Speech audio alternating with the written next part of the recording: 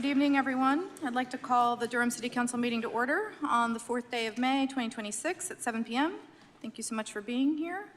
If I could invite everyone to please join me in a moment of silent meditation.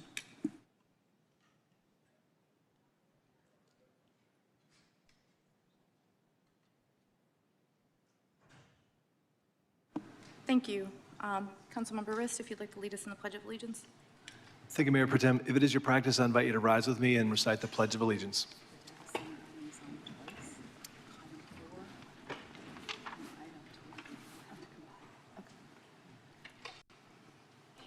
I pledge allegiance to the flag of the United States of America and to the republic for which it stands, one nation, under God, indivisible, with liberty and justice for all.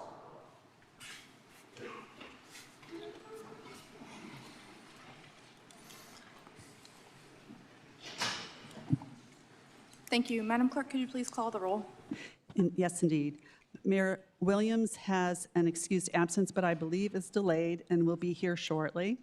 Mayor Pro Tem Caballero? Here. Councilmember Baker? Here. Councilmember Burris? Here. Councilmember Cook has received an excused absence for this evening. Councilmember Kopak? Here. Councilmember Rist? Here. Thank you. Thank you. We have several ceremonial items this evening, so I'm going to invite Councilmember Kopak to kick us off with the Drinking Water Week proclamation. Can you hear me now? Thank you.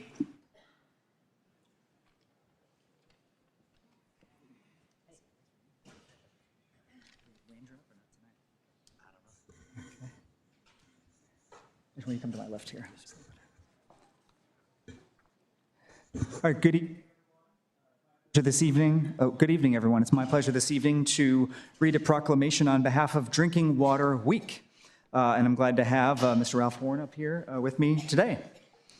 With our Williams Water Treatment, one of our Williams Water Treatment Plant operator with the City of Durham. So thank you for your service and thanks for being here this evening. Thank you, sir. Yeah.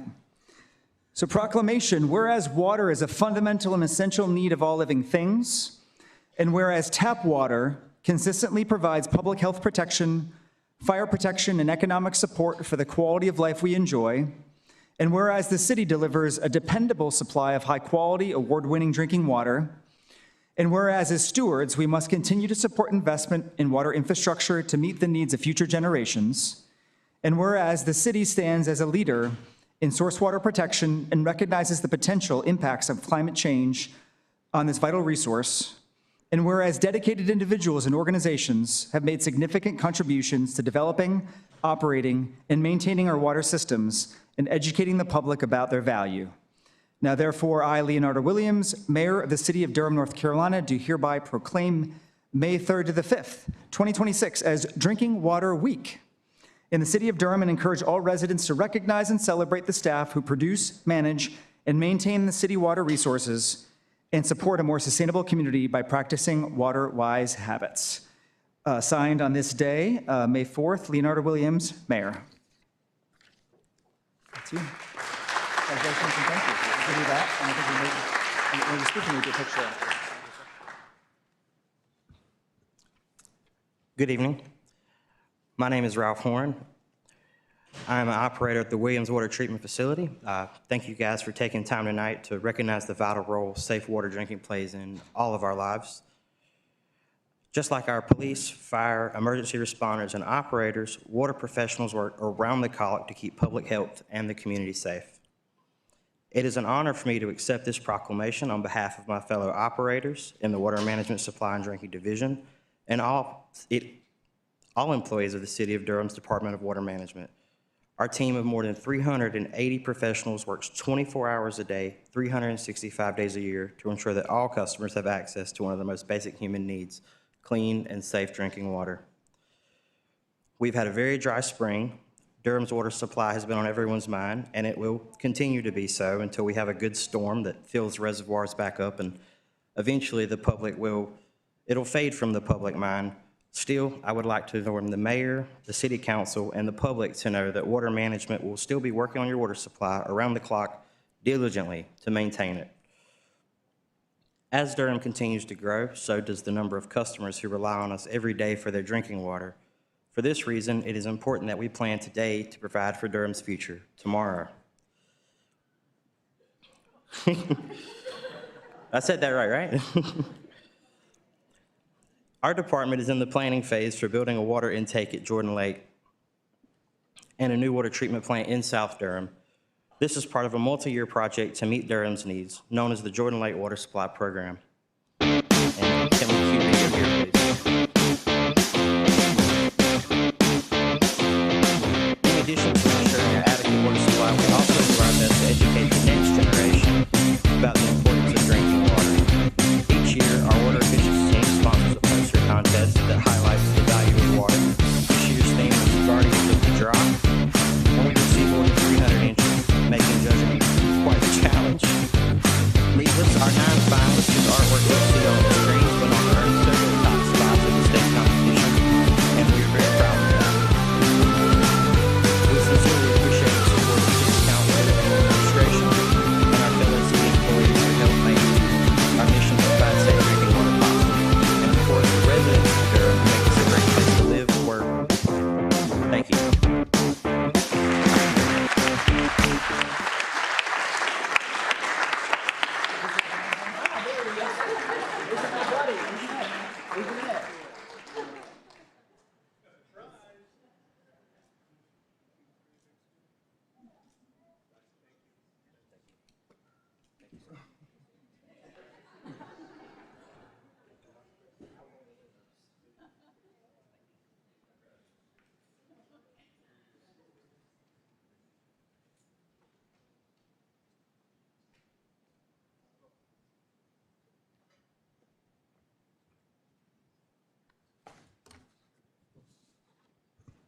Good evening, everyone. It's my honor to read the Taiwanese American Heritage Week Proclamation.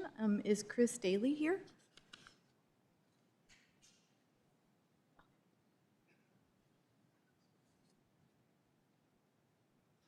Thank you for joining me.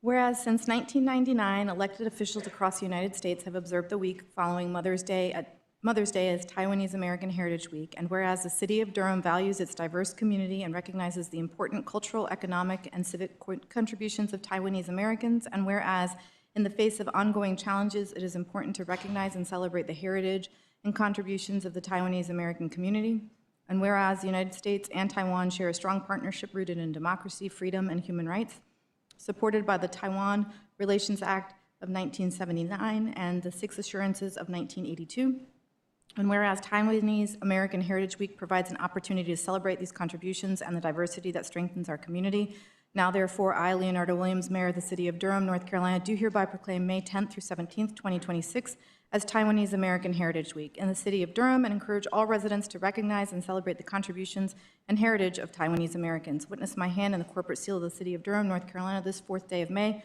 2026.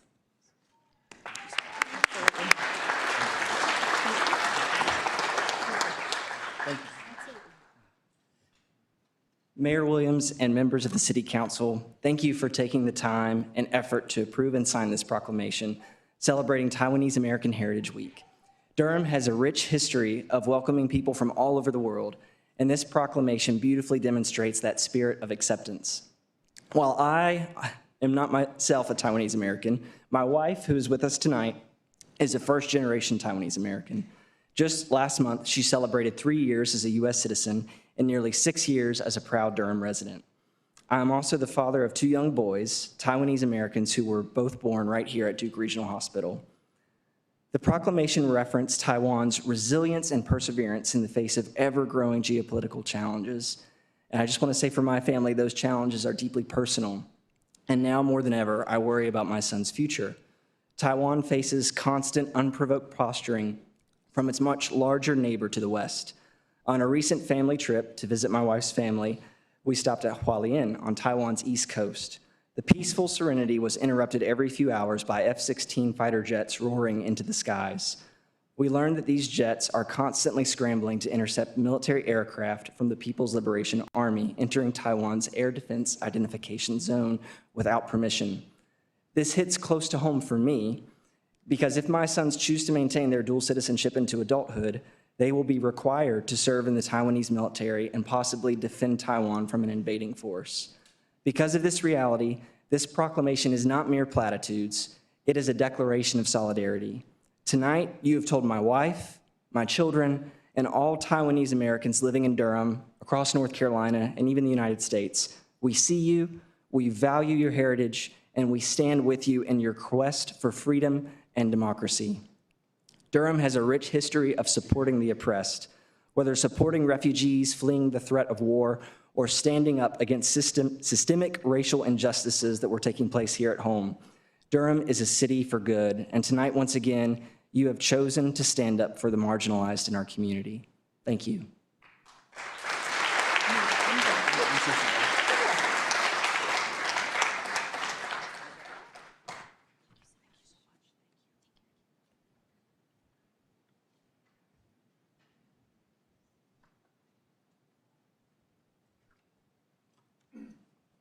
Good evening. I will be presenting the Firefighter Day Proclamation. So if Chief Zotos could please come up, and Durham Fire and Rescue.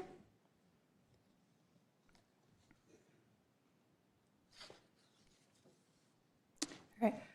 Whereas firefighters serve the city of Durham with courage, dedication, and professionalism, responding to emergencies at all hours to protect lives, property, and the safety of our community. And whereas firefighters place themselves in harm's way to safeguard residents and visitors, demonstrating extraordinary commitment to public service and the well-being of others. And whereas International Firefighters Day is observed annually on May 4th to recognize and honor firefighters around the world for their bravery, sacrifice, and unwavering service to their communities.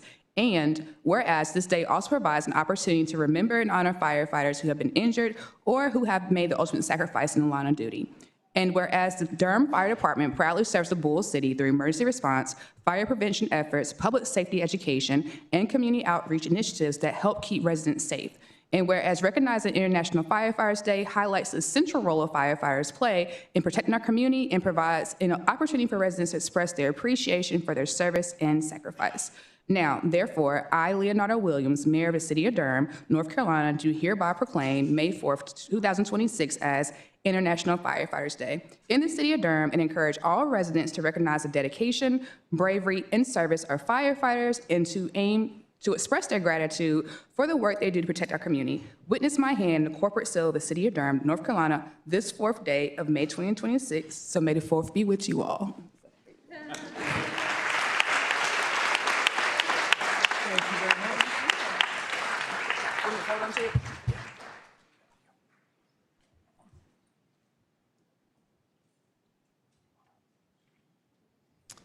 Madam Mayor Pro Tem, members of the City Council, good evening.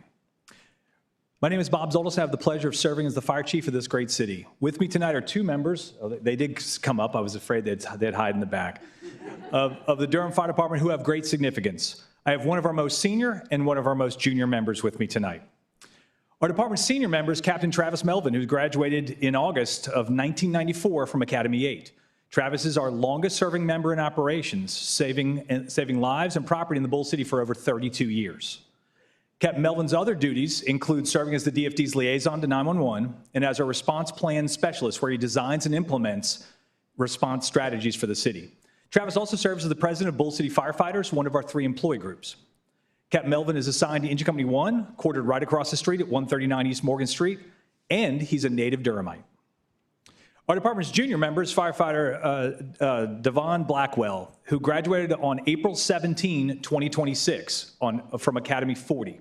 Firefighter Blackwell graduated with 26 other new firefighters just 17 days ago. And while they're all equally junior, if you will, I asked Devon specifically to represent our newest members tonight because he was picked by his peers to represent them at their Academy class graduation. Firefighter Blackwell is also assigned to Engine Company 1.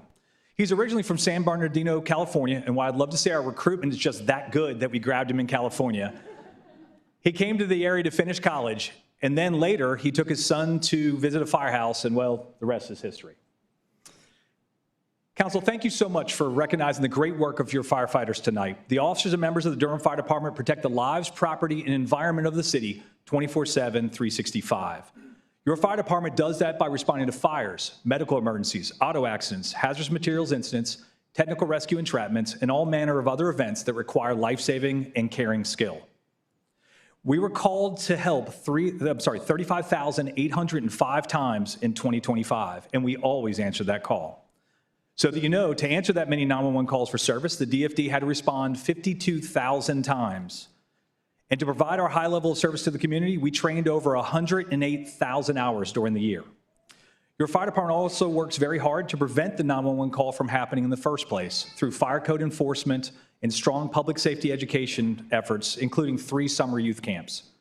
Today is International Firefighters Day, a day set aside to recognize firefighters from all across our world who put their lives on the line to save others. In the United States, there are over 1 million firefighters. Here in Durham, there's 449 men and women keeping our community safe. On behalf of all of them, thank you very much for the kind and thoughtful recognition of their strong work. Thank you. Thank you for being up here.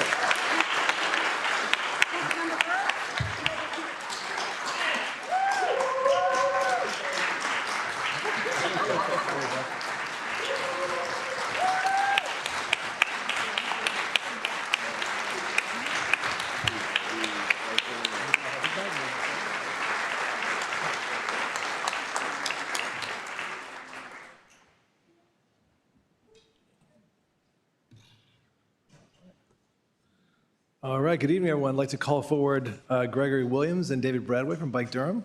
It is Bike Month. I'm going to don my bike helmet since I biked in for Bike Month, as did Councilmember Kopak, who's also going to join me here. Whereas May is National Bike Month, a celebration of biking as transportation, recreation, and community connection that benefits public health, environmental sustainability, and quality of life. And whereas the City of Durham continues to invest in its bicycle and pedestrian network, including $75 million for new and repaired sidewalks via the successful 2024 Connect Durham bond issue. And whereas the City and County of Durham continue to plan for strategic expansion of biking and walking networks via the Durham Bike and Walk Plan, charting a course toward a safer, more connected, and more equitable transportation system.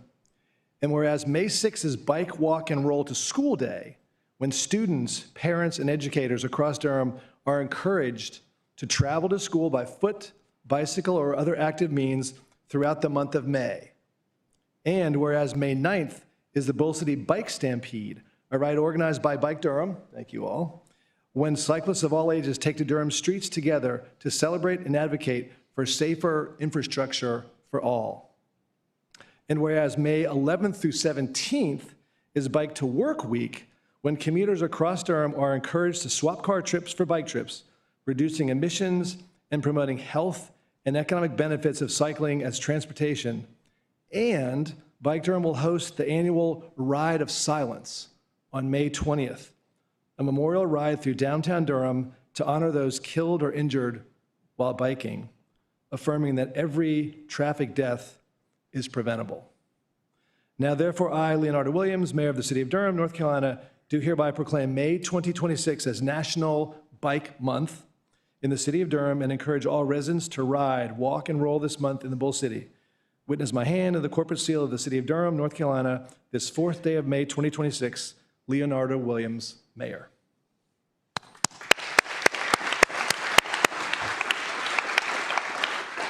Thank you.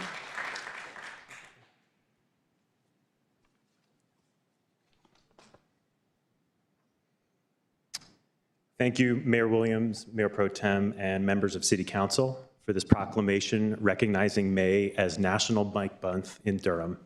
My name is David Bradway. I volunteer with Bike Durham as the Advocacy Co-Chair.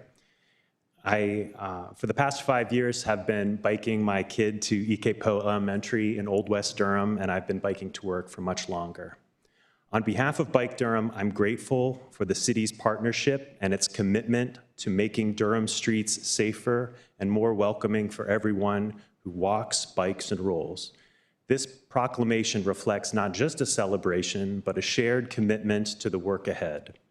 This month, we invite all Durham residents to join us for the Bike Month events announced in the proclamation and found at bikedurham.org. Next, I'd like to hand it off to Gregory Williams, Advocacy Campaign Organizer at Bike Durham. Good evening. Mayor Williams, council members, we invite you to attend our events this month to send a powerful message to our community that Durham's leaders are committed to safe streets for everyone.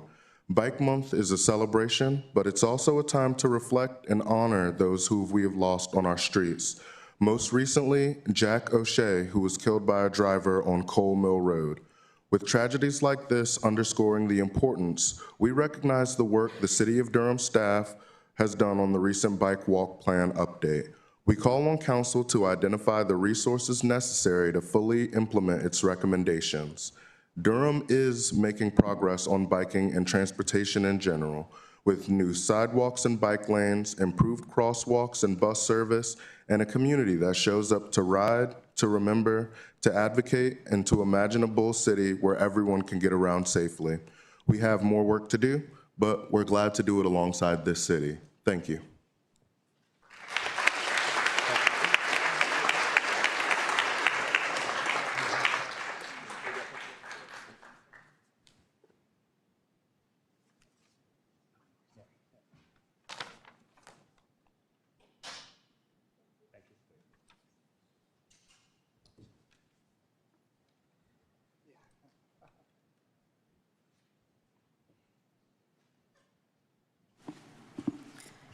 Thank you, colleagues. Now I have announcements by council. Does anyone have any announcements? And Madam Clerk, we're keeping our announcements to 2 minutes each.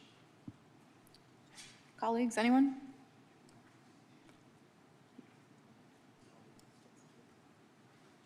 Go ahead, Councilmember Baker.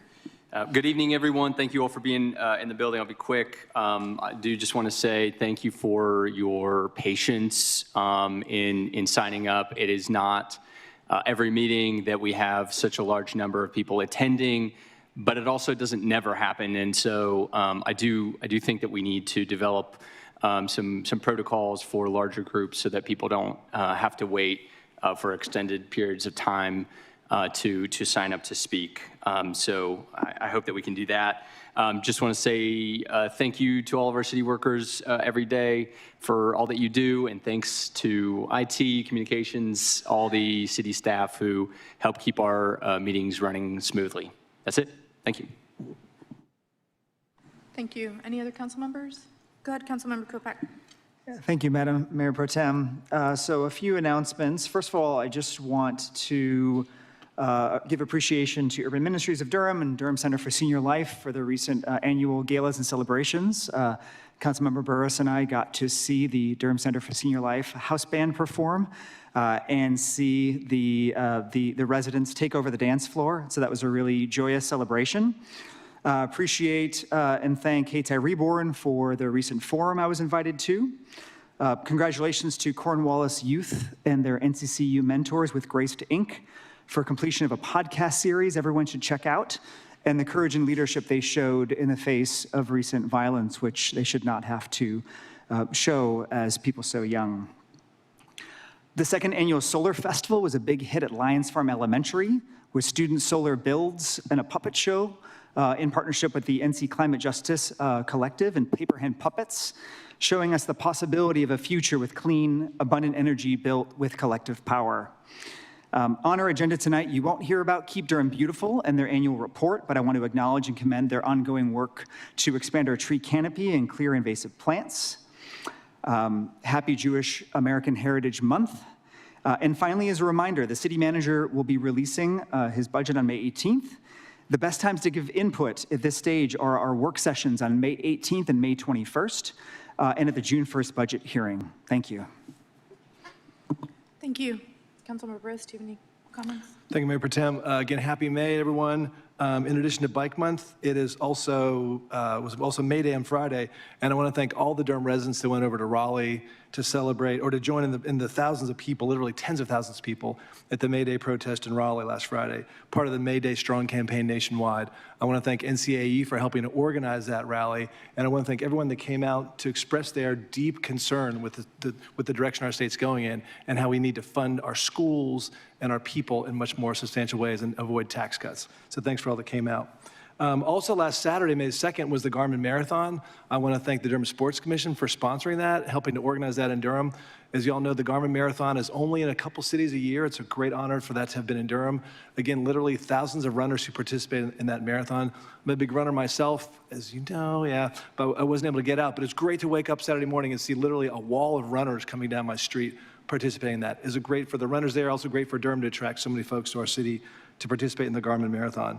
Finally, I want to say, going back to the month of last of April, I want to thank the Hayti Heritage Center for hosting a screening of the new documentary by Durham documentarian Kenny Dalsheimer called Moonchild. Moonchild.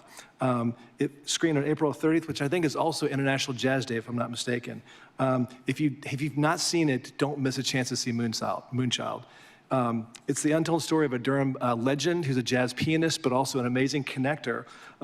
His name is Brother Yusuf Salim. It's a 100% Durham story about the power of music, the power of jazz, connections to the NCCU jazz program, which is one of the strongest in the country, and also connections to the Muslim community in Durham that's centered around West Chapel Hill Street, where the mosque still is. So if you have a chance, look out for Moonchild, an amazing story of Durham. Again, thanks to Kenny Dalsheimer, the filmmaker, for bringing that story to all of us. It's a fascinating story. You got to see it. So thank you, Mayor Pro Tem.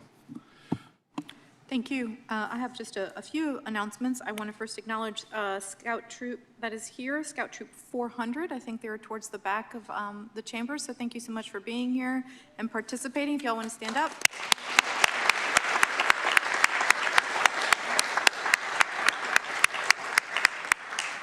It's always a pleasure to have Scouts here with us. Secondly, and I will leave it with the clerk, somebody left their phone. It's just like a black. So I'll leave it with the clerk. So if you're missing your phone, look through your belongings. And finally, I will be reordering the agenda quite a lot tonight. There are certain things that are going to have to get switched around, so please bear with me. When the mayor is here, he has a second. I don't have a second. So I ask for patience this evening. Hopefully he will get here around 8, between 8:30. So those are all. Oh, and then finally, I do want to extend a huge shout out to everyone who was able to go out to Raleigh. It was an incredible afternoon.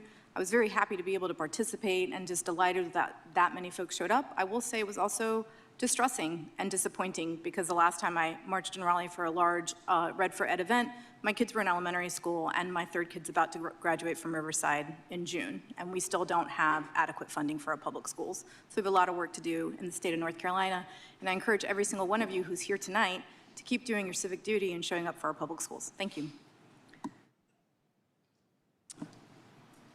Madam Manager, priority items? I'll go with Madam. Sorry. I'll go with manager. I was looking at Madam Attorney. Quite all right. Yeah.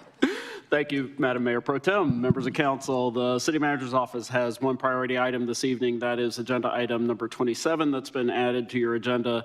It's a revision to the 2026 city council meeting schedule. This has been added to move the work session that was originally scheduled for May 7th to now take place on May 18th. That item is on your agenda, and those are all our priority items from the manager's office. Thank you.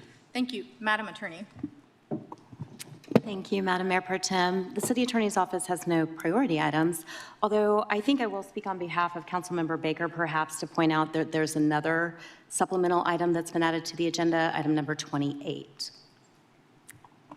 Thank you, Madam Attorney. Madam Clerk? Thank you, Madam Mayor Pro Tem. The City Clerk's Office has no priority items tonight. Thank you. So the next order of business for us is to read out the agenda. We will be taking up our consent agenda. Consent agenda is everything that we discussed at our work session, and it's all together. That's why it's on consent. Item number 1, developmental review, performance audit, March 2026. Item number 5, opioid settlement update and spending authorization. Item number 8, Durham Armory HVAC upgrades design build contract with Brady Train Service, Inc. Item number 9, Keep Durham Beautiful 2025 Annual Report. Item number 10, Second Amendment to contract with International Business Machines Corporation for Next Generation ERP implementation.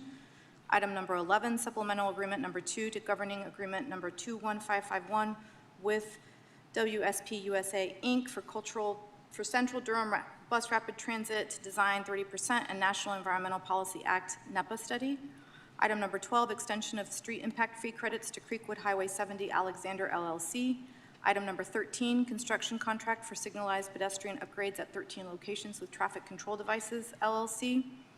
Item number 14, Go Durham FY25 Annual Report. Item number 15, FY26 Water and Sewer Funds Budget Ordinance Amendment. Item number 16, Amendment number 5 to Professional Engineering Services Contract number 14605 with Hazen and Sawyer PC for the Lake Mickey and Little River Raw Water Pump Station improvements. Item number 17, Professional Services Contract with the Wooten Company for the Duke Golf Course Aerial Rehabilitation and Lick Basin Sewer Assessments Project. Item number 18, Professional Services Contract Award to McKim and Creed, Inc. for the Southeast Pressure Zone Pump Station Upgrade. Item number 26, Approval of the Draft FY26-27 Actual Action Plan, AAP, and Recommended Funding Plan. That is everything that I have under consent, and I have no pulled agenda items. So if I could go ahead and get a motion for... So moved. I have a motion and a second. All in favor? Or, Madam Clerk, could you please open the vote? Poll.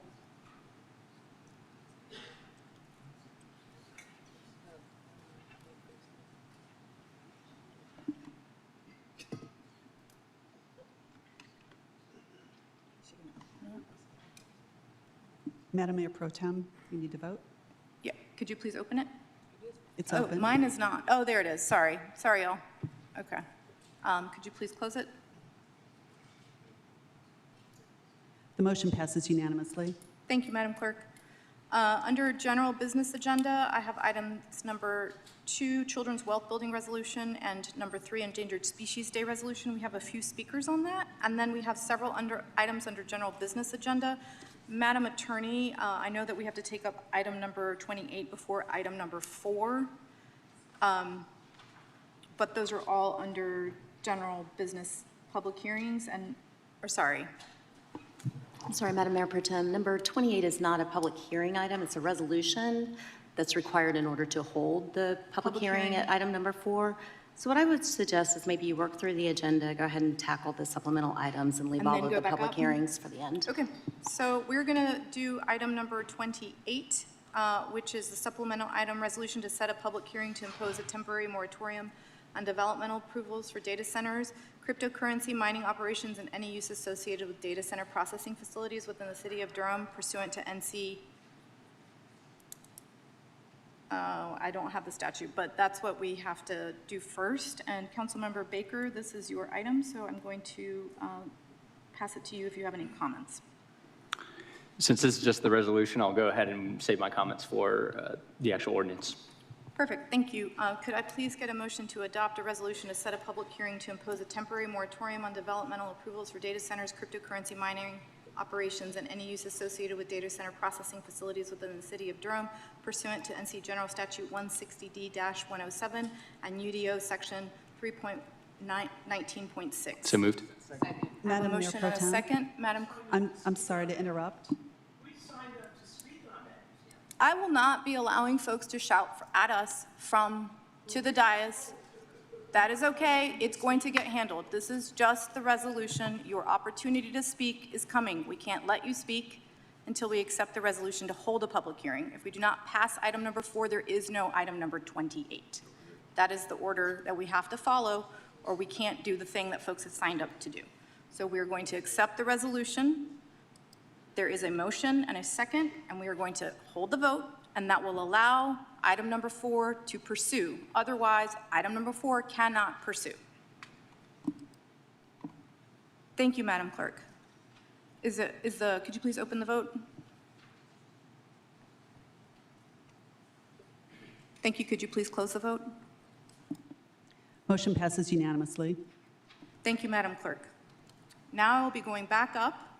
Under our general business items, we have, under our general business agenda, we have item number 2, Children's Wealth Building Resolution, and item number 3, Endangered Species Day Resolution. For both items, folks who signed up, I would like you to keep your minutes to 2 minutes, your comments to 2 minutes each, because we have a lot of public hearings this evening. I'm going to start with our registrants online first, Madam Clerk.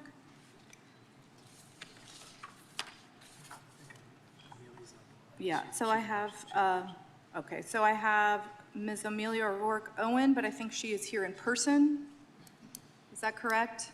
Is she here in person? Yes, she's here, yeah. Okay, thank you for standing up. So we're going to come to you in just a second. I also have Kate Irish online. Is Kate? Okay, Kate Irish, you are also here in person. Okay, so those are the two online speakers I have for item number 2. Madam Clerk, I don't, unless you sent it via email, I don't have in-person registrants yet. It's not here yet. It's in process. Okay. Because I know that Ms. O'Rourke Owen is here in person and Ms. Irish is here in person, I'm going to go ahead and let y'all come on up and line up to speak. As soon as I have my in-person registrants, I'll keep inviting you. I just don't have the names yet. So please bear with us. So if folks can go ahead and line up here. And remember, you have 2 minutes.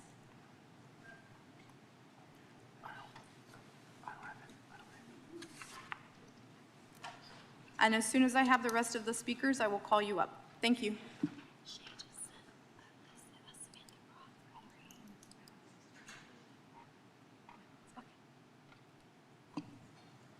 Good evening. Good evening. Thank you. I'm Kate Irish, Executive Director with Durham's Partnership for Children. At the partnership, we're focused on ensuring every child in Durham enters school healthy and ready to succeed. We lead strategies for all 23,000 children aged birth to 5 and their families to promote healthy development, learning, and enhance high-quality childcare. Investing in the early years means lifelong outcomes for that child and family in education, health, and economic security.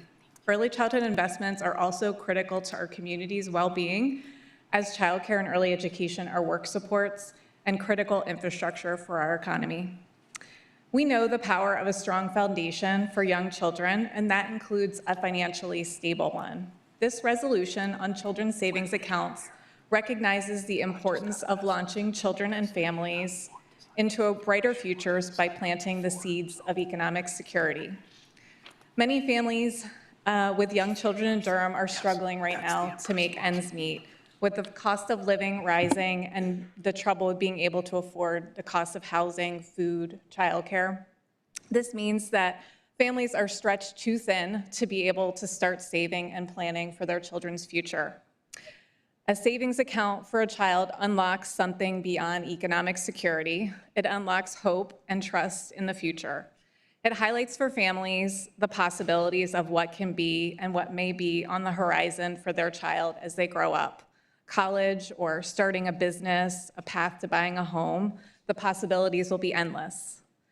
We want young children and families, of course, to have financial security, but also to feel empowered to dream about their future.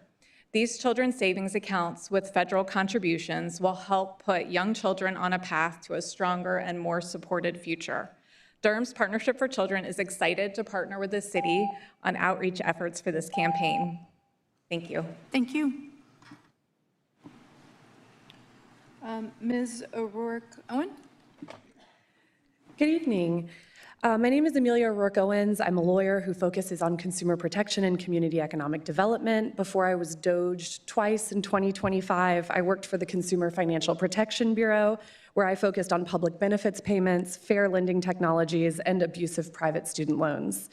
Since Elon Musk raised a chainsaw above his head and federal consumer protections were on the chopping block, I've been advising nonprofits and academic institutions on various policy matters. One of those roles has been as a research fellow for the Center for Taxpayer Rights, where we've read every statute, notice, and implementing regulation for these new Trump accounts, also referred to as Section 530A accounts.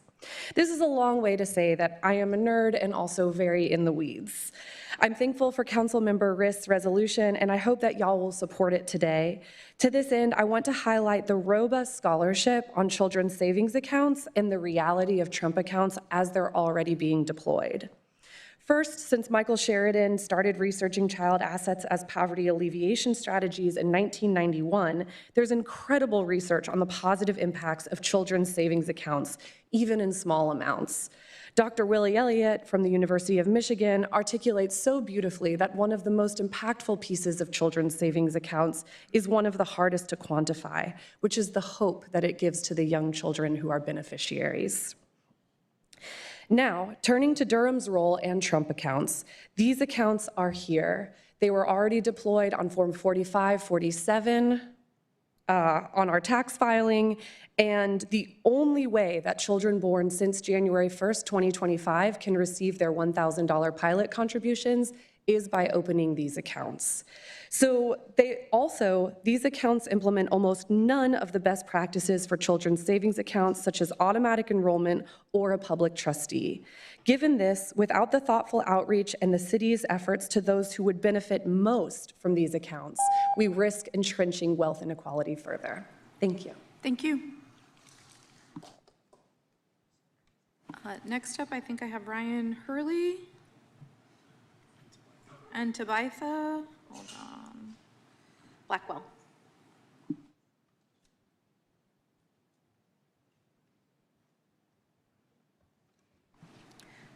Good evening. Good evening, City Council members, City Manager, and City staff. My name is Ryan Hurley. I'm a Durham resident, parent, and a local business owner here since 2008. I am so supportive of the Children's Wealth Building Resolution because it advances a simple but transformative idea. Every child should have a chance to build assets, understand ownership, and see a financial future for themselves. Many of us in this room benefited because our parents or grandparents owned assets through a home, a retirement account, or investments in the stock market. They also passed down to us a habit of saving, investing, and owning something whose value compounds over time.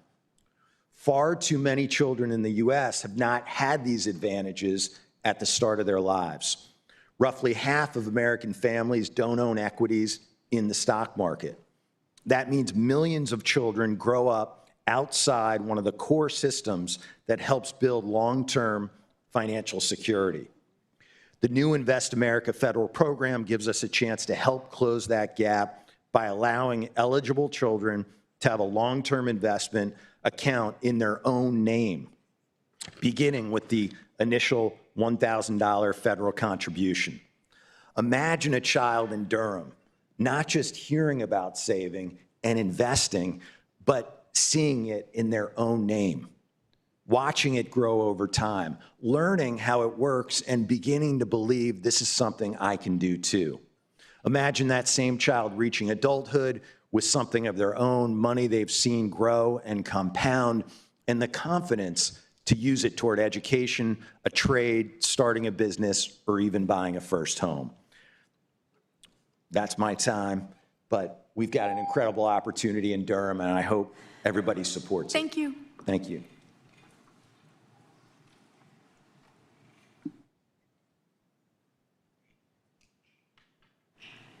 Good evening. Good evening. Good evening, Mayor Pro Tem and members of City Council. My name is Tabitha Blackwell, and I serve as Executive Director of Book Harvest Durham. Our mission is simple. Every child deserves to grow up surrounded by books, by stories, and by adults who believe in their potential. Through programs like Book Babies, we work with families from the very beginning, putting books in their hands and planting the seeds of their child's future is full of possibility. That belief is exactly why we launched Bright Futures. In partnerships with Latino Community Credit Union, we currently manage and support child savings accounts for 248 babies right here in Durham. Because we know that raising a reader and building a future go hand in hand. When a family opens a child savings account, when they see their baby's name attached to something that's growing, as mentioned, it changes how they think about their child's future. Just like handing a parent a bag of books, we know that this does the same thing. It says someone believes in your child's future. Right now, there's real federal money on the table for Durham families, thousands of dollars available to eligible children that too many families don't know exist. This resolution asks the city to be a trusted messenger and make sure no family misses out. That costs nothing but outreach and will. Book Harvest is ready to carry the message that we believe in our children's future. I urge you to vote yes to the resolution tonight. Thank you. Thank you. Those are all the speakers I have this evening. I don't know if council has any comments that they'd like to provide. Councilmember Riss, this is your item. I'm not sure if you wanted to say anything. Yeah, I'll just say briefly, yeah, this is, as you heard the speaker say, this is all about addressing wealth inequality in this country. We know from the Federal Reserve that 37% of families lack $400 if they were to have an emergency with a car or a boiler. So many families lack any tangible wealth. No one here certainly I don't think anyone in this room expected this would come from the Trump administration. But the reality is there's $1,000 on the table for every child born after January 1, 2025 for 4 years. So we could either say, oh, we don't want this, we don't like the name, or we can say this is an amazing wealth infusion to every kid in our community. It's between 2,500 and 3,000 kids per year that would qualify for these accounts. It's also for kids born before January 1, 2025. There's also a $250 deposit made possible, as you may have read in the papers, by Michael and Susan Dell. So anywhere from 36,000 kids in Durham would qualify for a $250 deposit in a 530A account, and 2,500 to 3,000 kids per year would qualify for the $1,000 deposit in a 530A account. All they have to do is claim the account and sign up. So what this resolution commits the city to doing is making sure everyone in Durham knows about this opportunity. As Ms. Irish said from the Partnership for Children, we want all kids in Durham as they grow up with healthy childhood education and parks to walk in and places to play, that they also are building their financial futures. So the resolution is before the council. I will say there was one request from Councilmember Cook to change the title in here from Trump accounts, which is the statutory name for these accounts, to 530A accounts, which is the name the Treasury calls the accounts, and that's fine. As Shakespeare said, a rose by any other name smells just as sweet. So I don't really care what the name is. I want to make sure every child in Durham has access, claims these accounts to build wealth for the future. Thank you. Other than that change, colleagues? Go ahead, Councilmember Burris and Councilmember Baker. Just to clarify, can we, for the end of the resolution, can you provide a little bit more, Councilmember Riss, a little bit more insight in terms of like what exactly the role of the city staff is in this resolution? I think particularly aligned as the city manager direct city staff to support efforts on the part of community partners to ensure messages are clear, frequent, and that all families are able to open an account. So I want to know if you could unpack that a little more for me, or whomever. I'm sorry, the question is, so the impact on staff, is that the question? Yes, Yeah. but like the role, like what does that look like in Right. So primarily what this does is, with the approval of the council, allows staff, whether there's a press conference or some other event that's happening, allows staff to participate in that and share information about that. This is not committing staff to any particular sort of activities.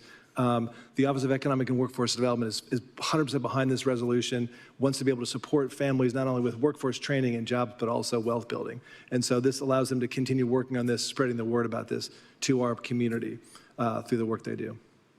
And then for the record, because I am one of those, and I do appreciate your beautiful poetry, whatever you had going on down there.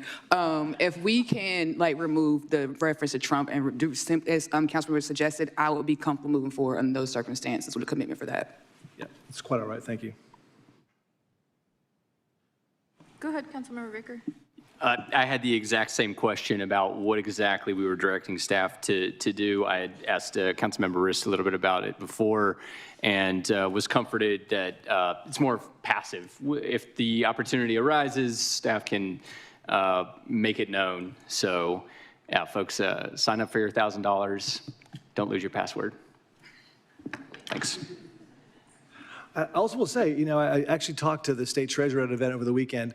This is brand new. Not many communities, in fact, nobody else in North Carolina is even thinking about this. So we are way ahead on this, making sure that our kids are accessing these federal dollars, significant federal dollars. So this is one more way, not only for our individual kids who can benefit from this wealth infusion, but also we are a leader in the state, and folks will look to us, and I think there's gonna be a lot of cities that will follow us because the dollars are there. Any financial advisor would tell you, if there's free money on the table, you should take the free money.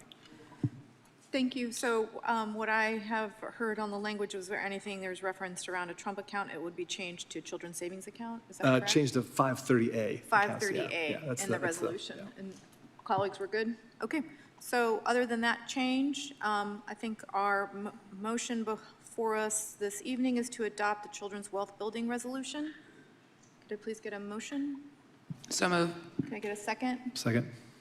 Thank you. I have a motion and a second. Madam Clerk, could you please open the vote? Could you please close the vote? Motion passes unanimously. Thank you so much. Thank you, colleagues. The next item I have before us is the Endangered Species Day Resolution. I have a few speakers signed up for that. Again, you will be given 2 minutes. I will start with our online speakers first. I have Ms. Pamela Andrews signed up for item number 3 online. Madam Clerk, I don't know if she's hearable yet.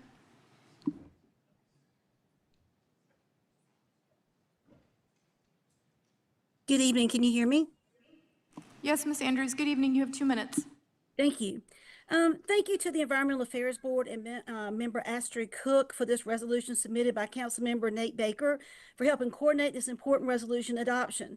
Recognizing the endangered salamander of the Neuse River is important as it is one of the rarest salamanders in the southeastern United States, which is why it is federally protected. The Neuse River water dog needs protection, yet this is the area polluted with sediment pollution week after week.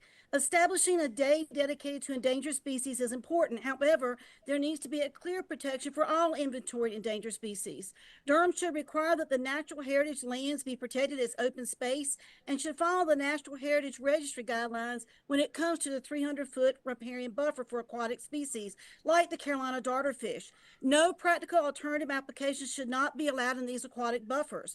There must be even more efforts to protect endangered plants and animals in Durham. The Natural Heritage Land and the TCC, the Triangle Connectivity Collaborative, should both be recognized in the new UDO to guarantee the protection. On Howard's Place parcel had 2 endangered species of concern. The Carolina darterfish is a fish species of special concern, as well as the dissected toothwort, which is a protected species of special concern, a vulnerable plant.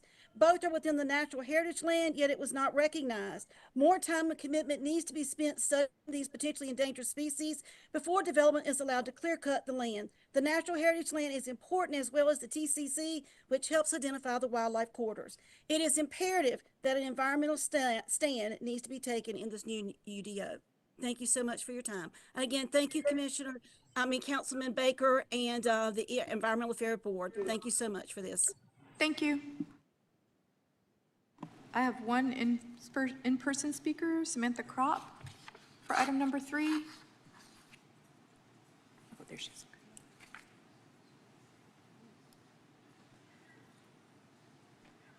Good evening. Hi, council members. Good evening. Thank you for the opportunity to speak. My name is Samantha Kropp. I work as the Neuse River Keeper with a nonprofit named Sound Rivers.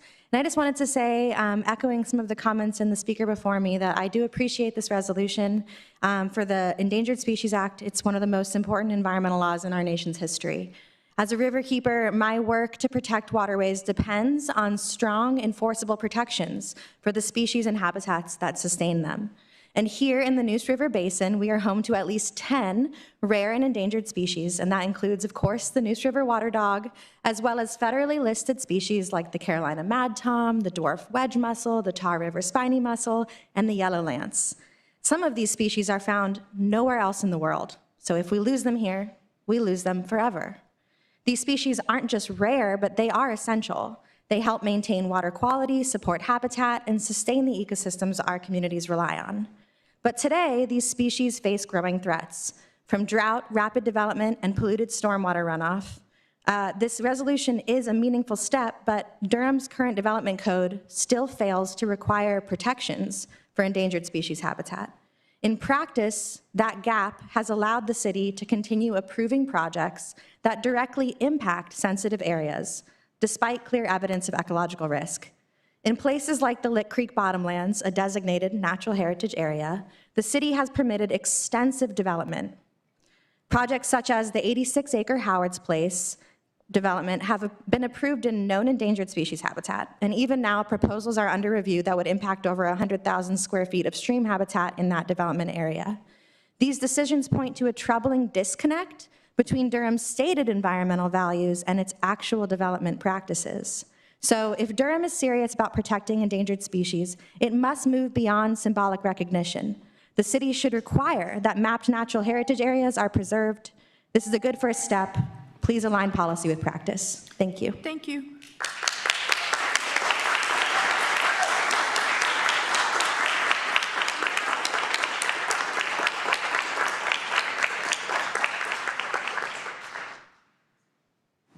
all the speakers I have signed up for that item.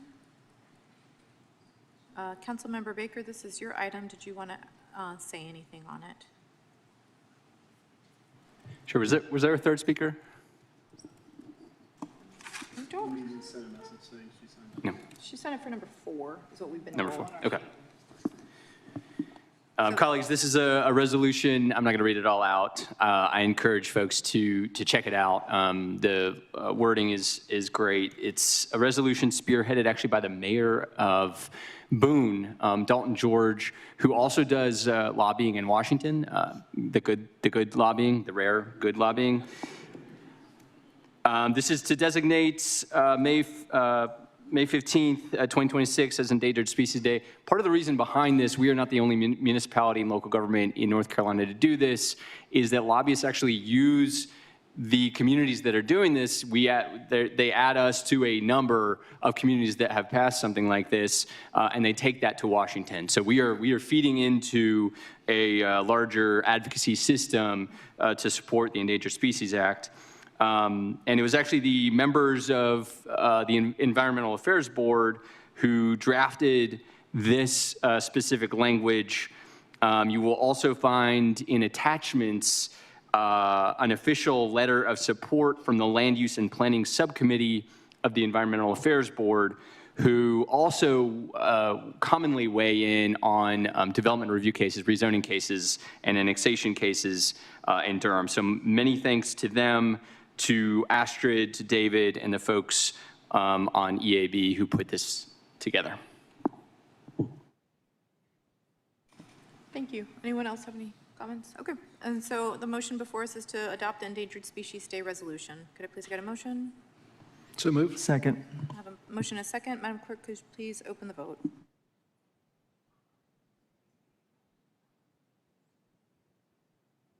Please close the vote. Motion passes unanimously. Thank you. The next items, I wonder, do I have anyone?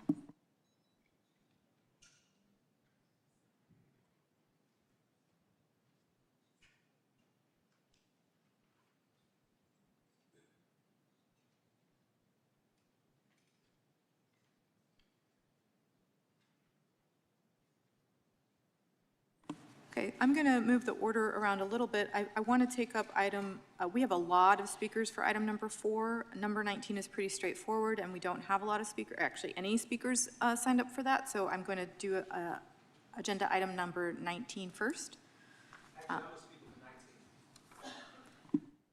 Thank you.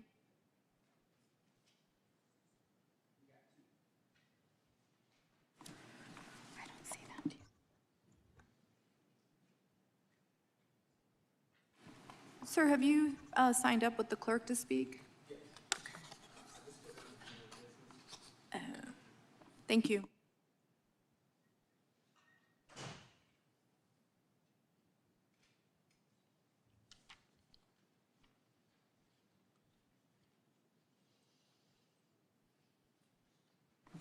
Sir, when it's your time, I'm going to call you up in just a second. I'm going to let staff do their part first. Thank you.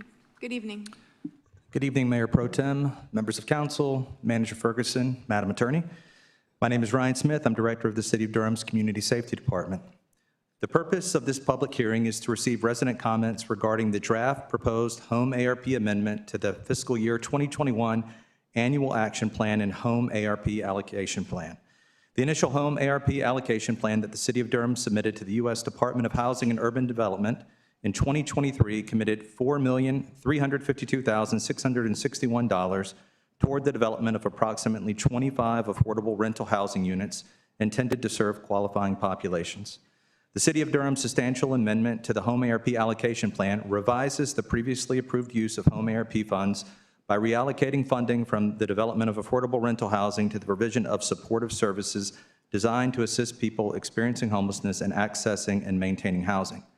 Specifically, when I say supportive services, I mean providing financial assistance in the form of rent assistance, paying for arrears, and other things that can clear pathways so that people who are experiencing homelessness today can access units, as well as case management, so that when people enter units, we're able to provide the support they need to remain in units.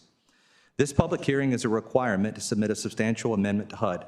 The proposed substantial amendment to the HOME-ARP Allocation Plan has been available for public review since April 7th, 2026, and will close on May 6th. Notice of this meeting was properly advertised in the Herald Sun and K-Pasa newspapers, as well as via the City of Durham's website. The Community Safety Department, which serves as the lead agency for the Durham Continuum of Care, led a strategic planning process, as you all are aware, from July through January of this year, that focused on developing a unified coalition and a credible path toward making homelessness rare and brief in Durham.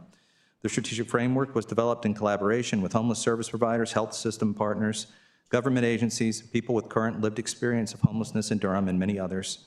These stakeholders met together to assess our needs, our current system's capacity, and what it would take to reduce homelessness in Durham so that it's truly rare and brief. After completion of this process, the Community Safety Department, in partnership with Housing and Neighborhood Services, determined that reallocating the funds to supportive services will have a significantly greater and more immediate impact on households who are currently experiencing or at imminent risk of experiencing homelessness. Reallocating these funds will enable the City of Durham to serve hundreds of households experiencing or at risk of homelessness starting next year, provide immediate and critical assistance, including housing stabilization, case management, and crisis intervention, strengthen the community's capacity to address homelessness, and rapidly return individuals and families to stable housing, including through the provision of rental assistance, increase system-wide flexibility to respond effectively to evolving needs, and importantly, advance our Year 1 goals to reduce the number of people who are experiencing unsheltered homelessness by 30%, youth who are experiencing homelessness by 50%, and veterans who are experiencing homelessness by 30% by next summer. The strategic reallocation aligns with identified service gaps and priorities within the local homeless response system and ensures that HOME-ARP funds are deployed in a manner that maximizes impact and timeliness. The City Council is being asked to approve the draft proposed HOME-ARP amendment for submission to HUD and to authorize the City Manager to execute all administrative requirements and contractual documents for the implementation of the amended FY 2021 Annual Action Plan and HOME-ARP Allocation Plan to reallocate funding to supportive services. Comments made during this public hearing and written comments received from residents will be included with the submission of the HOME-ARP Allocation Plan substantial amendment to the U.S. Department of Housing and Urban Development. Thank you. Thank you. You've heard the staff report. I'll now declare this public hearing open. First, do council colleagues have any questions or comments? Okay. If you have signed up to speak, could you, over here, sir, on this side? Thank you. And then just state your name. And you will have 2 minutes. We have two people speaking. We have Karen Miles and myself. Okay, and if you have not registered to speak She during, has. okay, thank you. Just make sure you fill out a card if you haven't. Good evening, City Council. Good evening, Durham. I am the Reverend Chris Rivers. I'm here advocating against the approval of this reallocation of funds. As I understand, the context is that when the RFP was issued, there were really no solutions at that time. I'm not here just to advocate that we don't approve, but also I'm here proposing a solution. We can, in fact, satisfy this need to provide 25 affordable houses to the City of Durham at the cost allocated to those in the proposal. Moving away from reallocating these funds puts us out of alignment with housing urban development. They've already set their priorities, and their priorities are to put actual buildings on the ground. Our proposal does that. Reallocating these funds also does not offer the city a return on the investment. With the program that we're going to put forth and that we're putting forth, it allows for the City Council to actually get a return on in investments, leaving the city in a surplus of about $1.2 million based on what our current situation is. Right now, we are in a state of homelessness and hopelessness. People can't see a way to afford housing here in Durham. We have solved that problem. We can fulfill this order. We have the proposed order, and we have the proposal here forth. So today, we're just simply here to ask the council to vote no and reassigning those funds and asking that the council do all the administrative processes to actually administer us doing the 25 affordable housing units in this community. Thank you. Good evening. My name is Karen Mangum Miles, and I am a licensed real estate broker, and I've worked in the Durham community for about the last 3 decades. I have a very strong desire to see affordable housing as well as a strong stand to help reduce homelessness, because we deeply believe the solution to homelessness is obviously housing, and then building all those resources and support around that to be sure that they are able to sustain and the longevity is there for these families. It has been a very critical situation for a very long time, so we really are committed to bringing those solutions, as Chris mentioned, to help solve this very serious epidemic, and it is a national problem. Of course, we know it's not just local to Durham.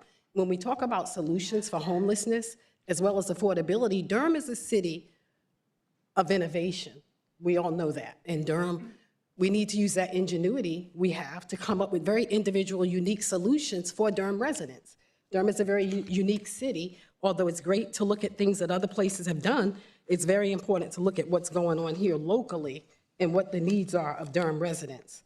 So as we gather some information to support some of the things that we want you to understand, 17 to 44% more these homes that TCBG can offer are 17 to 44% more affordable than other median sales prices. And with the group, with the city partnering with us, we would create 100 jobs. There'll be land improvement, estimated $1.2 million to local vendors and suppliers. So there will be tremendous benefit, not just to the homeowners, but also to the local economy here in Durham. So we appreciate the opportunity to address the council and all those today present. Just to point out again, this program has a significant economic impact. Over 100 jobs created. Sir, you land already improvement. spoke. Your time. Thank you so much. Thank you. Good evening. Thank you. Thank you. Are there any other folks registered? Sir, can you just pass it to the city clerk, please? Thank you. Thank you so much. Is there anyone else who has not already registered who would like to speak on this public hearing item? You can go ahead and come up and then sign up after you speak. Anyone else? Okay. Since there's no one else who wishes to speak on this item, let the record reflect that no one else has signed up, and the public hearing is closed and back before the council. Council members, does anyone have any questions, comments on this item? No? Okay. So at this point, I just need a motion. First motion is to adopt an ordinance to approve the draft proposed HOME-ARP amendment for submission to the U.S. Department of Housing and Urban Development, HUD. So moved. Second. Madam Clerk, could you please open the vote?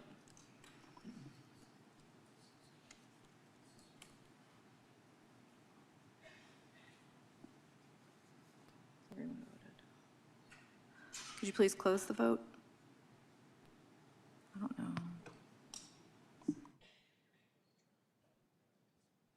Not There it is.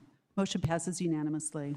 Thank you. The next motion is to authorize the city manager to execute all administrative requirements and contractual documents for the implementation of the amended FY 2021 Annual Action Plan and HOME-ARP Allocation Plan to reallocate funding to supportive services to qualified populations to include populations defined in 24 CFR 91.5. So moved. Can I get a second? Second. Thank you. Madam Clerk, could you please open the vote?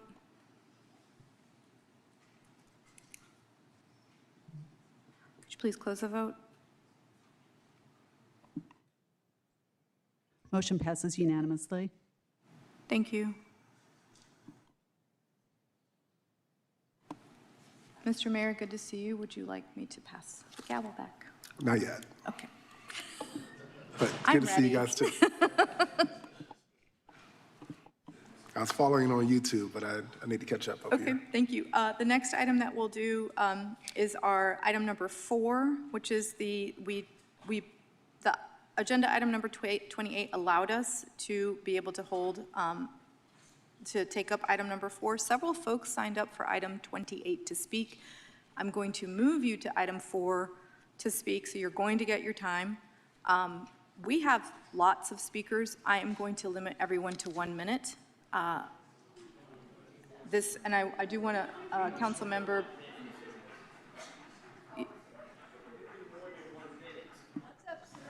I am going to limit everyone to 1 minute. We have, I think, 40 speakers, so that's 40 minutes, if I've counted correctly. I think we have 40 speakers between online and in person. We have several public hearings, public hearing items this evening. I said that at the beginning of the meeting. I do want to allow Madam Attorney or Councilmember Baker, before we start calling up speakers, to speak on this item a little bit, if that's possible. And I don't know which one of you is going to start. Councilmember Baker, I'm going to pass it to you.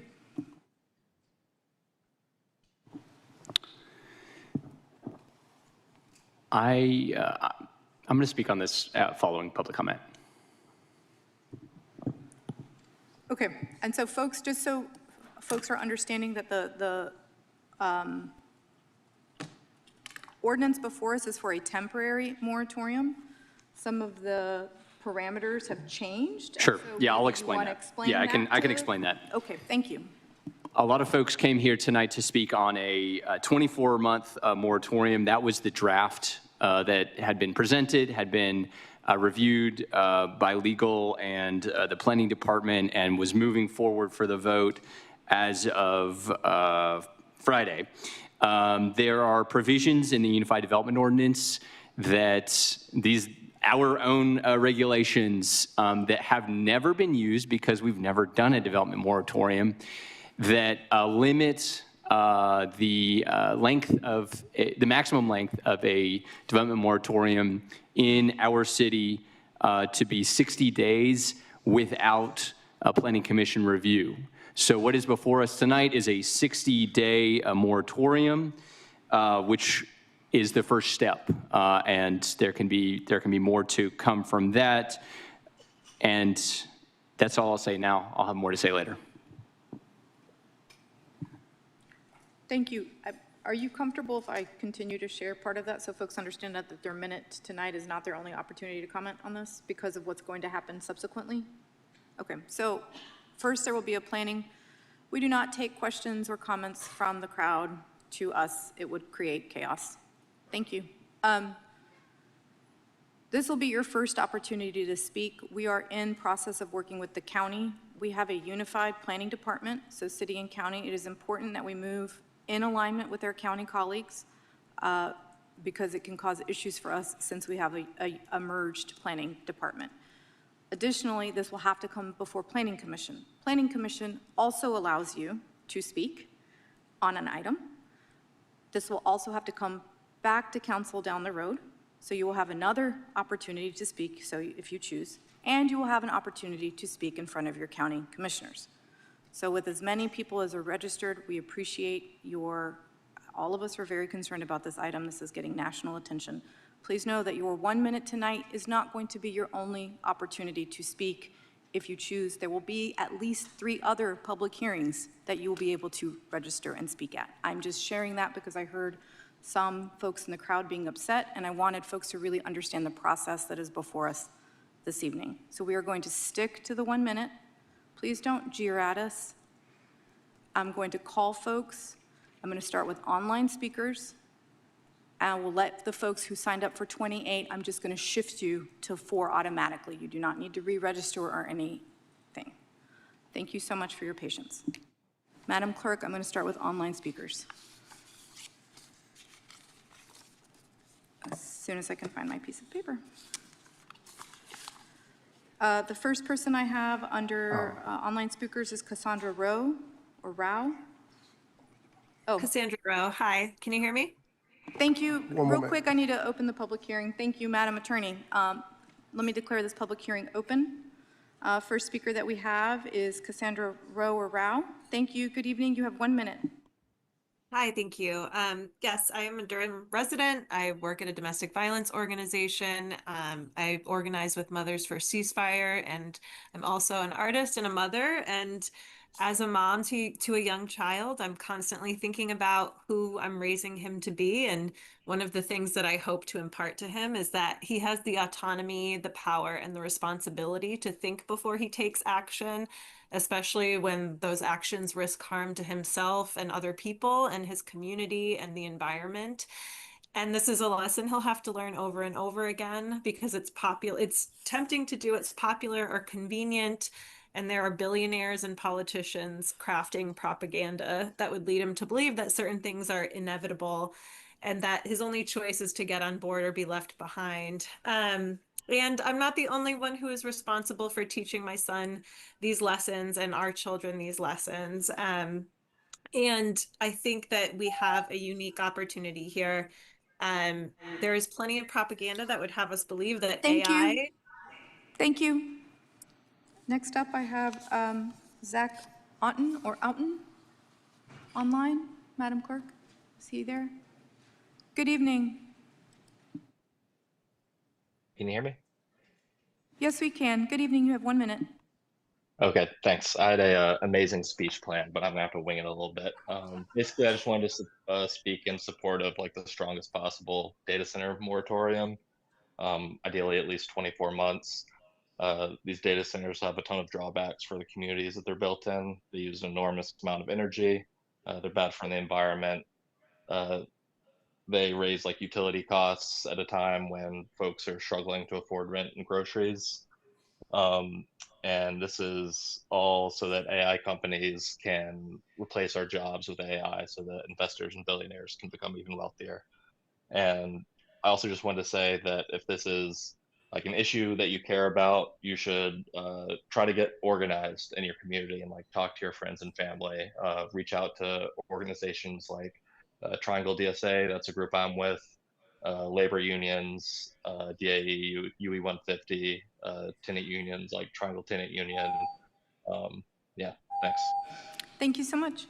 So now, those are the only speakers I have online. I'm going to call folks up in groups of 5. So when you hear your name, please line up over here, and then you'll have 1 minute. I have Ms. Mimi Kessler, Sean Capel, Leslie Sandre, Latosha Gibson, and then Damien Gu. Those are the first 5 speakers I have.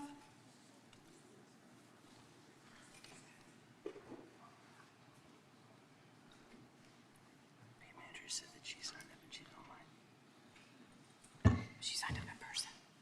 Pam Andrews. Oh. I just have her for number 3. Okay.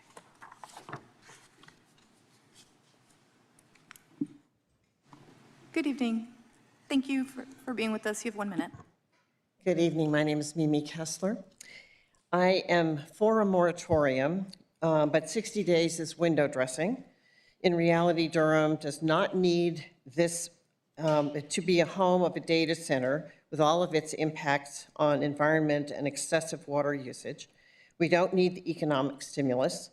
As it is, we are struggling to fill the vacant jobs in Durham and housing for people moving here. The moratorium should be for a much longer period of time, in fact, forever.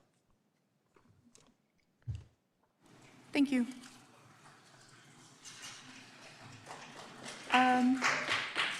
And we're gonna, the faster, it will go better if folks just let us call folks up. Good evening. I think you're Leslie Sandre, or did I flip the order I have is Sean Capel? Oh. Sorry about that. Howdy, howdy. Good evening, Council. Good evening. My name is Sean Capel, and I'm here tonight as a member of Democratic Socialists of America. I fully support Councilmember Nate Baker's 2-month moratorium, but it is only a first step in protecting the city permanently. I would strongly urge the rest of Council to push for restrictions in the upcoming UDO on what types of data centers are allowed. For the data centers that are socially necessary, we need to look at how to regulate them effectively. We should be looking at items like water usage limitations. We should have limitations on zoning approval based on their proximity to schools, places of worship, recreational centers, and residential areas. They shouldn't be allowed to use diesel generators as backup. I know that there are commissioners at the county level that are currently working on a 12-month moratorium, and I would suggest that the council continue to collaborate with them on the new UDO to not just prevent this type of harmful zoning, but to prevent other forms of harmful zoning in the future. Thank you. Thank you. Go ahead. Leslie Sandre. Hello, I am Leslie St. Dre. I'm here with Community Land and Power as part of the Stop Data Centers in Durham Coalition. We're invested in protecting all residents from the harms of big tech, AI data centers, dirty energy, and dirty real estate, all of whom are putting our lives, ecosystems, and futures at risk for profit. Durham residents and every living being deserve the longest, strongest moratorium, which will give us time for the best loophole-free permanent protections against these behemoths. Unless y'all are ready to implement a complete and total ban, there's simply no way this planning department is equipped to understand the water usage, energy use, climate, and ecosystem impacts, displacement impacts, and how to make legislation with all that in mind to protect Durham residents in under 24 months, given that they have little to no experience with moratoriums or legislation to protect people and our ecosystems. Thank you. Good evening. Good evening. Okay. Yes, so I am for the moratorium. As an environmental justice advocate with a background in energy research, I want to be clear. What we are witnessing is not coincidental. There's a concerning alignment between utility companies such as Duke Energy and the rapid proliferation of data centers. Duke Energy is justifying significant rate increases based on projected energy demand that is at best speculative and at worst inflated to accommodate large-scale industrial users. At the same time, there's a troubling lack of transparency surrounding these data center developments. We often do not know who the end users are or what technologies are being deployed. If these facilities incorporate generated AI, the energy demand increases exponentially, placing an additional strain on the grid and ultimately driving up costs for every resident. So for us who study this issue closely, the need for moratorium is clear. As public servants, you have a responsibility to act in the best interests of the community. Thank you. Mr. Gu, before you start speaking, can I please have Stephanie Gans, Brian McInnes, Mustafa El Almeyada, Jordan Grapple, and John Hargett line up?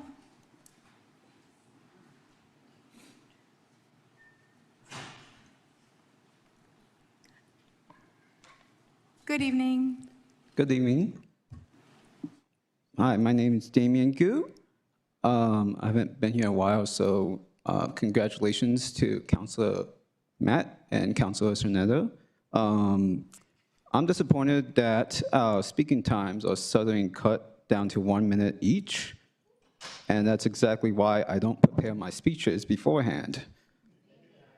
I know most of you on council, but I'm not sure if I ever shared that I am supposed to be a software engineer. So data centers are dangerous, AI is dangerous. Well, actually, data centers are just bad, but it's something that we definitely need a moratorium on until we figure out how we're going to deal with it. 60 days is not the 2 years I was looking for, but I will take that. Thank you for consideration. Thank you. Thank you. And thank you. And folks could just state your name before you start. Thank you. Good evening. Okay. Hi, my name is Stephanie Gans. I'm a Durham City resident, and I work for an environmental justice nonprofit called Clean Water for North Carolina. A moratorium provides an opportunity to pause and make sure that data centers do not worsen the environmental injustices like toxic dumping and wastewater issues that we already experience here in Durham. According to NC statute, a moratorium's duration must be reasonable and may not exceed the time necessary to resolve the conditions that warrant imposing the moratorium. It is very reasonable to put in place a moratorium that uses the maximum time that has been upheld by the Supreme Court of 32 months for our county and for our city. We need to take the time to study this very carefully. We're in a drought right now. North Carolina state climatologist just said climate change is really removing the safety net from our water supplies. Over the last 100 years, North Carolina's population has more than quadrupled, and when you add things like data centers that are not people but machines that are consuming water, that certainly adds to the stress that the water systems face. Data centers are also not paying their fair share in taxes right now, and there's bipartisan legislation to change that. Data centers are causing huge increases in our electric bills. Don't contribute to that. Thank you.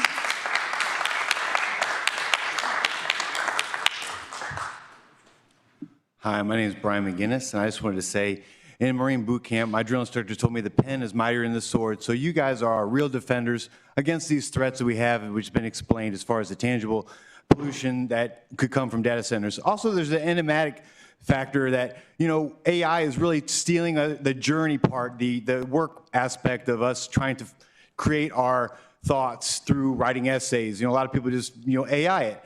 And there's a lot of, you know, dealing with computers, with call centers and things that are degrading our humanity. And I think this is a trajectory that's really bad for us as a humanity. So I really implore you guys to stick up for us against these data centers, which not only hurt our environment, but also, I think, degrade our humanity. Thank you. Thank you. Good evening. Good evening. My name is Mustafa Al-Ahmeida. I am a Durham resident, and I am a worker just like everybody else in this room. And I am here today to say not only do I support the moratorium, but I believe that this moratorium should be extended as long as humanly possible, because these data centers will affect every aspect of our lives. I've heard things about drinking water tonight. It will negatively impact that. I've heard things about homelessness. It will negatively impact that. We are seeing the impacts on education and the way it's impacting children. There are just a plethora of things that I could bring up, and you will hear probably every one of those things tonight from the other speakers.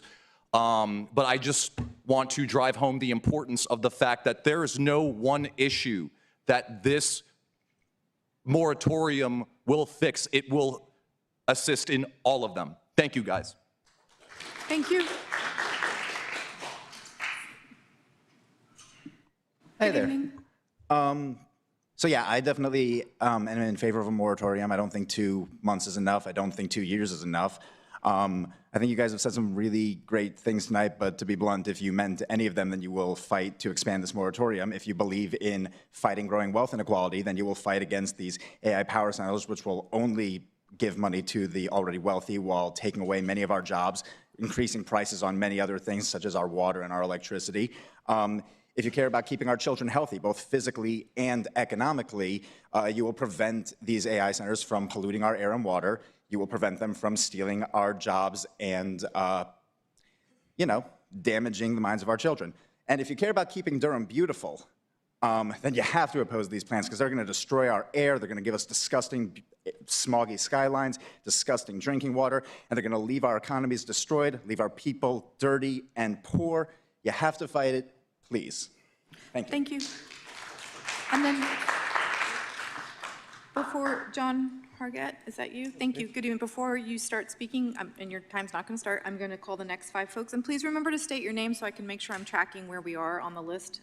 Rachel Perry, Andrea Casales, Tia Hunt, Shahud Mustafa, Efutu Yagun, Jesse, I don't know, those folks. Thank you. Good evening. Good evening. My name is John Hargett. I live in North Durham. I'm here to advocate in support of the moratorium on building new data centers in Durham. The most obvious concern with these data centers is the exorbitant water usage, with industry estimates showing a single large data center can use up to 1 billion gallons of water per year, or 2.7 million gallons of water a day during peak summer heat. And we all know Durham summers are getting hotter and hotter, with the consequences of the climate crisis that we did not ask for. The second concern I have is on the economics of these data centers. According to studies at Harvard Law School and a Bloomberg analysis, after aggregating wholesale electricity prices around the country, electricity now costs as much as 267% more for a single month than it did 5 years ago in close location to these data centers. Lastly, on a more personal point, I am a local musician. Just today, we learned that 44% of music uploaded to Spotify is AI generated now, with 75,000 AI-generated songs uploaded a day. The AI industry is sucking the lifeblood out of the arts. Thank you for your time.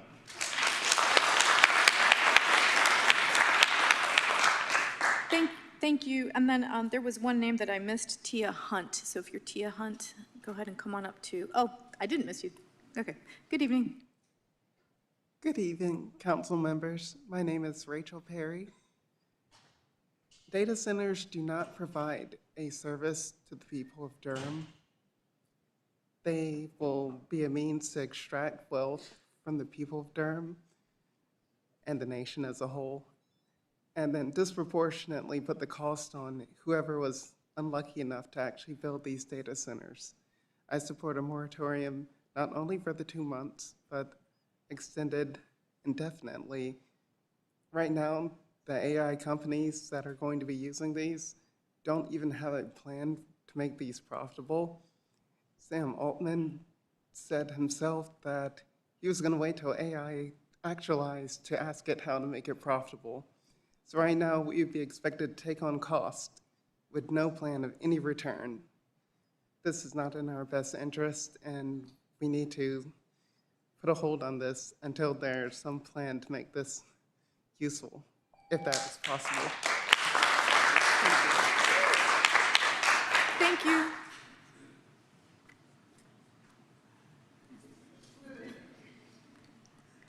Good evening. Good evening. My name is Andrea Casales. I've been a Durham nurse since 2019, and then the past year I got my doctorate, which means I know a lot about research, or a good bit.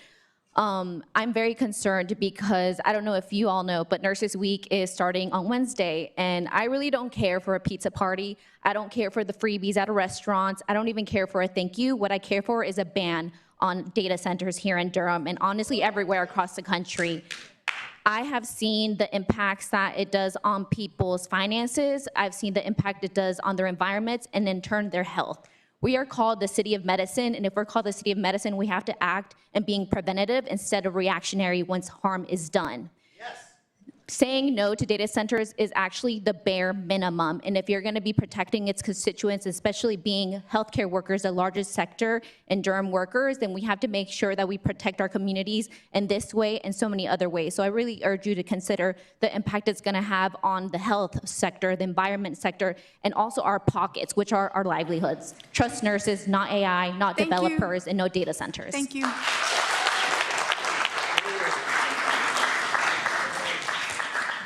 Good evening. Good evening. Hi, my name is Tia Hunt, and I'm a citizen of the Lumbee Tribe of North Carolina and an organizer with 7 Directions of Service, an Indigenous-led environmental justice organization here in North Carolina. I'm here to express my support in this current resolution, as well as a full 32-month resolution, or moratorium for both the city of Durham and for Durham County. There's very, very little certainty that these developments would bring any good to the working class people of Durham, but we know for a fact it will line the pockets of big tech. These data centers will pollute our land and water and aid in increasing state surveillance on our residents during already concerning times. A moratorium will allow residents and decision makers in Durham to learn more about these centers and how they can affect us. In the language of the land, Mani Anise, water is alive, and it's all of our duties to protect it as much as we can. Thank you.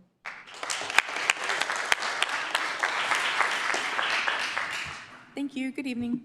Good evening. My name is Shahad Mustafa, and I 1,000% support a data center moratorium, which will hopefully become indefinite.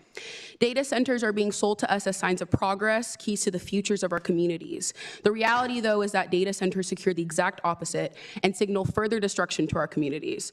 I ask you, council members, what do we as a community stand to benefit from data centers? The idea that their existence would bolster jobs is a myth. The increased property values that people allege will come about have helped nobody but the wealthy, and more tech related to business is not worth the lives of your constituents.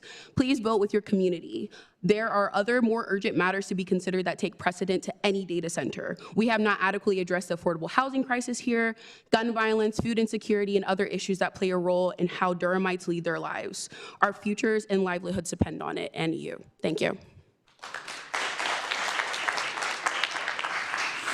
Thank you. Good evening. Hello, my name is Effioti Jagun. I'm calling on the city, the county, and the Joint City-County Planning Commission to vote yes on a 24-month moratorium. I won't belabor the point on what other people said, but I do find it extremely disrespectful that we all came here and we only get 1 minute to talk. And we talk a lot about accountable and responsive government, and this is not what was demonstrated tonight. And so, like everyone has already said, data centers will increase our cost of living. Duke Energy is proposing another rate increase due to anticipated demand from data centers, which need improvements to our infrastructure, to our power grid, and we will end up paying for that. Duke Energy made $5 billion last year, but we will have to pay for the data centers that will further increase their profits. Thank you very much, and yeah, I'll vote yes on the moratorium. Thank you. Good evening, and before you start your comments, I'm going to call the next 5 speakers up. Thank you so much. Wiley Kornblue, Angela Bell, Victoria Peterson, Samantha Krupp, and Annie Doran. Go ahead, thank you. Good evening. All right, good evening, y'all. I'm Jesse. I'm giving you the Cliff Notes. Don't worry, I emailed you the full thing. Whether you adopt our 32-month original moratorium, start and stop with shorter ones, or pretend wattage limits could dissuade these companies, they will use any time we give them to pivot to smaller scale centers, transfer ownership of existing buildings rather than seek rezoning, and straight up lie about the impacts of powering and cooling the servers to get these projects through without public input. It will always be in their best interest to say whatever it gets to get you to buy in, and it will always be us who pays the price. We don't have more time or more water to be guinea pigs for their cash grab. It's infuriating to see how many people with power are actively gambling with our future to chase the dreams of private companies that want a full-time surveillance state. If any of us is going to make it through the next decade, we must end the narrative that this is inevitable and stop the trend of tech supremacy.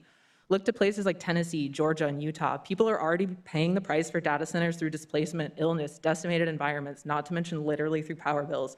We must consider bans, robust land and water conservancy, heavy penalties, regulations, and restrictions for existing infrastructure in our state, as well as reparations for people already impacted. Thank you. Thank you.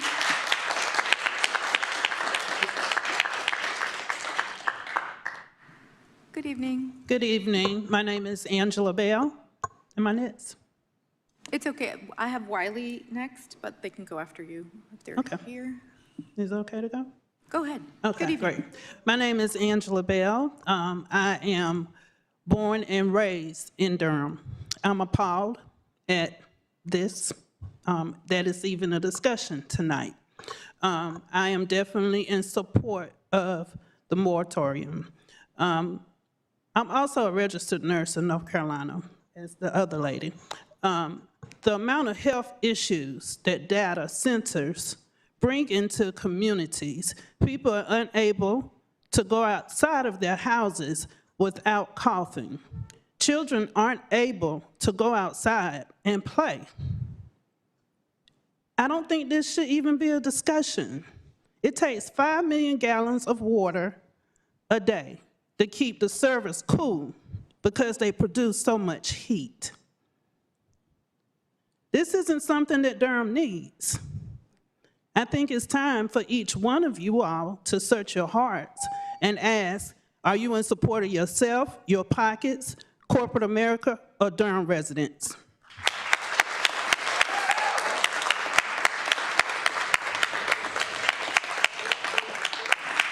Thank you. Wiley Kornblue, is that person here this evening? No? Okay, thank you for that. Peterson?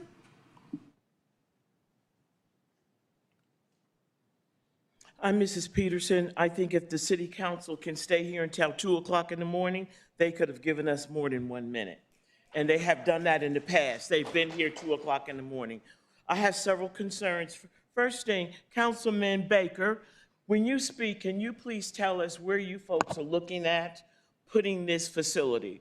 Also, can you make sure when you have a meeting that the company will have a representative?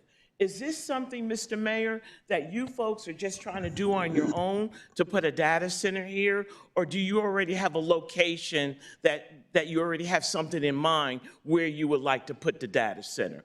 Please, Mr. Baker, Councilman Baker, I want you to speak on that when you share some information with us, because it is not in the information that you folks have given us. Also, I'm concerned, we have seniors in this community. I'm a senior. My understanding, these data centers put out a whole lot of noise put out a whole lot of noise. I will be Thank back you, Ms. to some of the Peterson. other meetings. Thank you.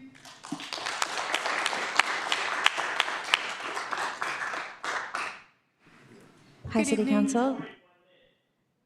Thank you again for the opportunity to speak. Can I go ahead? Okay. Just for the record, you are going to find very little daylight between what's been said and on this council. I can confidently say that. We are not putting data centers anywhere. This is just part of the process. We do have to bring this to the council. It's a resolution. It was presented, and we're taking it up, but we don't have a plan to do that. So before we have the other 100 people speak, I don't want folks to come up here yelling at council members thinking that we're putting a data center somewhere. Trust me, when you hear our comments, it'll make sense, but we're allowing public comment first before you hear ours. All right. I hope no one told you all that that's what we're considering, because it's not. All right, Ms. Peterson, no, we're not going to do that. Thank you. Go ahead. Let's go ahead.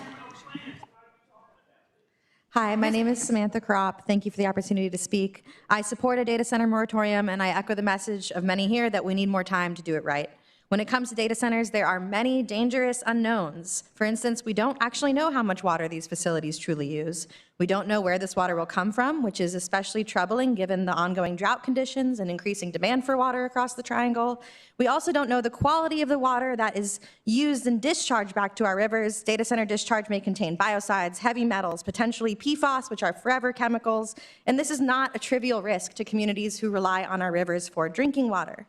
With so many unknowns, Durham does need the time to do it right. We need the time to establish clear enforceable safeguards. It needs a permitting process for high-volume water users and meaningful enforcement mechanisms. And finally, Durham needs to put long-term protections in place to ensure water resources are not degraded. This work cannot be rushed. A 24-month moratorium is the bare minimum needed to get the answers, to build the safeguards and protect Durham's waterways. As a soon-to-be mother, I'm concerned about our future, and I hope that you do what's right for our community. Thank you. Thank you. I'm going to call the next 5 folks up, thank you, and then let you speak. I have Gabriella Lott, Jade Brooks, Pablo Friedman, Ashley Daniels, and Isaac Hessel-Robinson. But that's what we already did. Thank you. And for the folks who signed up as under 28, I'm just calling you up as for item number 4 automatically. Good evening, thank you. Thank you, and thank you for the opportunity to speak. My name is Annie Doran. I'm sure that many people have spoken on all these topics more eloquently than I can, but I do want to point out that one of my passions is clean drinking water and wetlands and waterways. And one of my great concerns is the presence of chemicals and PFAS in our drinking water. North Carolina infamously does not have great drinking water in many areas. There are some areas where the water is not particularly safe to drink. I would really hate to see that happen in Durham County. Furthermore, something I don't think I've seen pointed out tonight is the infrastructure that it takes for these AI data centers to exist. What we saw up in Person County was a natural gas plant created, and then lo and behold, we hear that a data center was being announced shortly afterward. So I think we have to take into account some of these other possible polluting factors, such as natural gas plants, that it would take for these AI data centers to exist. Thank you so much. Thank you. Good evening. Good evening. My name is Gabriella Lott. I'm a Durham resident, and I'm here to join the calls for a multi-year moratorium on data centers. I want to talk a bit about what's at stake if we don't pass a moratorium. So what's at stake for y'all as a council is simple. It's going to shoot yourself in the foot. Data centers will undermine the work you do on things like affordable housing because it'll increase competition for land to build homes.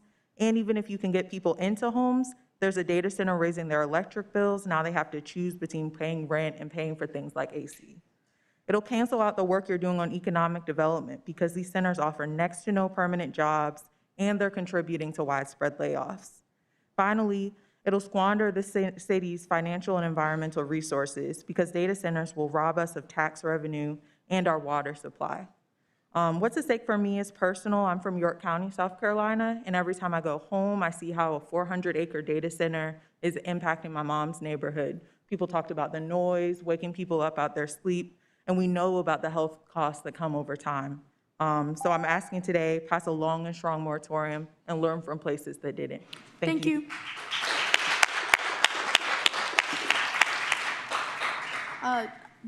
Jade Brooks is next, then Pablo Friedman, then Ashley Daniels, and then Isaac or Isaac Hessel Robinson. That's the order I have. Thank you. Good evening. Good evening, I'm Jade.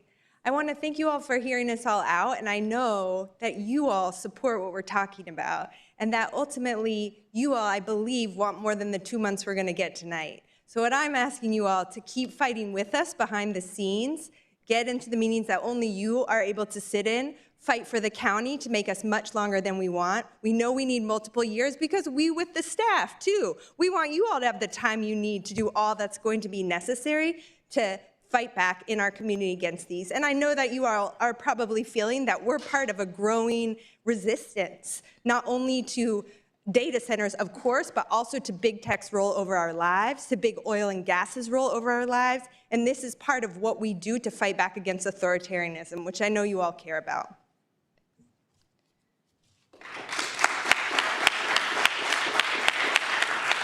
Thank you. Good evening.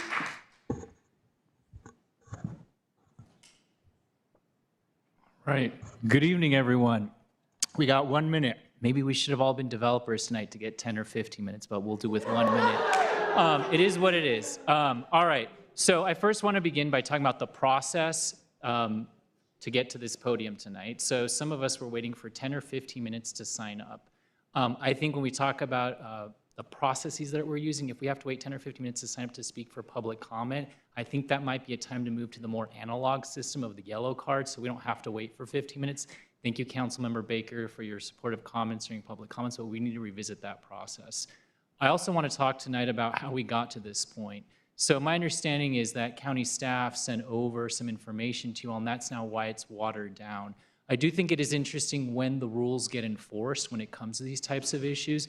So for example, Lee Village, that redevelopment proposal, you don't have to do a TPO, you know you have to do a TPO, and you still pass it up, and now you're getting sued for it, right? When we talk about the UDO redevelopment, right, you're threatening to get sued, and then you pause it. Know when you choose to enforce the law and when you choose to leverage the law. Thank you. Friedman.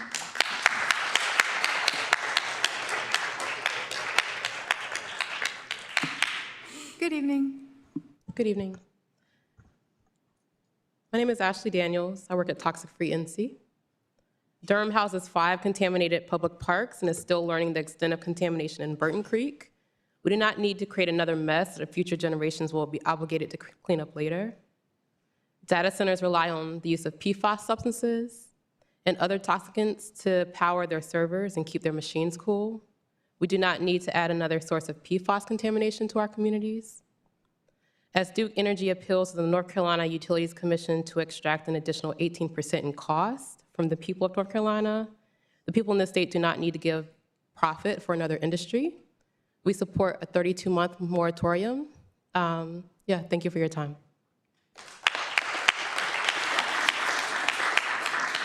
Thank you. And I'm going to call the next 5, I think I have 5 more. Sarah Yannick, Nicole Drapluk, Edgar, Alex Trejo, Ava Page, Bannock. Thank you. Good evening.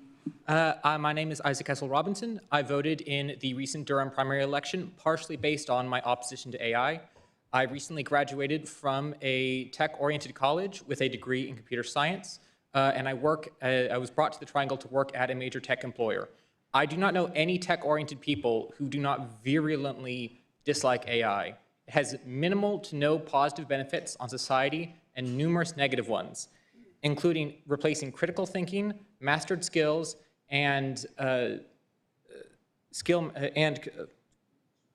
those 3 with dependence on AI, enables mass surveillance by governments and corporations, opens new fronts for sexual assault and harassment, and contributes to the widening wage gap by eliminating jobs at all skill levels. I believe that we should not in any way subsidize or enable this incredibly dangerous technology because these are problems that can never be engineered around. Thank you.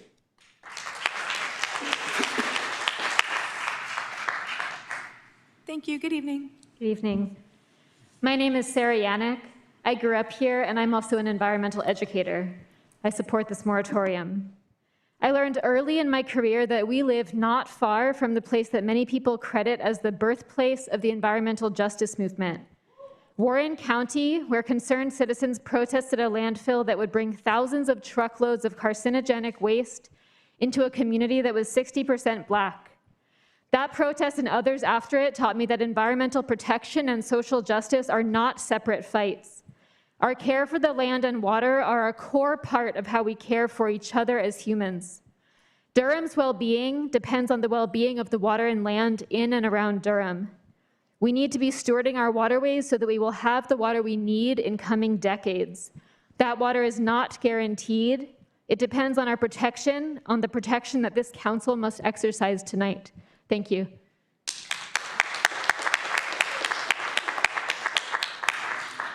Thank you. Good evening. Good evening. My name is Nicole Japluk. I'm a volunteer with Nuestro Barrio Volunteer-Run Community Center on Driver Street and a resident of East Durham. I'm here to urge the City Council to pass and extend the proposed moratorium and put the people of Durham above tech billionaires. There are a few issues that must be considered for future regulations. Data centers devour electricity and our water supply. In Wisconsin alone, 2 hyperscale facilities are expected to use more energy than every household in the state combined. More electricity means more carbon emissions, more climate catastrophe. We cannot ignore who gets hurt first. Developers target low-income communities and Black neighborhoods, both for data centers and the fossil fuel plants needed to power them. Long-term exposure to these fumes cause asthma, cancer, heart disease. That's not innovation, that's environmental racism. Bloomberg recently reported that half of all data centers for 2026 are going to be delayed or canceled. There's clearly community pushback across the country, and Durham will be no different. We should have the political power in our hands, the communities directly impacted, not the communities of tech, not the hands of tech billionaires or corporate politicians who will sacrifice workers, poison our communities, or distort our future just to line their pockets. Pass and extend the moratorium. Thank you.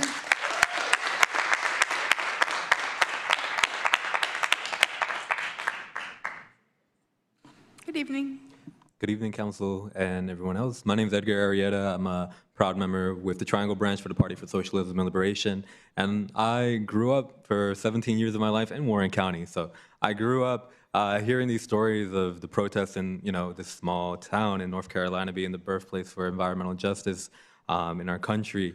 And, seeing in just these past few years, we have seen, we know, we have data, we have real people who have suffered and have been exploited from these data centers, from these corporations, from these AI booms that are just eventually going to fall because they're not turning a profit. It's all speculative.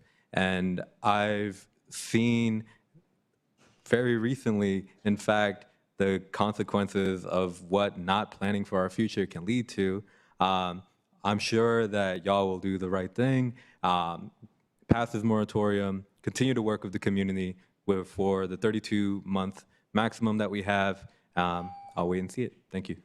Thank you. Good evening. Hi, good evening. My name is Alex Trejo. I'm an organizer with Nuestro Barrio in East Durham, and I'm asking the City of Durham to vote in favor of a 2-year minimum data center moratorium. When we make decisions that will drastically change the layout of our neighborhoods in our entire city, the people who live here deserve enough time to have a real say in what those changes look like. Data centers consume massive amounts of energy and carry serious environmental impacts, and that consumption has been shown to raise electricity costs for residents across the country. With the cost of living already climbing every year, Durham families simply cannot afford another increase to our utility bills. We've already watched Durham transform in the interest of a few. An influx of private capital, developers, and luxury apartments has reshaped this city, while many of the people who built it and still work here every day are being pushed out by the rising cost of living. This is large part of the result of hyper-development that prioritizes outside investors over the residents who call Durham home. Bringing in data centers without a clear community-informed plan would not only deepen that pattern, locking us into long-term commitments with corporations that we cannot easily undo. Thank you. Thank you. Good evening. Hi, my name is Eva and I live in Durham County. I filled out my form incorrectly, but I hope my remarks make my position clear. I am in favor of the longest possible moratorium on new data centers to allow time for the development of regulations that protect our people, our land, and our water. AI-focused hyperscale data centers can use as much power as hundreds of thousands to millions of households. These data centers emit huge amounts of greenhouse gases and expose nearby communities to toxins that can cause asthma and exacerbate heart disease. Of course, in line with the long history of environmental racism in this country, this disproportionately affects communities of color in all the places we've seen this happen so far. Some of the largest data centers being built now cover hundreds of acres with steel and concrete, endangering our ecosystems and environment, and they use water with little to no transparency about the amount taken from local water sources, typically drawing from a single source to satisfy AI inquiries across the world. We are currently in a drought. I hope that you will support the moratorium for the longest amount possible and use that time to implement regulations to place strong limitations and transparency requirements. Thank you. Thank you. Those are all the speakers I have signed up, so I'm going to declare this public hearing closed and back before the council and back before us colleagues for comments or questions that we may have. Mayor Williams, do you want me to finish this out before we take a break? Okay, thank you.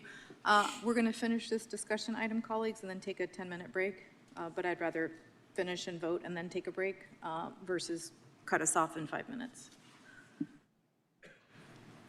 Anyone have, Councilmember Baker, go ahead. Thank you all for being here. Thank you to all of the speakers who spoke so eloquently to the dangers of hyperscale data centers. We are here tonight because of you, because you wrote to us, you called us for meetings, you gave us text messages and phone calls. You made this, you put this on our agenda. You made this as important as it could possibly be. And there were a few of you who are the tip of the spear, who put pen to paper and reached out and worked to make this happen. And that is why we are sitting here tonight. And I want to name a few of those groups who have done this work. Community Land and Power, I think, has done incredible work. Clean Water NC, North Carolina Environmental Justice Network, Merrick Moore Community Development Corporation, and so many others. I can't name them all, but shout out to all of you, to the DSA, to PSL, everyone who's raised your voice to this issue and how important it is. Again, many of you expected to see a 24-month moratorium when you came here this evening. And for reasons that I think you now see, we are at this point temporarily stuck with a 60-day moratorium with more options moving forward. Tonight, in keeping with the UDO, we are going to be voting on the 60-day moratorium. That buys us time to bring forward more robust language for a more robust moratorium. I will say this, I think that it is vital that we have no less than a 24-month moratorium on hyperscale data centers in the city of Durham. Why? The enabling legislation in Chapter 160D of the state statutes is pretty clear about moratorium. And we need to have a reason. Why would it be 6 months? Why would it be 12 months? Why would it be 24 months or more? We need to be able to explain why. The longest moratoria in the state of North Carolina right now is 12 months. That's what we've typically been seeing. However, the evidence is piling up. We see that hyperscale data centers are having detrimental impacts in communities across the state, but also across the United States, across the South. Many people who came here this evening have spoken to those very eloquently. They're impacting water. They're impacting electricity. They're impacting fiscal outcomes. They have negative impacts on social justice issues. They're locating themselves in places where the poorest live. They are raising temperatures, sometimes extremely close to where they are. And they have so many other potential impacts that we might not even know about. We do not want these impacts in Durham. I am concerned that other communities have not given themselves enough time to thoroughly understand this complex issue. Yes, they can extend their moratoriums, and I do think that we're probably going to see that. But the safe route is just to adopt something longer that meets the moment and the need. This is a fast evolving issue that requires time. The best practices on this issue are constantly changing and being updated. Durham is the first of North Carolina's major cities not the only one, the first one, to be looking at a moratorium and developing more robust regulations. Durham is in the middle of a stalled UDO process, and that adds additional complications for us in particular. And then finally, I have spoken with experts across the state. I've spoken with our counterparts in other communities in North Carolina who have passed moratorium. And because of all those conversations that I have had, because of all of these reasons, I do believe that we are justified in a minimum 24-month moratorium. So I'm disappointed, like many folks, that we are not approving a clean 24 months this evening, but I see this as a first step. This is Durham's first development moratorium.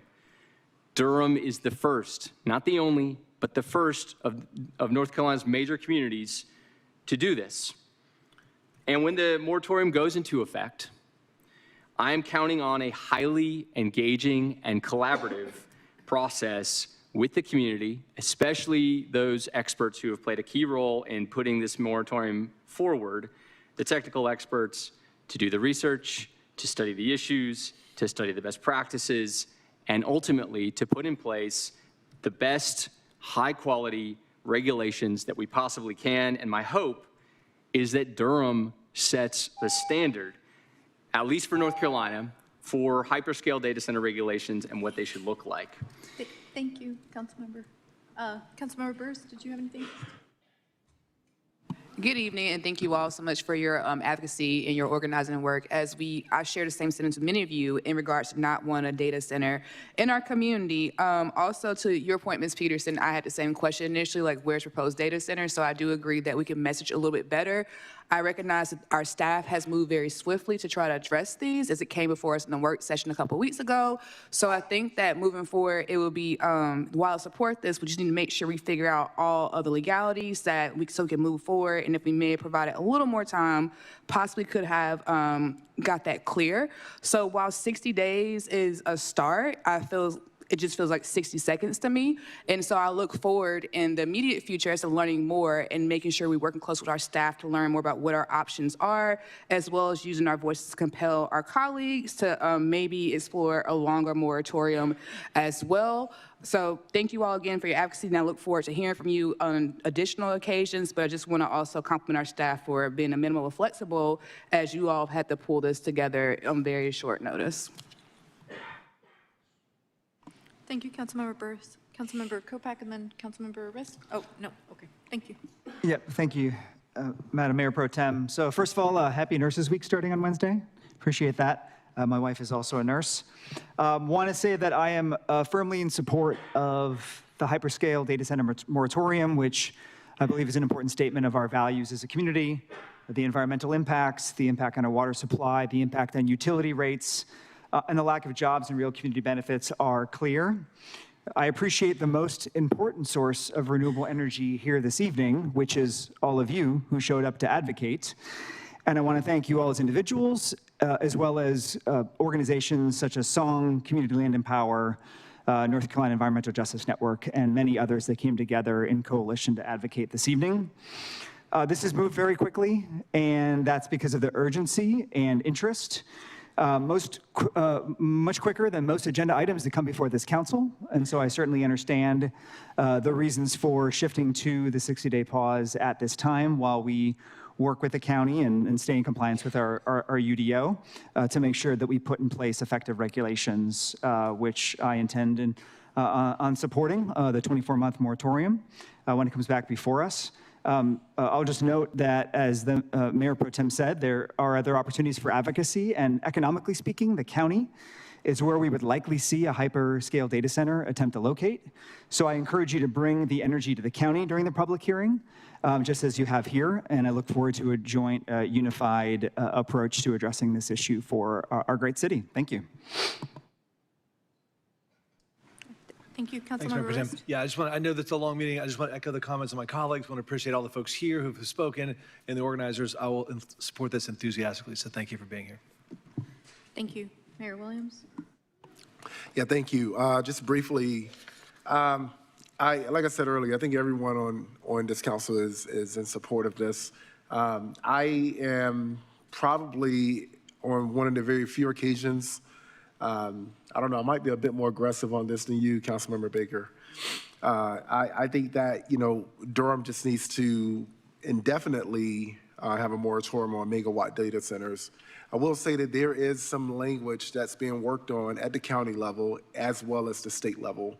And I want to talk a little bit just because I saw some familiar faces in here tonight, and I just want to appreciate their concern on a recent incident. Something that a mayor does is we listen to our community and then we go and speak on behalf of our community. And one thing you're going to find me doing is you're going to find me trying to find the best options forward. I understand that people use data centers. I understand when you pick up your phone, this phone is tied to a data center somewhere. I understand. I'm not going to not be in reality, but I also want to be very vocal, which in regards to land that we have here in Durham, we don't have the space for it, nor do we want that in here. We have a housing crunch as it is already. And if these data centers and the people who own them are wealthy enough to have them, then they're wealthy enough to build infrastructure in areas where it's needed.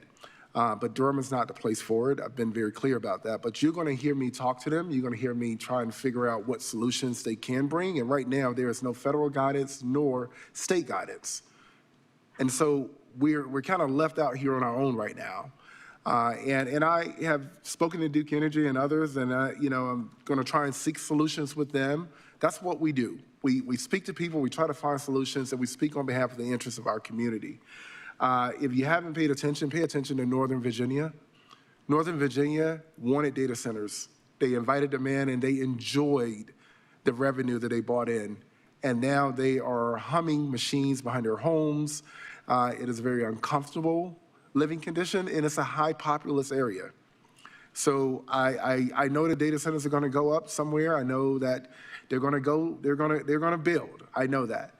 But I think that until we get some clear guidance around where it's most appropriate, and therefore we have to make sure that we are getting ahead of it. While there is no guidance, we can put our own guidance there. I've been very clear, this is a poor use of land, it's a low number of jobs, and there are other creative ways that we can generate sales tax revenue. I invite you to support our small businesses. I invite you, Durham is still majority locally owned, so therefore a higher return on the dollar stays local when you shop local.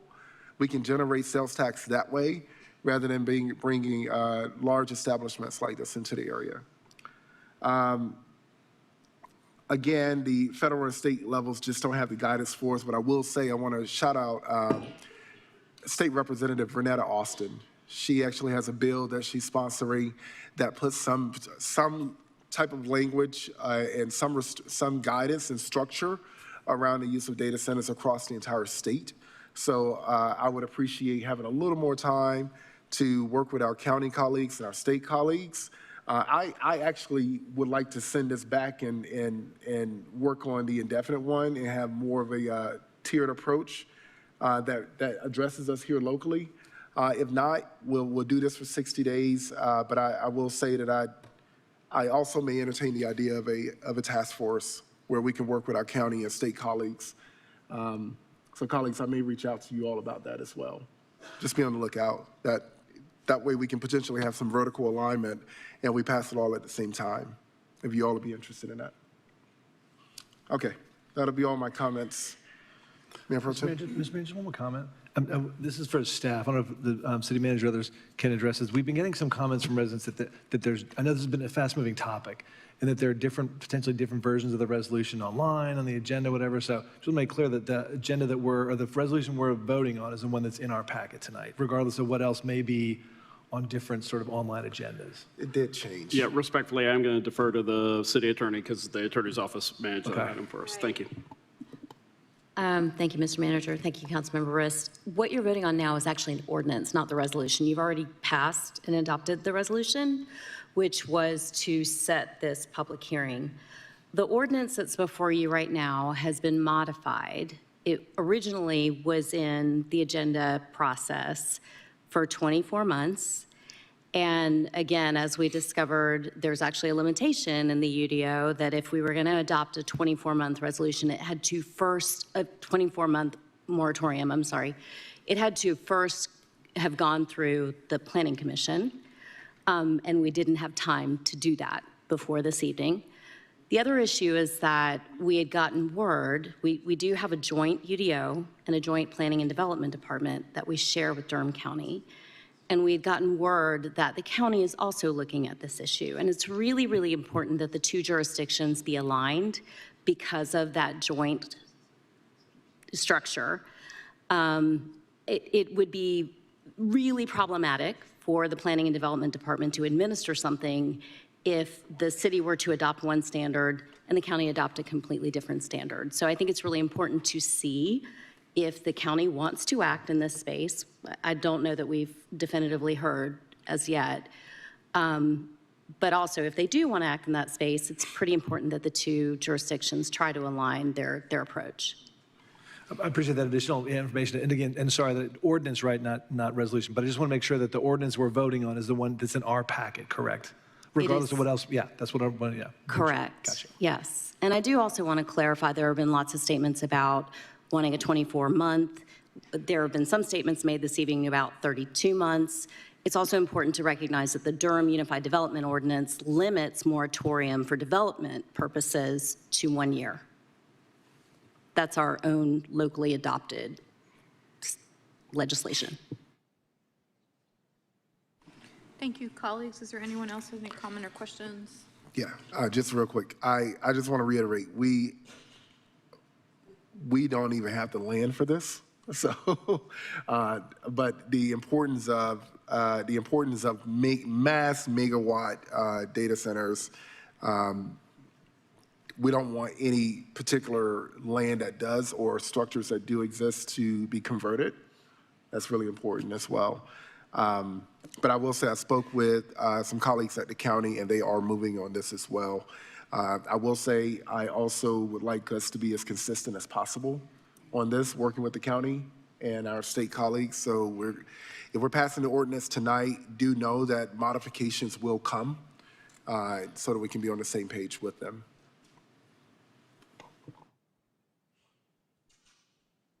Thank you. I just want to appreciate everyone who spoke. I want to also lift up, Councilmember Baker, I appreciate you listing some of the groups. Some of the folks that had reached out to us are Southerners on New Ground, Community Land and Power, Clean Water NC, American More CDC, Sound Rivers, Mothers for a Ceasefire, the Durham Art Guild, Carolina Jews for Justice, Durham Orange County, Jewish Voices for Peace, Triangle NC, Moms Clean Air Force, the NC and the NC Environmental Justice Network. So I know that there's been a lot of folks working on this in this space, including some other groups that were named this evening when they spoke. I just want to share with folks here, we don't always agree on development on this dais, but a data center is not housing. A data center at the scale that we're talking about, this is not to support local hospitals, healthcare. We know that in some cases we have to have those. That we are, quite frankly, we already have some of those. They're in the park. Duke Hospital has some of these things. They've been here. That's not what we're talking about this evening. And I know that's what many of you said, and that's what your comments referenced. I just really want to lift up that housing and data centers and AI and big tech and defense companies, it's not the same. And we really do need to have nuanced conversations on what some of these things are and what the threats are to our communities, because they are real threats and they are legitimate threats. And so there was never a question. I know I've had some meetings with some community groups. I've had some email exchanges. It was never a doubt in my mind that there wasn't going to be unanimous support for something like this on this council. It's the same way that there's never a doubt in my mind on any single council I've ever served on. This is my 3rd mayor. This is my 9th budget. You don't fight about LGBTQ rights in Durham when you're an elected official. You don't fight if whether you're pro-life or pro-choice. You are pro-choice in this community. You do not fight around immigration and standing up for our neighbors. That's who you have to be to serve in any capacity in Durham County. That's the expectation of almost every single resident I've ever encountered. And that means it's a blessing that we live in that type of community. That this isn't a fight. This is an acknowledgement and affirmation of what the community's already asked for. We have a lot of work to do before us around what the county's going to do, what we can do, what the opportunities are in the LDC, the upcoming UDO around a moratorium. We have a lot of questions, but I believe in our legal staff. Several years ago, I think when HB 153 sunsetted, Madam Attorney, we had to work around non-discrimination language for housing and jobs for our queer community. And we had to work with the county because we wanted unified language that the county and the city adopted at the same time. And we passed that language, and it was unanimous on both boards, and it was different county commissioners and different city council members that are before you. So I just am sharing that as an example of the community you live in, the elected officials that you have, and the neighbors that you have. And in this moment, when we are fighting on so many fronts, this is hopefully not one that we're going to have to fight with residents and electeds. We're not always going to see eye to eye on some other things. We're probably going to fight here in a couple cases, and that's fine. But this is not one of those moments. This is where I can feel deep pride and know that we are unified and know that the billionaires, and thankfully we don't really have any who live here, aren't going to keep stealing our future from us. So I look forward to working with colleagues. Thank you, Councilmember Baker, for introducing this, and for community groups for bringing it forward. And I will look forward to working with our county commissioners and making sure that we get this right. Mayor Pro Tem, yes. I do have a favor to ask. Since there was such organizing tonight, I'm going to ask you all for a favor. Please pay attention to what's happening at the state level as well. I think many of you know I'm from Halifax County, and I had to step in and help out from a distance, but there was literally language at the state potentially authorizing a single county to infringe on 3 other counties. I think someone said they were from Warren County and someone from the another tribe or whatever, but literally Franklin County was going to be able to take land with or without consent from Warren, Vance, and Halifax to allow them to utilize their water, utilize their land and their grid for this. So please, Durham is your low-hanging fruit. As a matter of fact, in many cases, and like this one, we're the fruit that's already fallen off the tree. We're gonna have to climb higher up the tree because there are some things going on across the state where your organizing powers could really be useful. This is easy in Durham, but there are some folks across the state that really need our support. And personally, I'm asking for my family, we could use some of this organizing power in some other parts. Thank you. Thank you. And with that, the motion in front of us is to adopt a resolution to set a public hearing to impose a temporary moratorium on development approvals for data centers, cryptocurrency mining operations, and any use associated. Madam Mayor Pro Tem? Yes, ma'am. I'm sorry. We're on item 4. Oh, good Lord. Thank you. That's what we did earlier. Excuse me, to adopt, so the motion before us is to adopt an ordinance imposing a temporary 60-day moratorium on development approvals for data centers, cryptocurrency mining operations, and any use associated with data center processing facilities within the city of Durham pursuant to NCGS 160D-107. Could I please get a motion? So moved. Second. I have a motion and a second. Madam Clerk, could you please open the vote? Could you please close the vote? Motion passes unanimously.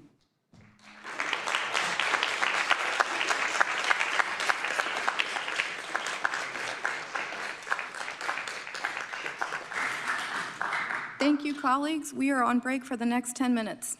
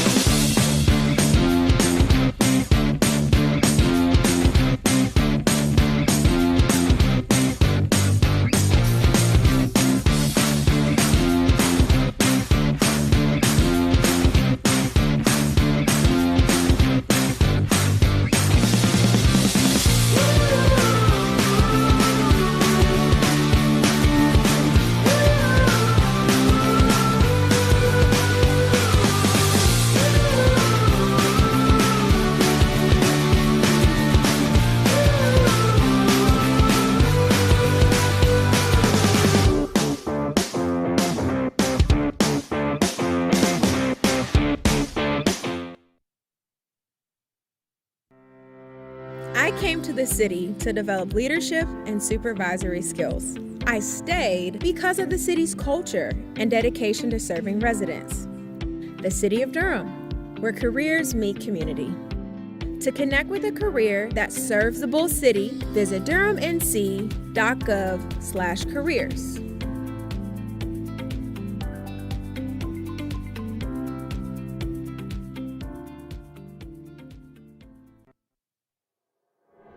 Everyone in Durham should be able to find a home they can afford. That's why Forever Home Durham is creating affordable, livable, and inclusive communities for low to middle income residents. From renting to owning, find out how the city is helping more people find homes right here in Durham. Learn more at foreverhomedurham.com.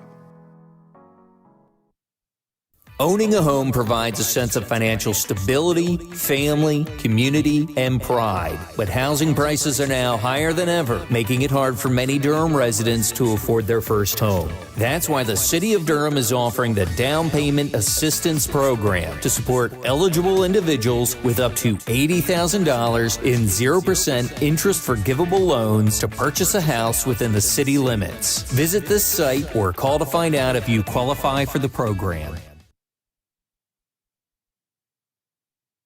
See a pothole? There's an app for that. Missed pickup? There's an app for that. Need to set up water service? There's an app for that too. Introducing the One Call app.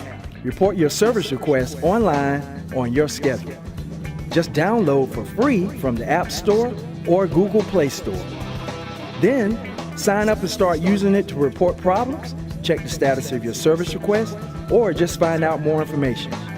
Try the Durham One Call app today. Here's some tips to ensure that your garbage and recycling gets picked up. 1. Your cart should be put out for collection before 6 a.m. on your collection day. 2. Your cart should be at least 3 feet from all other objects such as mailboxes, telephone poles, fire hydrants, trees, and other carts. 3. Your cart should be no more than 3 feet from the curb. 4. No vehicles should be blocking your carts. The mechanical arms on our trucks need direct access to your carts and cannot reach around vehicles. To find more information about garbage and recycling pickups, go to this web address.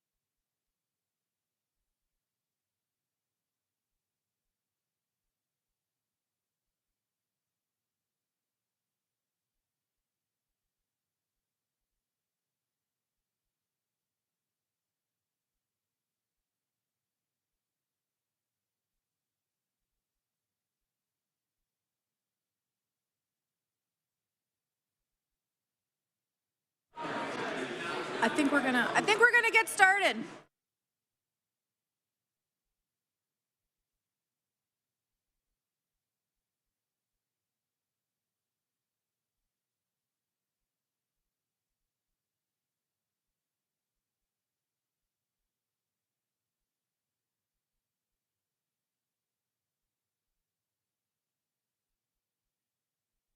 You're going to keep running the thing, right?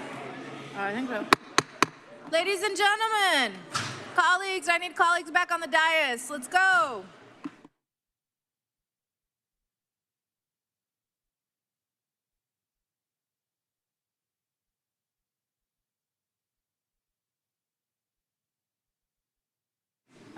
And I'm going to go ahead and get us started because we are already at quorum. I do want to announce that the Canes game is tied up. For those who are paying attention, third period, we're tied up 2-2.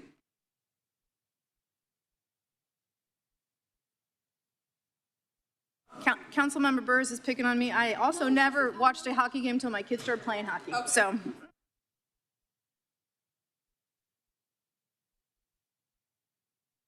I think the next item, sorry y'all, give me a second. I'm going to keep us going and we'll wait. Okay, the next item I have is a public hearing, an economic development incentive agreement with AMAC Properties, Inc. We have a public hearing, so I'm going to go ahead and, we have staff here. I'm going to hear the staff report and then declare the public hearing open. Good evening. Madam Pro Tem and members of council, my name is Chris Dickey with the Office of Economic and Workforce Development.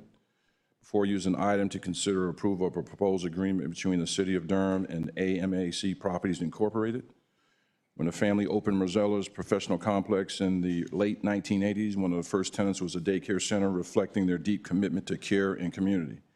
Over the years, the complex expanded to include a diverse mix of businesses, including a salon, barbershop, insurance agency, and a communication store offering phones, Wi-Fi products, and early access to technology. Well before such resources were widely available in the neighborhood. Now, under second-generation leadership, the AMAC Properties Incorporated plans to renovate a 5,800 square foot building to enhance curb appeal, improve accessibility, and upgrade building security. This renovation and redevelopment project will promote the continued revitalization, economic vitality of the targeted community development area along the Fayetteville Street corridor. Upon the completion, the project is expected to stimulate new business development and stabilize existing business within the building. The proposed project will attract $849,000 in private investment with $150,000 in city funding, producing approximately a 5.6 ratio to 1 of private to public funding. Staff endorses this project, which will be an asset in promoting the vitality of traditionally underutilized businesses, including minority and women-owned businesses along the Fayetteville Street commercial corridor. The project directly addresses a major goal of the city's of Durham's strategic plan in advancing shared economic prosperity, and it furthers the objective of the Office of Economic Development's Shared Economic Development SEED initiative, which supports an ecosystem of strategies, business stabilization, business succession planning, and supports the growth and expansion of Durham's legacy business. The Office of Economic Development is both a collaborator and funding partner in building key partnerships that increase technical assistance capacity in Durham's small business ecosystem and help to preserve wealth among minority-owned legacy business, as well as historically underserved residents working at local businesses. Thank you. You've heard the report from staff. The public hearing is now open. First, council colleagues, do we have any questions or comments? Okay, so I'm going to go ahead and invite, I guess, the applicant, Madam Clerk. Would that be appropriate? No. Okay. Just any speakers. Madam Mayor Pro Tem, it's not a rezoning public hearing, so the staff report was presenting the project, I believe, unless, oh, well, the property owners are here. Good evening. Good evening. How much time do you think you need? Just 2 minutes or less. Perfect. Thank you. Hi, my name is Maricoma Steele. I'm here to speak about the location. For over 4 decades, my mother, Marzella Marzel's Professional Complex, the business located at 2919 Fayetteville Street. It has been more than just a location. It's been a steady presence in the Durham community since 1984. Through the changing times, economic shifts, and neighborhood transitioning, we have remained committed to serving our community and customers and supporting the local families and contributing to the vitality of this historical corridor. This grant is just not an investment in a building. It is an investment in the legacy, stability, and future of growth of our community. Our business has demonstrated resilience, dedication for over 40 years. We've created jobs, provided consistency in services and other business growth, built relationships with spans of generations. Many of our customers are not just clients, they're neighbors who trust us for decades. With this funding, we will strengthen our ability to continue the services in the community by improving our space, expanding our offering, and ensuring that we will remain reliable and welcoming place for years to come. The support will allow us to adopt modern challenges while preserving the history and the character that makes our business unique. We are not starting from scratch. We are building on a foundation rooted in commitment, preservation, community impact. This grant will help us ensure that what was begun in 1984 continues and thrive well into the future and benefit not just only our businesses, but the entire Durham community. Thank you for considering our application. Thank you so much. Madam Clerk, I have one online speaker. Oh, and you're here. Go ahead. Could you just please state your name for the record? Good afternoon, Council, Mayor, City Manager. My name is Tanya Taylor Dingle. My consulting team is M-Cubed and Co Global, and we've been working with the Office of Economic and Workforce Development on various small business community projects. And so I'm here to support Maricoma Steele and her projects. In 2020, the Office of Economic and Workforce Development started working with legacy businesses in Durham. In 2024, they continued on with small business, helping the small business ecosystem by working with businesses that are along the Fayetteville Street corridor. Maricoma Steele fits into almost every demographic of all those programs and iterations. She represents legacy businesses. She represents Fayetteville Street. She represents small business. She represents legacy commercial property ownership. And I'm sure I could find a few more pockets that she would represent as well. She is a shining example of what the technical support that this city is offering to businesses and property owners and what it can do for this city. Her property, as you've read in her application, has been in business supporting Fayetteville Street community for over 5 decades. When you visit Marzella's Professional Suites, which is a property that her mother, Marzella Steele, started, you're also going to be meeting multiple other business owners who have been given a chance. And that's really what they are given. They're just given a chance. How are they receiving a chance? Her rents are not exactly market rate. Now that would make any economist or consultant cringe, but what it does is that it has created loyal tenancies. It's created almost a business incubator, even if she's not officially one, a business hub, and even a microeconomic center along the Fayetteville Street corridor. When my team interviewed her to assist her with her application, all she could think about was the possibilities. And those are the reasons why you should assist her in trying to modernize her space. Thank you. Thank you so much.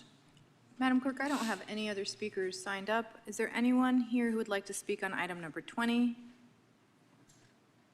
Okay, seeing no one signed up, this public hearing is now closed and before the council. Council members, do we have any comments or questions for staff or the applicant?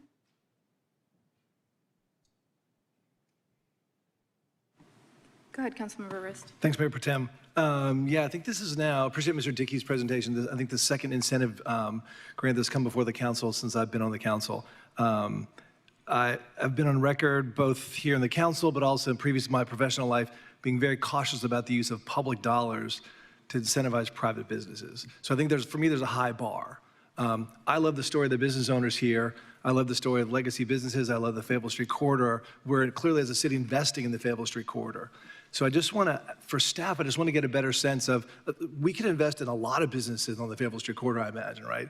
So can you give me a sense, Mr. Dickey, of like, what's our budget? Like why this business, why not others? What's the larger plan here? What's the strategic sort of orientation of the city towards certainly the Fayetteville Street Corridor and these kind of incentive grants? Well, I think as the consultant said, since 2020, Council has graciously given the Office of Economic and Workforce the dollars to support legacy business through technical assistance. And throughout the years, we have a neighborhood revitalization grant as well. Fayetteville Street is a major commercial corridor that City Council supports. This business sits along Fayetteville Street Corridor. Matter of fact, it's in a very trying area. It's difficult for business development along that particular area. And a lot of businesses that are currently operating in what we can consider to her a business incubator are paying under market share at that particular point. She wants to spruce up the place, along with some of the other city activities that are going to go on to spruce up the activities so that she still could be a stabilizing force in that particular community. This particular project meets the tenets of the neighborhood revitalization, meaning what it's doing is it's aesthetically improving the appearance along that particular corridor. And not only that, we're still supporting a legacy business as what, in reference to what the strategic plan is asking us to do.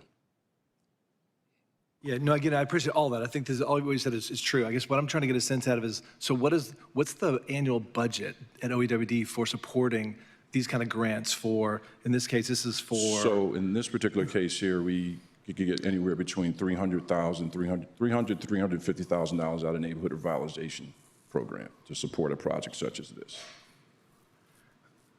Annually, $350,000. Annually, yeah. between Right. $300,000 and again, and $350,000. So I've been careful. I'm cautious about whether it's a large incentive grant for big corporate employees, jobs, or corporate employers, or small ones.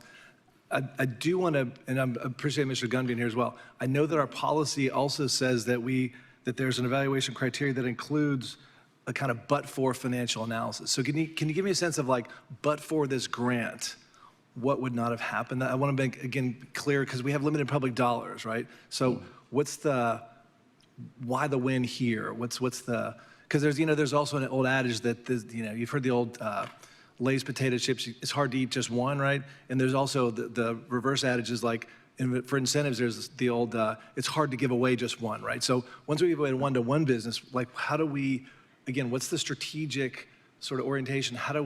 What is the but-for analysis we've done here that indicates for this business, but for our incentive, this investment wouldn't happen? Yeah, I appreciate the question, and good evening. Joshua Gunn, Office of Economic and Workforce Development.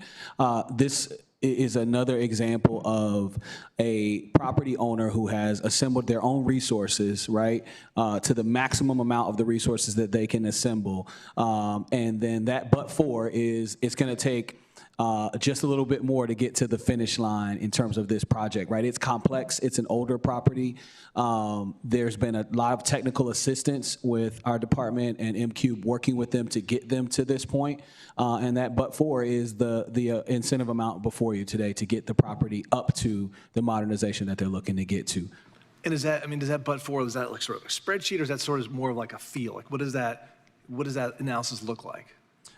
The analysis, so one of the things that, and Chris, feel free to jump in here, but I'll do my best here. One of the things that we have taken Ms. Steele through is the process of the planning process, the design process. What is the actual project going to look like? What are you going to need for this thing to solve for what is a significant challenge in the corridor, right? So I don't know if you know exactly where this is, but this is at the intersection of the American Tobacco Trail and the Fayetteville Street Corridor. This is a part of that particularly challenged part of that corridor. And so prior to bringing this incentive before the council, we helped do a deep analysis of what was possible with the property, what it would look like, and then what it would cost. Ms. Steele assembled the capital stack that she could, and the gap that we found is what we put before council today for public support in partnership with her significant private investment. Gotcha, thanks. Yeah, no, I think, reading the literature on incentives, right, some of the best folks in the country that look at this, like, it's not often, it's hard to make the case, but where you can make the case is when an incentive does bring economic activity to an area that might not receive that. So I appreciate that. I mean, I think this is a really compelling one. But again, I just want to make sure we're clear as a city with a tight budget. If we're giving away public dollars to a private business, I want to make sure that we're very strategic about how we invest those dollars. But again, I think in this case, with a neighborhood that needs that kind of investment, I think it does pass my threshold. So thank you. Thank you. Thank you, Councilmember Burris. Mayor Williams. Councilmember Burris. I'll be brief in my remarks. I'm not going to come short rapid fire. I'm excited to support a legacy business, considering what's happening in that corridor right now and what these businesses have to endure. As you said, this is right there, I believe, the intersection of Fayetteville Road and Pilot.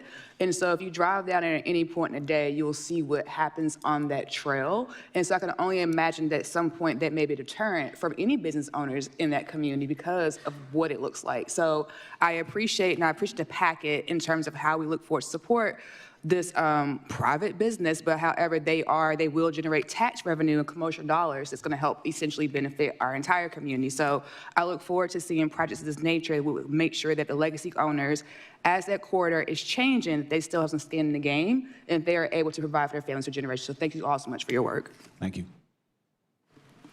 Thank you, Councilmember Burris. Mayor Williams. I should have gone before her. Basically, I was going to say the same thing. For a community like Durham, who believes so much in equity, first I want to appreciate Councilmember Riss, really focus on this. You've been very consistent on it, and I appreciate you, leaning in but also, making way when you say it's compelling enough. But Durham believes in equity, and this has been one of the most divested communities in our city's history. The houses along this corridor were built by carpentry students at Hillside High School and NCCU way before I was born. This has always been a community that's been invested within itself. And I look at it this way, two things can happen. Investment can happen from within the community or investment can happen to the community. And usually when investment happens to the community, the people in it are placed out. And this is an opportunity for us to not necessarily gentrify, but revitalize. And based on Durham's rich history and what's happening in the past, there are some parts of the city where we owe some form of repair. And I think this is an opportunity to do that. So I look forward to supporting it. Any other comments or questions? Oh, sorry, Councilmember Kopak. Yes, thank you. Just say very briefly that I'm glad we have this neighborhood revitalization program. I appreciate Councilmember Rist's careful eye toward use of public dollars and use of incentives. I'll just echo my colleagues, Councilmember Burris and the mayor, saying that I do believe that investment in this corridor is so critical and so necessary and so appropriate. And so I appreciate your due diligence in evaluating this. The applicants' long-term investment in our community in this corridor and their willingness to reinvest in this really important part of our city. And so I look forward to supporting it. Thank you. Thank you, Councilmember Kopak. Unless I have any other questions or comments, the motion before us is to authorize the city manager to execute an economic development agreement with AMAC Properties or AMAC Properties, Inc. in an amount not to exceed $150,000 for building a renovation project at 2919 Fayetteville Street, Durham. And C? So moved. Okay, thank you. We'll second. Thank you. I have a motion and a second. Madam Clerk, could you please open the vote? Could you please close the vote?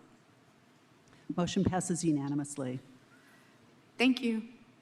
Congratulations. Congratulations.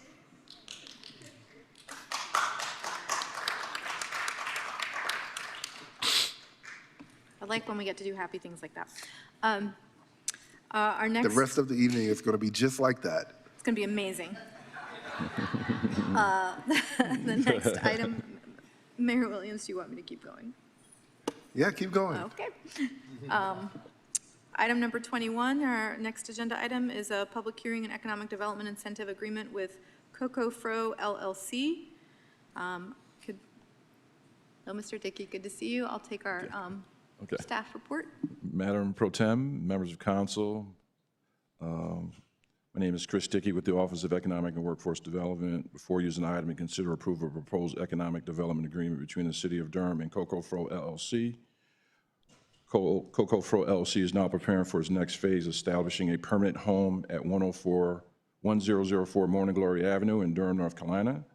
This 1,300 square foot space will serve as a production facility and public-facing tasting room, bringing in manufacturing, retail, and community engagement under one roof.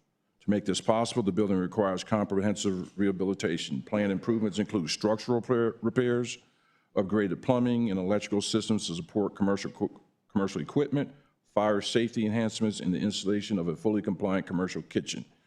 Exterior improvements will restore the building's presence, creating a clean, well-lit, and welcoming environment.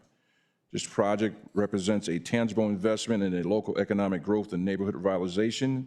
By activating a currently underutilized property, it will create stable employment opportunities, contribute to local tax base, and help shift the trajectory of the surrounding corridor. Thriving storefronts signal possibilities. They attract foot traffic, reduce vacancies, and encourage additional business development. By transforming this site into a vibrant, professionally operated facility, Coco LLC aims to demonstrate what is possible, helping to catalyze further investment in long-term community stability. The proposed project will attract $593,000 in private investment, with $115,000 in city funding, producing approximately a 5.16 to 1% private to public funding ratio. A major priority of the City of Durham is increasing and strengthening the economic stability of the city.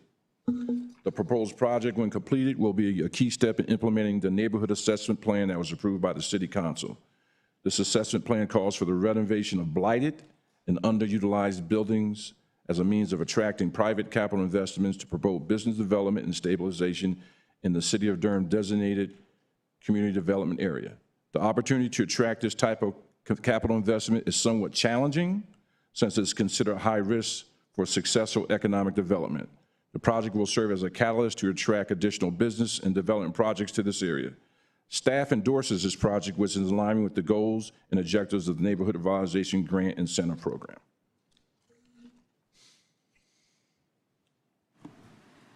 Thank you. I'm going to declare this public hearing open now that we've heard the staff's report. Colleagues, before I invite any speakers, do you have any questions or comments for staff? Okay, go ahead, Councilmember Rist. Mr. Dickey, I just have a question about the location here, and this came up in a conversation with the applicant. So this is in the Goose Creek outfall area, right? Correct. And you've mentioned sort of plumbing improvements, commercial kitchen. So is this project in any way, I know we've sort of like, we're now trying to deal with the capacity in the Goose Creek area. Have y'all looked with planning to make sure that this is compliant with, given our new, sort of how we're proceeding with the sort of development approvals in the Goose Creek outfall area? I don't know if the manager knows as well, but I just want to make sure that we're not sort of running afoul of those restrictions that are in place right now as we address the sewer capacity there. Can you hold on one second, please?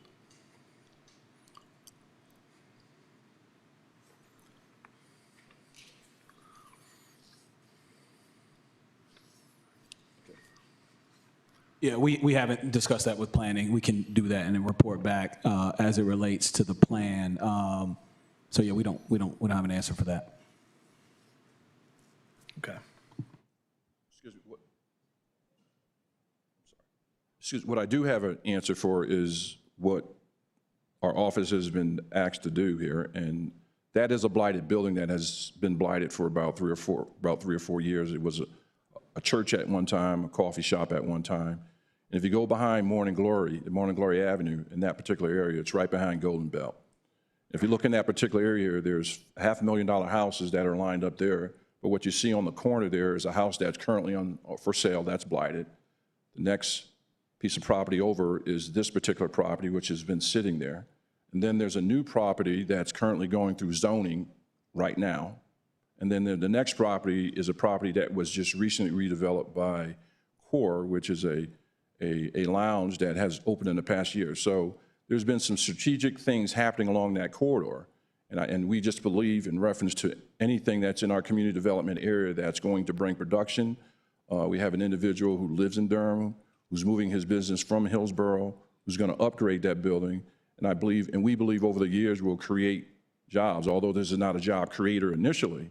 But what we are doing is bringing some stabilization to this neighborhood and getting rid of an eyesore that currently exists there. And that's the purpose of the neighborhood revitalization. Yes, so again, understand all that. Appreciate the sort of the business itself. Appreciate the neighborhood and efforts to sort of revitalize the neighborhood. I want to make sure that if we're making an investment again, that this is something that can take place in the next couple of years as we're dealing with sewer. And we do have planning staff here. I would like to know, get some sense of like what's the impact of this potential business, or how it impacts the sort of the Goose Creek outfall issue we have with sewer capacity.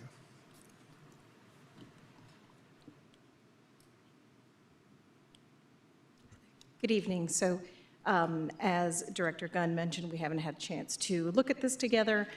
As you know, water management is looking closely at these and finding ways to permit projects as long as there is some nominal increase. You've been seeing utility extension agreements come through fairly quickly now, so there are other ways that improvements can be made in terms of tying into adjacent areas, et cetera. So I can't speak for water management and the specifics of this site, but I can tell you that it is something that we will look at with them. If I may, Councilmember Riss, thanks staff for providing the context about my read of the, so first of all, we don't have a clear answer for you tonight. We'll get one. My read of the project as a rehabilitation is it is likely under the threshold of anything that would trigger any concerns in the Goose Creek Basin, but we will get information for council and clarify that going forward. My recommendation would be for council to go ahead and consider the item tonight and give us your direction. Should we find that there's anything that prevents this project from moving forward, I'd be happy to notify that council and make this contingent on that, but that'd be my recommendation this evening. Thank you. Okay, I think Mayor Williams, Councilmember Burris, Councilmember Baker. Yeah, that was going to be my comment.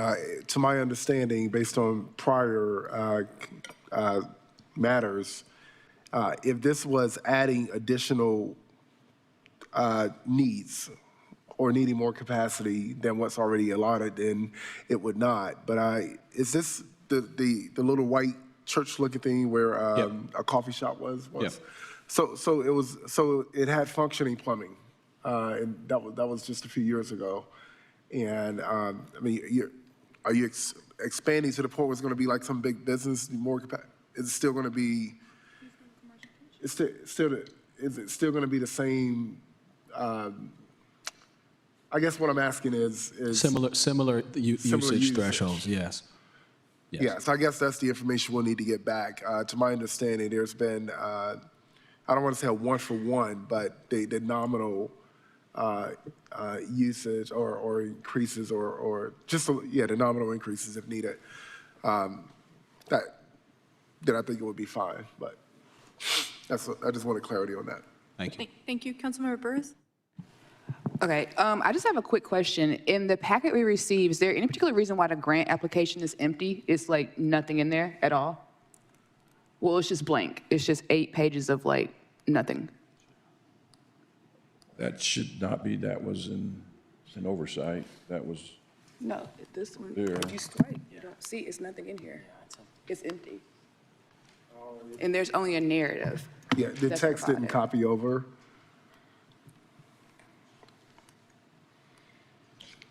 Yeah, this is the application here. I don't know what. Okay. Yeah, the form didn't copy over. That's what you mean.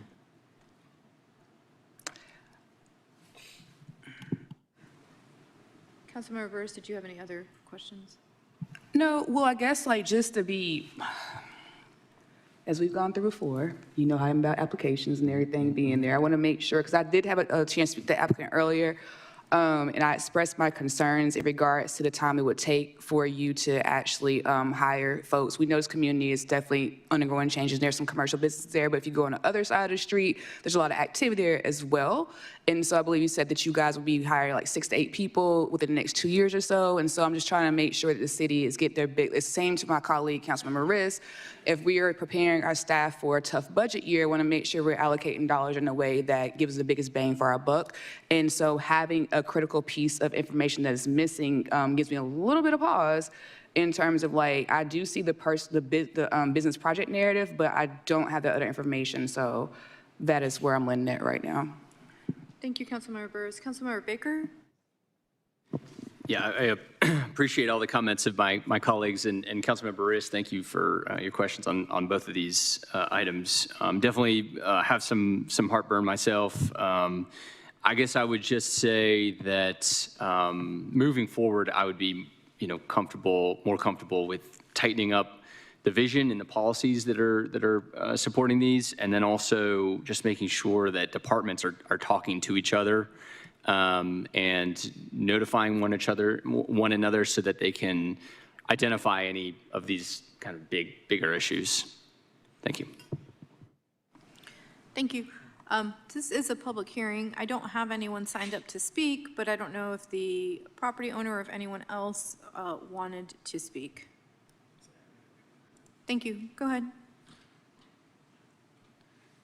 Good evening, Mr. Freelon. Good evening, Mayor Pro Tem and Mayor, City Council members. You can my lift name is that up. There's a button, like kind of, no, to the right of the, well, here he comes. Okay. Just your right hand under it, up there, there she is. I have to press the button? Look at that. Set my own time limit? Okay. No, I was about to ask you. Make the podium taller. Thank you. Awesome. Mr. Freelon, how much time do you believe you need? Oh, just 90 seconds will be plenty. Perfect. Thank you. Can you please put 2 minutes on the clock, Mayor? Madam Clerk. Greetings. My name is Pierce Freelon. My wife and I started a freeze-dried ice cream company called Coco Fro last year, based out of Hillsborough, North Carolina, and quickly outgrew the commercial kitchen, the Piedmont Food Processing Center, where we were renting, and started looking for a place to expand. And we want to serve ice cream, we want to create living wage jobs and build manufacturing infrastructure in a historically underinvested area of East Durham. And we can't do that without support from the city. We don't want to move to Oxford or Morrisville or Raleigh. We want to plant seeds right here in Durham, where I was born, where our family is raised, and where our first client is at the Museum of Life and Science. So I'd like to thank Mr. Dickey and Mr. Gunn and the wonderful folks at the Office of Economic and Workforce Development for seeing the vision and partnering with us to put this on today's agenda, and we hope to have your support. And I do want to say one thing about Mr. Rist's question. We met earlier this week. I did look into the Goose Creek Sewer Capacity website and saw there that on the FAQ page it says, does this affect current residents or businesses?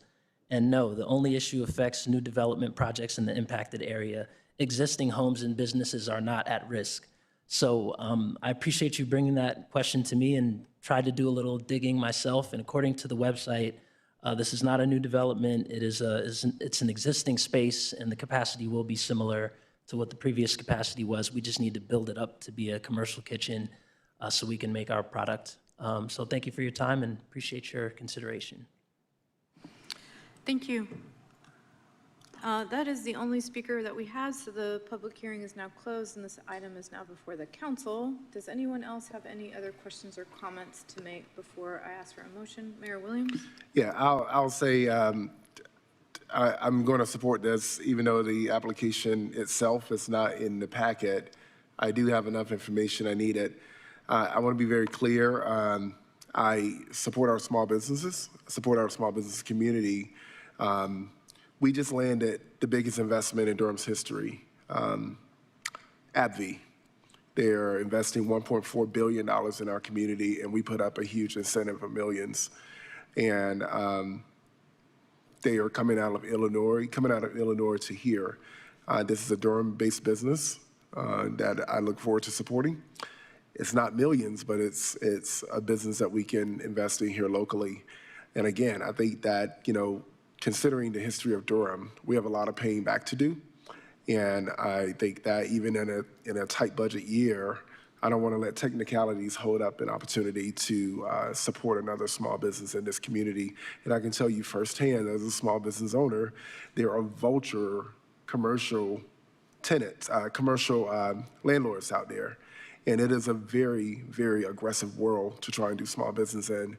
So if you have the commercial space, commercial real estate space where it's extremely aggressive, and you have a history of divestment in small locally owned businesses, especially Black-owned businesses, and you have just the ability to do business in this industry, in this market right now as it is, the only place sometimes you can go is to your city.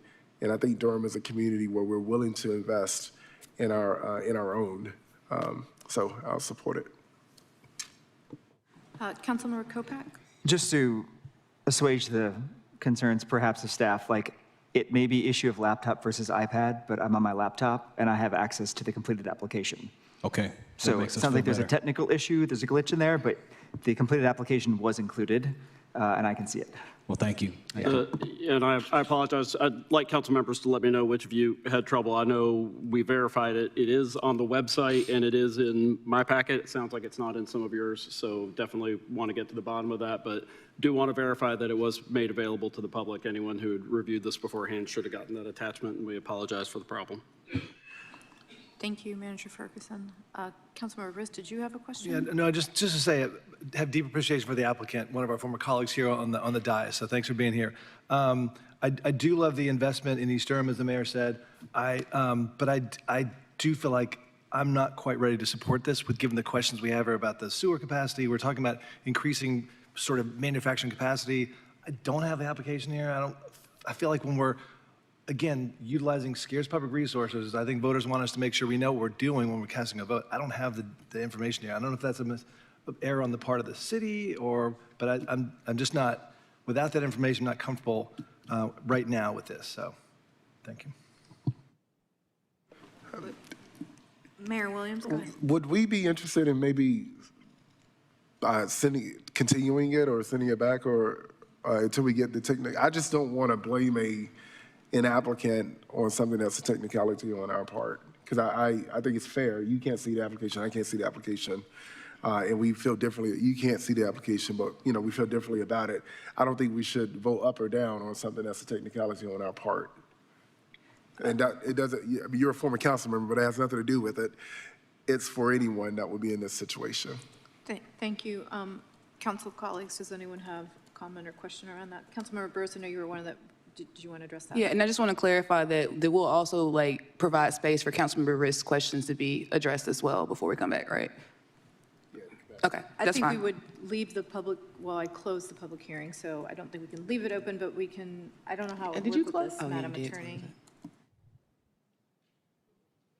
Did I reopen it? I think you could reopen it Okay, and so then I continue think it what we to could do is just reopen the public hearing, and that would give staff an opportunity to upload the appropriate documents. Council colleagues, do we want to do it to the next one, to the subsequent one? I guess that's the question I have for y'all. I feel like we do need to deal with this before we go on our break in June, so one cycle or two? I mean, however long it'll take staff to. And I guess it's a question for staff around public hearings Water. at the next, I guess, okay, let me synthesize the question. So one is making sure the application is in our packet so that council can see it all. Two was to make sure that the water department has done the necessary analysis on the Goose Fall Out Creek thing, sorry. I think those are the two kind of outstanding questions that council colleagues had. And so I'm going to look at Director Young, because you probably know how many zoning cases we have next round, and I think that does influence if we go to 1 or 2 cycles out.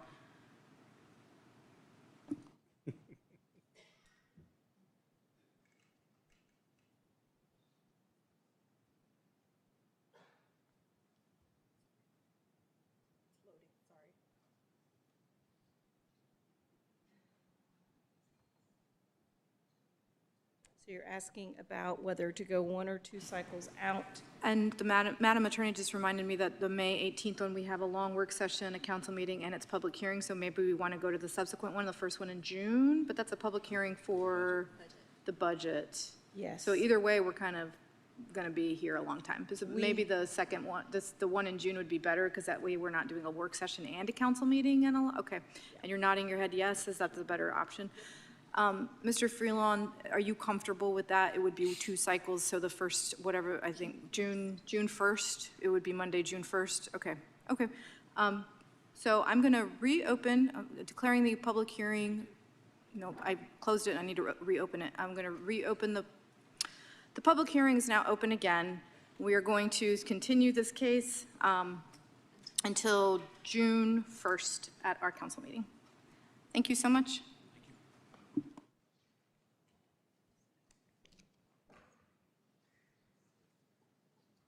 And then we're going to reorder the next agenda items because the way that it's listed, it's, my belief is that items 23, 24, and 25 are going to be pretty straightforward. We don't have a ton of speakers on those, so we will be taking up item number 22 last.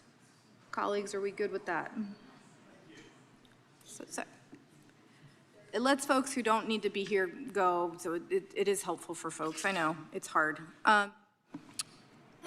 So the first item that I have then is item number 23, Consolidated Annexation, 1735 Fletchers Chapel Road.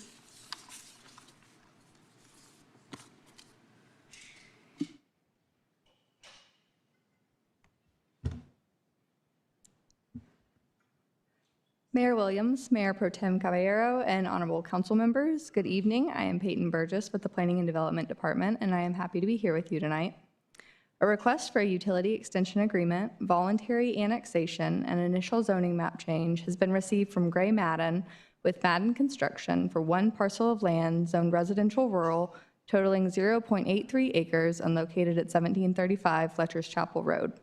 This annexation petition is not contiguous to the primary corporate limits and would create a new satellite. This request would allow the applicant to connect to city water and sewer for 1 single-family home. This is a direct translational zoning. A direct translational zoning is one in which the existing Durham County zoning is translated to the identical Durham City zoning district upon the annexation of the property into the city limits. Since there is no request for a change to the existing zoning attached to this annexation petition, there is not a development plan under consideration and therefore no proffered commitments. Any future development may proceed according to what the zoning would allow. The properties are currently designated mixed-use neighborhood on the place type map. The existing residential rural zoning is generally consistent with the designated place type. If the proposed zoning is approved, there will be no change to the place type designation. Thank you. Staff and the applicant are available for any questions, and I believe the applicant is available online. Thank you. Okay, we've heard the staff report. Now declare this public hearing open. Colleagues, does anyone have questions for staff at this time? Okay. The applicant is online, and then I have 1 proponent and 1 opponent signed up. Those are all the speakers I have, Madam Clerk. Is that correct? Okay, thank you. Can we make the applicant hearable?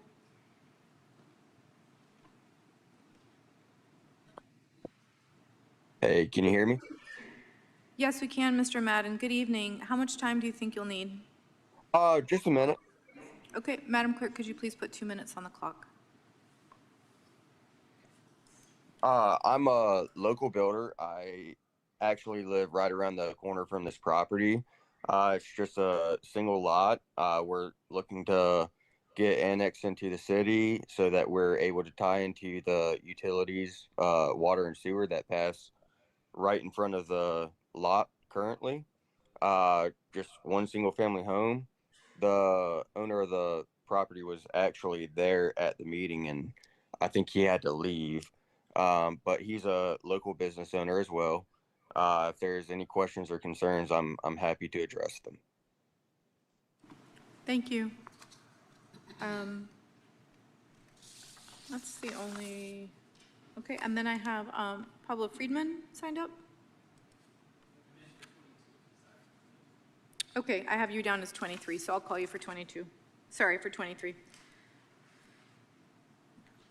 The opposite of what I just said. Okay, I don't have any other speakers this evening, so this public hearing is now closed and back before the council. Council members, any questions or comments before I call the motion? Go ahead, Councilmember Baker. Yeah, this feels kind of small and inconsequential. There's water and sewer that run right in front. But this is mixed residential on the place type map. It is not contiguous, and if we make a practice of annexing small lots that are satellite lots over and over and over, that does add up over time. I'm kind of wrestling with that question a little bit. I wonder if staff can provide any commentary on the fact that this is mixed residential on the place type map, that it's not contiguous. What kind of impacts do you think that'll have? What happens if this were approved to the future place type map? Absolutely. So this site right now, although it would create a satellite for the purpose of the annexation, there is water and sewer right across the street, so those houses along that road have it. Additionally, the majority of the mixed residential place type that you're talking about, that this site is in, is really primarily undeveloped right now. And so although this site is a single-family home, there is the potential that there will be future development and future annexation that actually fills that area in and does actually add to a mix of housing types and meets the goal of that place type. All right, thank you. Thank you. Councilmember Rist? Ms. Burgess, sorry if you can come back there. I did note in the packet, so I had the same question Councilman Baker had. I know this does score revenue positive, which helps me a little bit on this.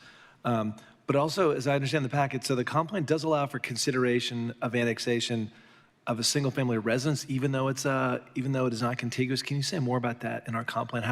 What's the particular provisions there? Yeah, absolutely. So I believe that's policy 165.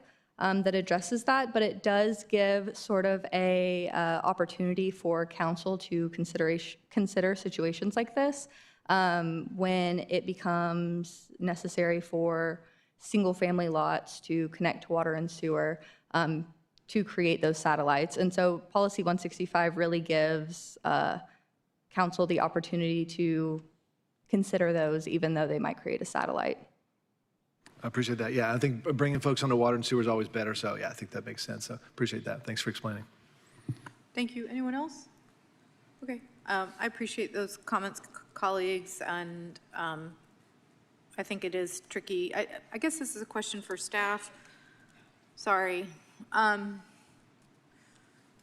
Obviously, we have water and sewer. They're taking advantage of a thing. I would want city water and sewer too. I think it sometimes becomes an equity issue, especially as people's wells age or it becomes more expensive. When we lay water and sewer in that type of circumstance that's in there, what is the outreach we are doing to residents that they are aware? That they're, what was that? That they can't, like one side of the street is hooked up and the other side isn't. What are the opportunities for residents to know those possibilities? So I would think that if somebody who is wanting to develop their property, that's kind of where it starts. Okay. Whether that's through a pre-submittal meeting, signing up, or starting to submit applications and realizing that you need annexation for water and sewer. I feel like that is where I see the majority of applicants kind of, especially these smaller Yep. single-family lots, that's when I see the majority of applicants getting. Thank you.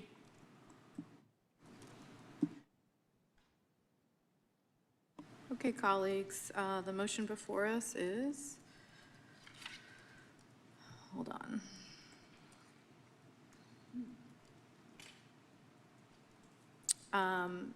First motion is to adopt an ordinance annexing 1735 Fletchers Chapel Road into the city of Durham and to authorize the city manager to enter into a utility extension agreement with Cecil Gray Madden III. So moved. Second. I have a motion and a second. Madam Clerk, could you please open the vote?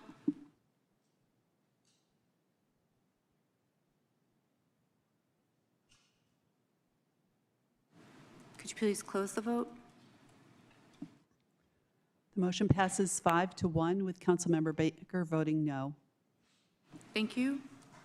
The second motion is to adopt an ordinance amending the Unified Development Ordinance by taking property out of the residential rural Falls Jordan District B Watershed Protection Overlay County jurisdiction and establishing the same as residential rural Falls Jordan District B Watershed Protection Overlay City jurisdiction. So moved. Second. I have a motion and a second. Madam Clerk, could you please open the vote? Could you please close the vote? Motion passes unanimously. Thank you. And the last motion is to adopt a consistency statement as required by NCGS Section 160D-605. So moved. Second. A motion is second. Madam Clerk, could you please open the vote? Could you please close the vote? Motion passes unanimously. Thank you. Next item in front of us this evening is item number 24, Consolidated Annexation Experience, Reality Glen West.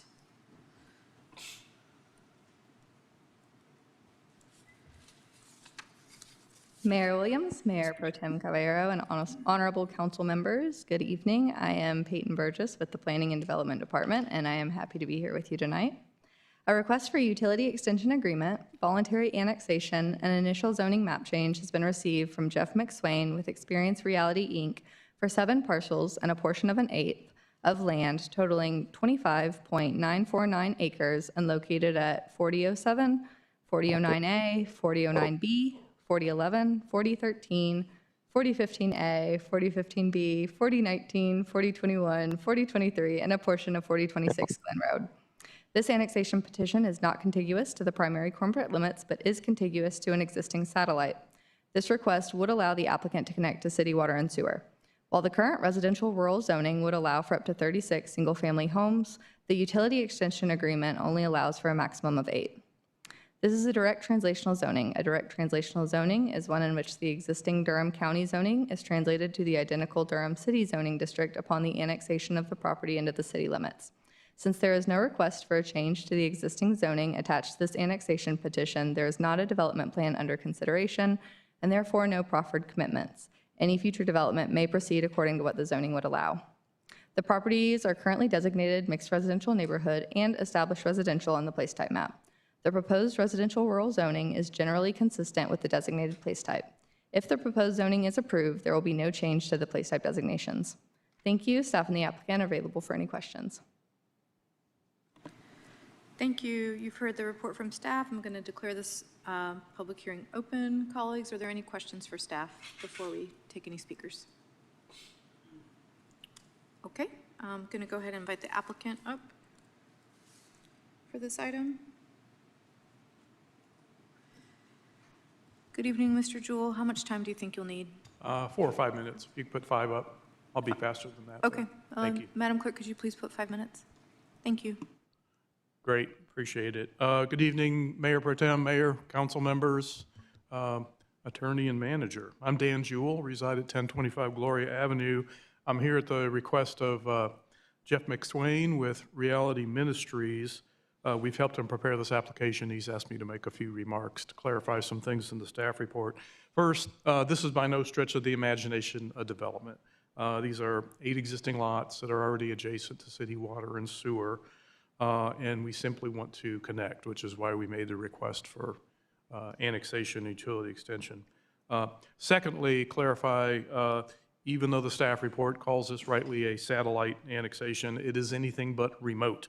The existing neighborhood to the south is served by city water and sewer, and the only reason it is not in the city limits is it was developed years ago before the policy was in place that if you wanted city water or sewer, you must apply for annexation. Otherwise, it would be within the city limits. And those lots are actually a little bit smaller than the existing lots on this site. And additionally, there is a neighborhood directly to the north across the land that's controlled by EQA called Glenstone. That's a denser project, city water and sewer, and in the city limits. Finally, and we think most importantly, these new homes will serve a very special community. I hope some of you are familiar with the North Street neighborhood, just a few blocks up that way between Gear and Club and Gear and North and Madison.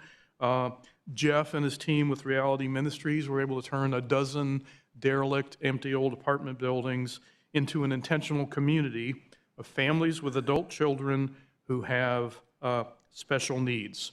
What they were able to do was to allow families to buy those units and have actually a separate unit within them, totally independent, that their adult kids could live in, so they would get not only the support of their families as they aged, but the support of the rest of the neighborhood.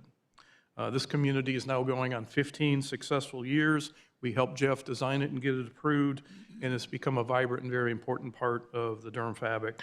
But there's more need than can be met over there, and when Jeff, who now has experienced Reality, an affiliated organization, came across this property, he saw an opportunity to create a similar, although less dense community. And the homes that will be built in this new neighborhood, they will all have ADUs. Those homes will be offered to, again, residents who have adult children who have special needs of some kind or another, so they can live in the accessory dwellings as part of that community and be nurtured as part of that whole neighborhood. I hope you noted the unanimous recommendation for approval we received from the Planning Commission, and we'll follow in suit, and we appreciate your time. I'm here to answer any questions that you might have. That's the end of our presentation. Thank you. Thank you so much. Those are all the speakers that I have, so I'm going to go ahead and declare this public hearing closed and back before the council. Council colleagues, do we have any questions or comments? Go ahead, Councilmember Baker. I appreciate all the commentary. And, you know, there's of course the story behind annexations and rezonings, and then there's just the cold, hard law that applies to these cases. One question to staff again, similar to my last question. This is a direct translational rezoning, direct translational annexation. I'm sorry. And from a rural residential to rural residential, and it's in the mixed residential neighborhood. So are we saying that rural residential under the UDO is consistent with mixed residential neighborhood place type? It can be, because it offers a type of housing. So especially when it's combined with other zonings that allow additional housing types, it is possible for it to be consistent. Okay, thank you. Thank you. Anyone else have any questions? Go ahead, Councilmember Rist. Thank you, Mayor Pro Tem. Yeah, this case is an easy yes for me. And it's not because Ms. McSwain is actually a lifelong friend, one of my dearest friends in the world. It's because, as Jewel said, this is not your ordinary development, not at all. I actually had the privilege of touring with Ms. McSwain 15, 20 years ago in North Street Community, when it was literally, as Mr. Jewell said, dilapidated buildings right near Full Steam Brewery now. It's a marvelous community. It's absolutely an example of God's beloved community on this world, with folks with disabilities living with able-bodied families. It's an amazing model. We usually see developments where developers want to maximize the number of units on the lot, on their parcel. This is not the case here. Mr. McSwain is not trying to maximize profit. He's trying to maximize joy and love in the world. This is an amazing project. I'm so proud to support this. I love the idea of both, and this is not only housing, it's also below market rate housing with ADUs to support more units. So this is a beautiful project. We don't see stuff like this much.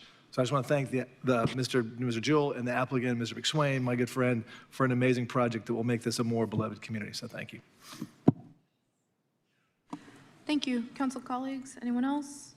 Everything Councilmember Rist just said.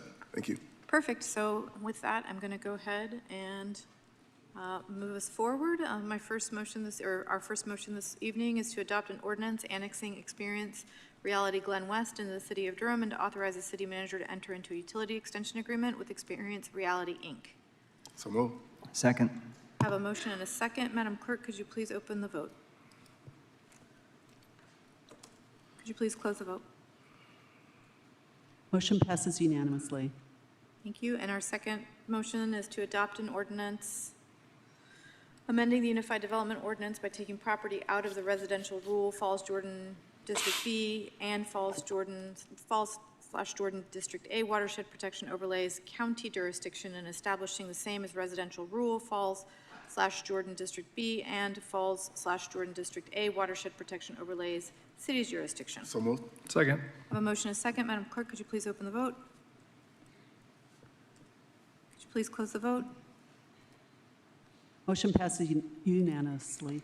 Thank you. And our last motion is to adopt a consistency statement as required by NCGS Section 160D-605. Move to adopt consistency. Got a motion and a second. Madam Clerk, could you please open the vote?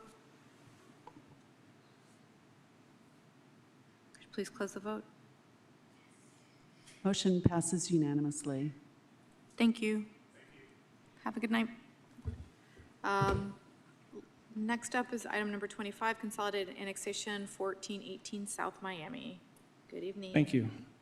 Mayor Williams, Mayor Pro Tem Caballero, and honorable council members. Good evening. I'm Andy Lester with the Planning and Development Department. It's good to be with you all. Before I begin, staff would like to state for the record that all Planning Department hearing items have been advertised and noticed in accordance with state and local law, and affidavits of all notices are on file with the department. A request for utility extension agreement, voluntary annexation, and initial zoning map change has been received from Tim Sivers of Cunity for 2 parcels of land totaling 3.44 acres and located at 1404 and 1418 South Miami Boulevard. The annexation petition is for a contiguous expansion of the primary corporate limits with the intent to connect to city water and sewer.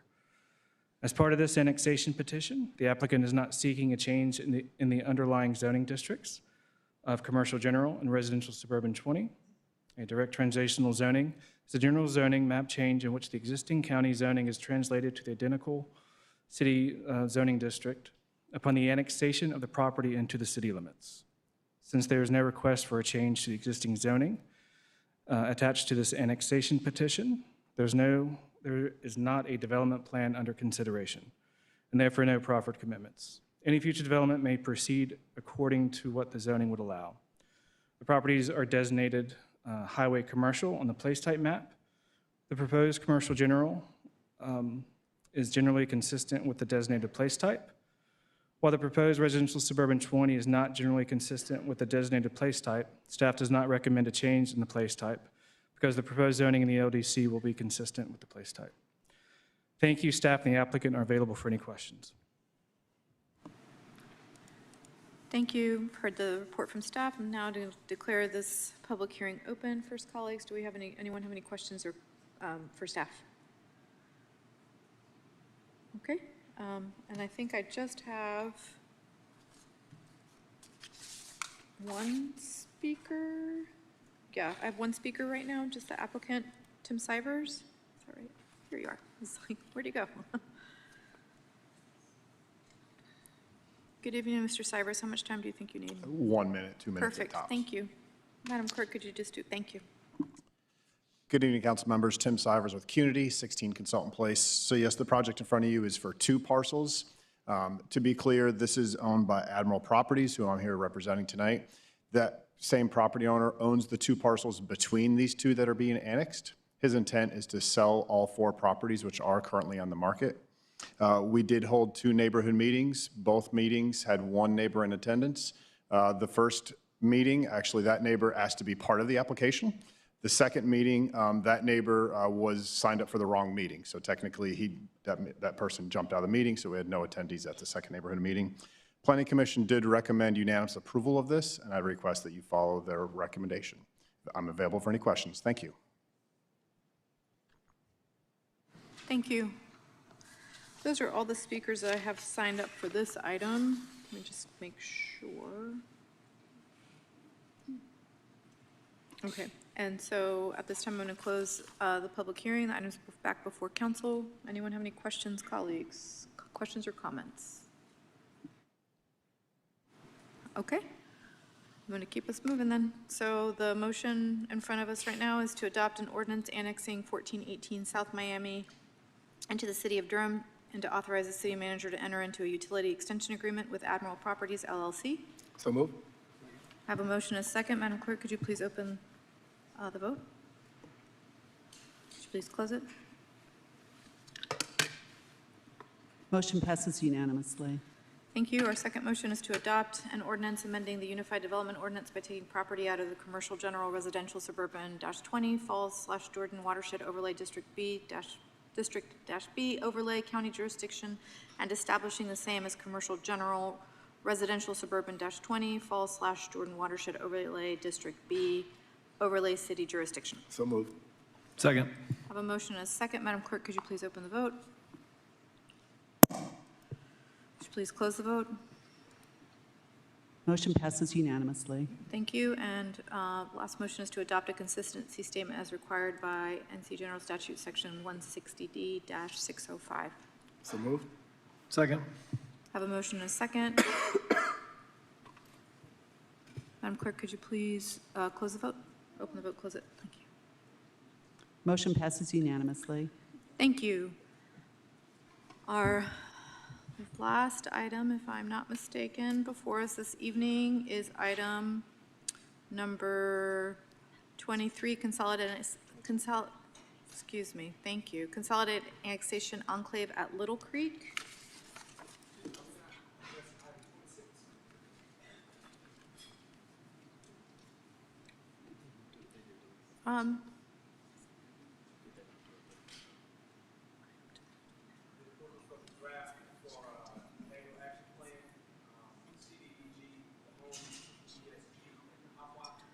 Hold on.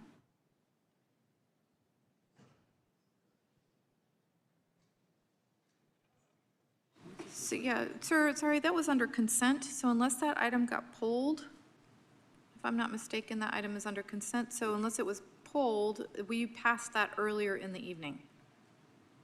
So, sir, I'm not going to speak to you back and forth, maybe somebody from staff could, am I wrong on that, Madam? Which item? He said, it was item number 26, correct? Is that right? 26. If staff could speak with the resident around that, that would be helpful. Thank you.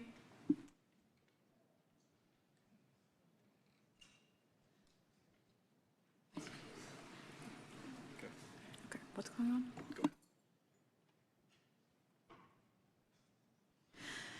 Good evening, Mr. Lester. We're ready for the staff report. Appreciate your patience. No worries, thank you. A request for utility extension agreement, voluntary annexation, and an initial zoning map change has been received from Neil Ghosh of Morningstar Law Group for one parcel and a portion of another totaling 47.85 acres and located at 5524 and 5515 George King Road. This annexation petition is contiguous to the primary corporate limits due to a recent annexation. By state law, the request is considered non-contiguous because it was at the time of submittal. The applicant proposes to change this designation of one partial parcel, read 232242, totaling 45.95 acres, to Planned Development Residential 5.006, to allow up to 230 townhouses, multiplexes, and/or apartments. The applicant is also seeking an initial zoning map change of RS20 county jurisdiction to RS20 city jurisdiction. For the other parcel, read 140495. Any use within the RS20 district would be allowed. The properties are currently designated mixed residential neighborhood, transit opportunity area, and recreation and open space on the place type map. The proposed PDR 5.006 is generally consistent with the mixed residential neighborhood and recreation and open space place types. And the RS20 zoning is generally consistent with the designated place type, as the district allows residential with limited non-residential uses, and eventual higher density and intensity uses are still desired in the TOA area. Thank you. Staff and the applicant are available for any questions. Thank you. Having heard the staff report, I'm declaring this public hearing open. Before we take speakers, colleagues, does anyone have any questions for staff? Okay. Based on my count, and I'm just going to take a second to count how many speakers I have that are not the applicant.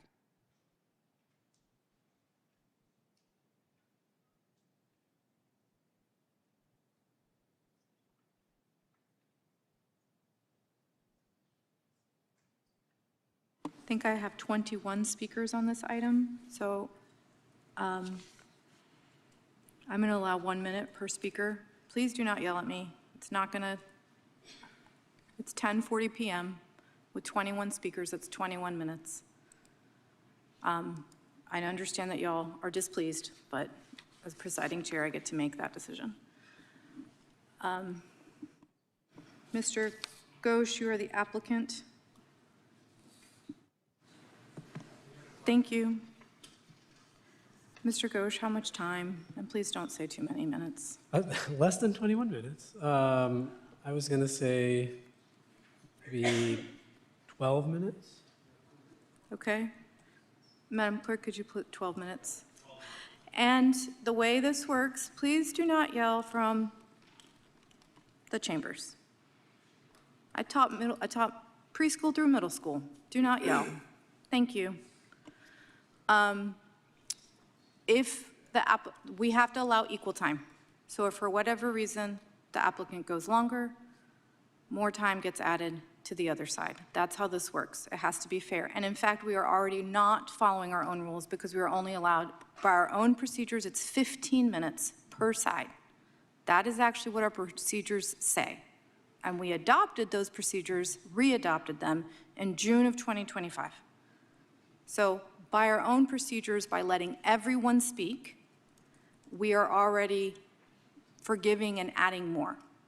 So I'm just sharing because I know some of you all are not, you don't come here as much, and so you don't know what all the rules are. So I'm explaining our procedures. Our procedures allows 15 minutes per side, opponents and proponents. That's our procedures. Go ahead, Mr. Ghosh, thank you. First of all, thank you, Mr. Lester, for your presentation, and good evening, Mayor Williams, Mayor Pro Tem Caballero, and members of the City Council. I'm Neil Ghosh with the Morningstar Law Group at 700 West Main Street in Durham. I'm here tonight representing the application for this rezoning and annexation request.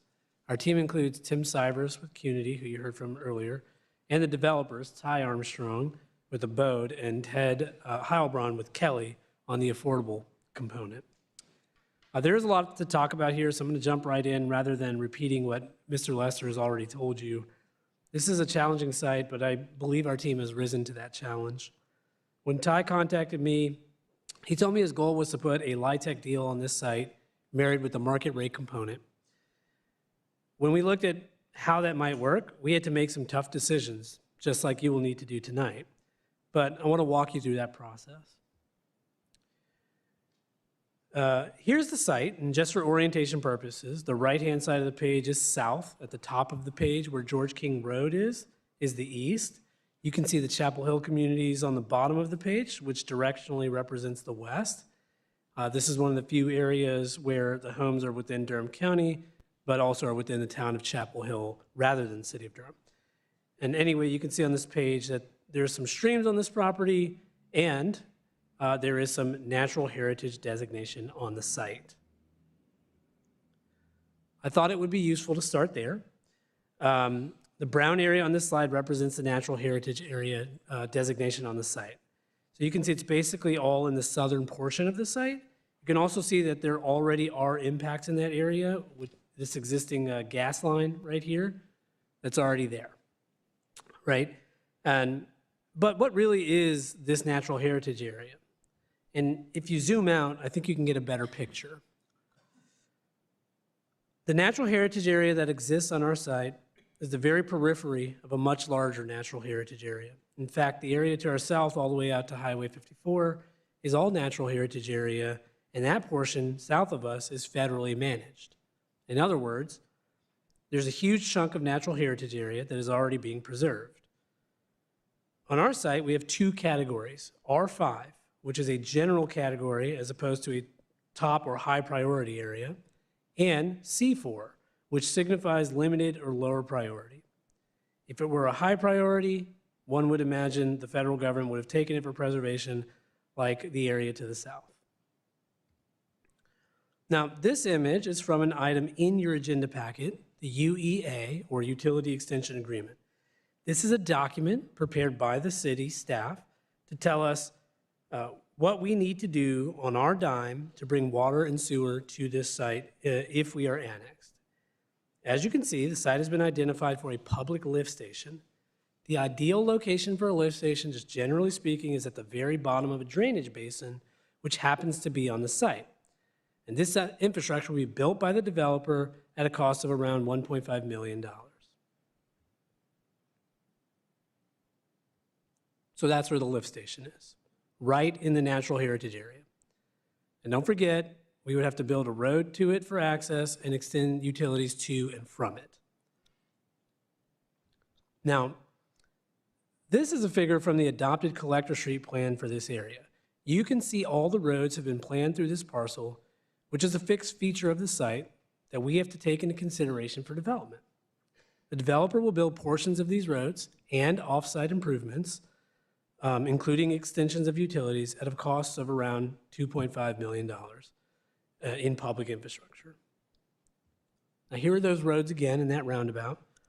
And again, right through the natural heritage areas. Honestly, I don't really understand this, this transit plan or collector street plan. You kind of could not draw these roads in a worse way or with more impacts.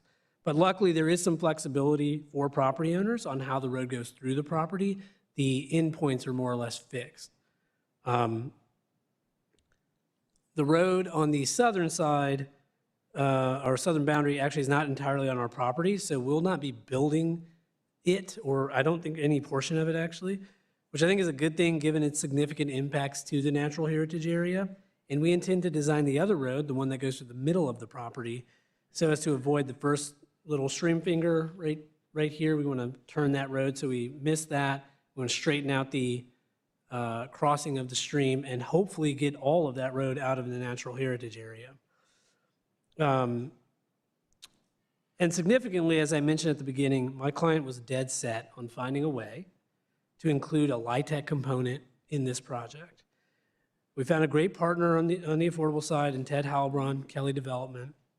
And you all might be aware that LIHTC deals have a scoring rubric, which includes many facets, and among those are proximity to and drive time to amenities like grocery stores or pharmacies, and also access.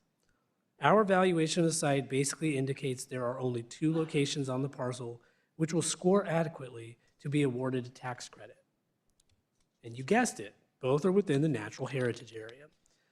I said I wanted to walk you through the decision-making process here.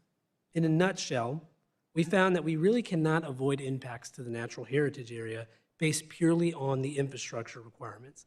The lift station, the roads, the stream crossing, no matter how this site is developed, the natural heritage area will be impacted.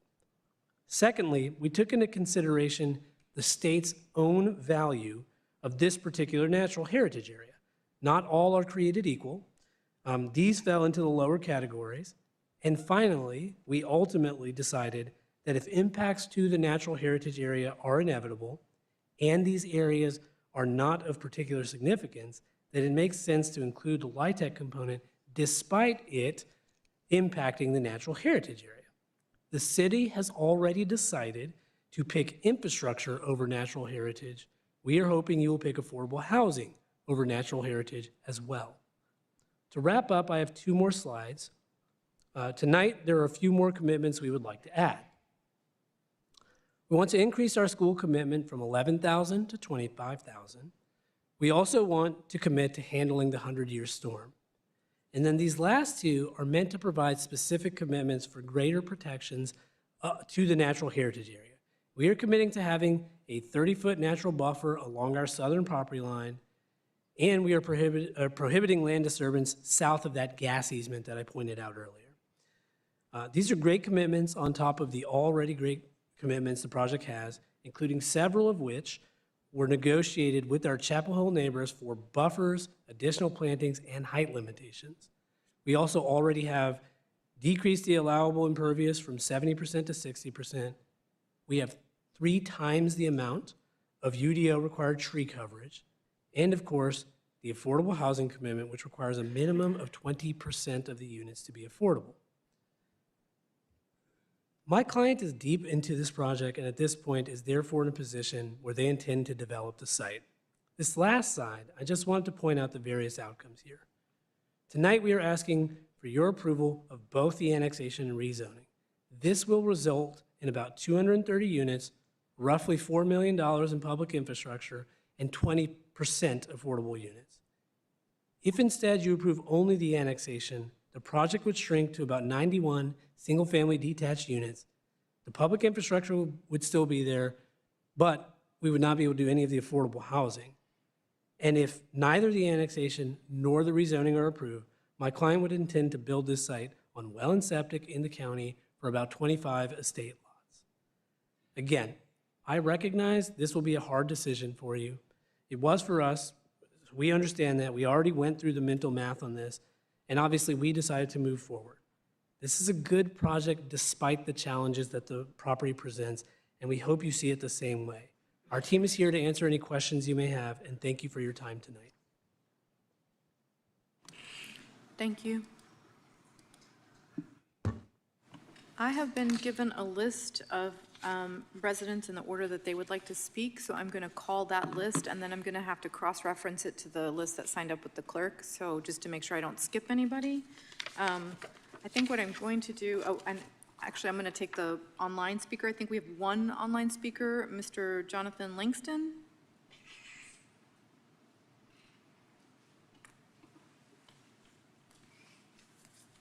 Can you hear me? Can you speak up just a little bit? Yes, can you hear me now? Yes, we can. Thank you. Good evening. You have 1 minute. All right, I'm Jonathan Langston, and my home's located at 5508 George King Road, adjacent to the proposed site. I think the stormwater issue is one of my biggest concerns for roadway and sewer infrastructure and the legality of the water utility extension agreement. Currently, there are several developments around the area which have been approved, and I don't believe the city has taken into consideration the exorbitant amount of runoff that will occur with this development. The connector road from George King Road to Lancaster connects directly above a creek that crosses George King Road and onward to Lee Village Center. And I have all ideas that the city of Durham will have future problems and costs with this road, with the roadway connector for George King, washing out the location to the creek due to stormwater from surrounding development. And most importantly, affecting the sewer pumping station outlined in Exhibit B of the utility extension agreement. Another big concern I have is the legality of the drinking water infrastructure outlined in Exhibit A of the utility agreement, downward north and the south. My 2022 plat registered with the county memorializes the width of the road, and my neighbor to the west of me, they're have a conservation easement to the center of George King Road. So thank you. I hope y'all vote no. Those are all the online speakers I have. First sign up, this is the order that folks said that they wanted to speak in. So I'm going to call you up, the first 5. Melissa Kane, Ruth Ross, Linda Shiflett, Brian Sugg, and Michael Wilder.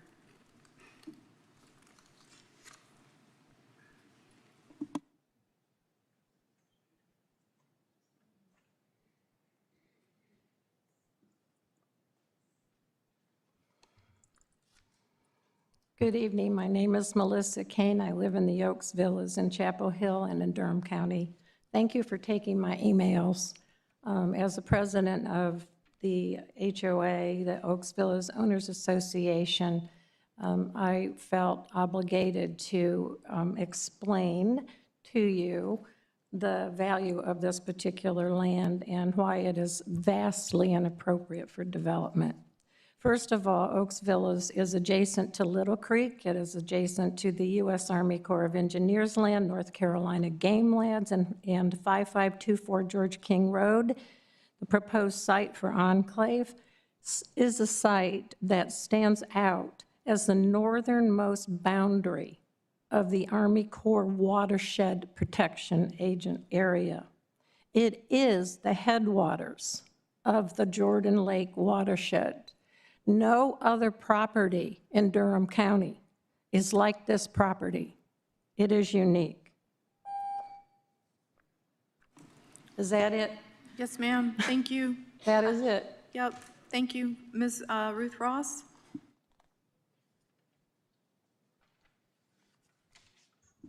My name is Ruth Ross on Helmsdale Drive, and I've lived in Durham and Durham County since 1970.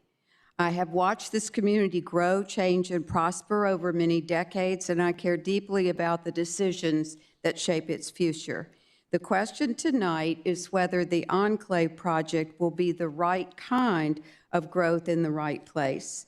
Durham adopted clear goals in the 2023 Comprehensive Plan for complete neighborhoods, transportation access, and environmental stewardship.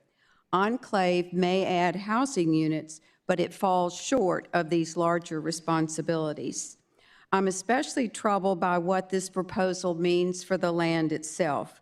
Once mature trees are removed, streams disturbed, and large areas covered with pavement and rooftops, those natural protections are lost for generations. When the city approves annexations and rezonings, I believe those decisions should clearly serve the long-term public good. Thank you.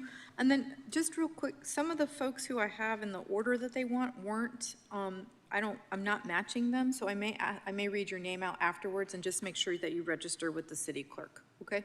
Thank you. Good evening. Ms. Shiflett? Yes. Good evening. My name is Linda Shiflett, and I'm here to speak about Enclave's affordable housing model. At first glance, a 20% affordable housing commitment sounds meaningful. And I want to acknowledge that Durham does need more affordable housing. We've heard it a lot tonight. But tonight's question is not whether affordability matters, it's whether this model delivers it in a way that is equitable, reliable, and aligned with your comprehensive plan. Based on the details on the staff report and the Planning Commission report, it does not. First, the 20% commitment is misleading. The proposal allows a portion of that obligation to be met by conveying a separate 3-acre parcel to another developer. That means the affordable housing is not concurrently built, not guaranteed in timing, and not controlled by this project. It is deferred and has uncertainty. This model creates separation, not inclusion. Market rate units are clustered in one area, while income-restricted units are placed in another. This is not a mixed-income community, it's economic segregation. Durham's policy calls for integration, where affordability is woven into the fabric of a neighborhood. Thank you. Thank you so much. Brian Sugg?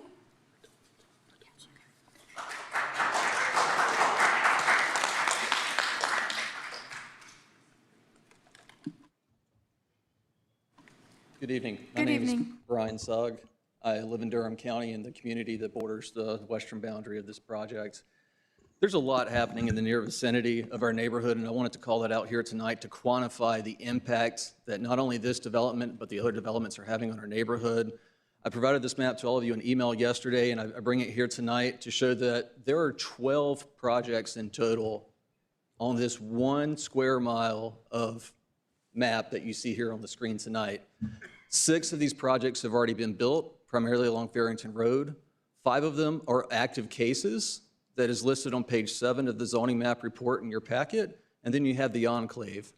I bring this to your attention, one, because there are 4,800 units that have been planned for this 1 square mile of development, and at 2.2 people per unit, that's over 10,000 people being squeezed into this small amount of area. That is constrained by wetlands to both the east and the west, and this Enclave proposal is only one of 2 remaining in rezoning and rezoning phase, and you have an opportunity to preserve some of what's left. Thank you. Thank you.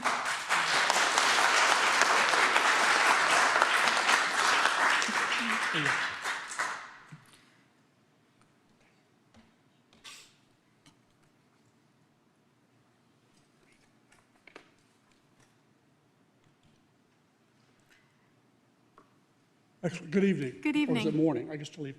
So my name is Michael Wilder, and I'm here tonight to oppose the annexation rezoning. I'm going to deviate from my prepared text to talk about an exchange of emails I've had with Andy Lester and Eric Kane over the last few months.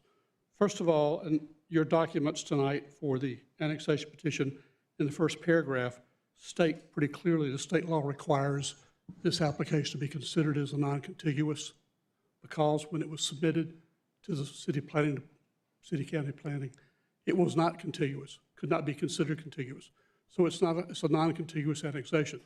Secondly, I've exchanged email once again with Andy, and here is the place type map for the properties along George King Road. And you can plainly see, as Andy has confirmed with me, that the acreage set aside for 5524 George King Road, the Enclave development, is not a TOA. It's not designed as a TOA, unlike Lee Village, which is on the east side. Thank you. Thank you so much. The next few, and then just very clearly, Ms. Melissa Kane, Ms. Ruth Ross, and Ms. Linda Shiflett, I don't have you on our registered list with the clerk, so before you leave, just make sure you register. Thank you.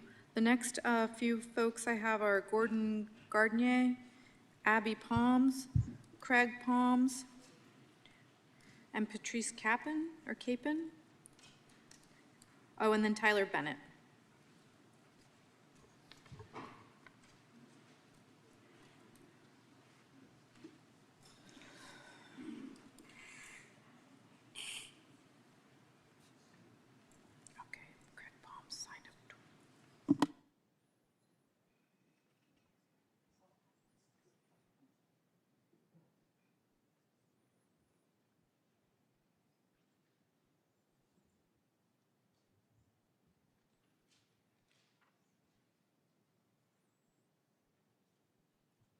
I'm sorry. Go ahead. Good evening. Okay, thanks for having us. My name is Gordon Gardnier, and I'm opposed to the approval of the Enclave development and the proposed connection of Lancaster Drive through the development.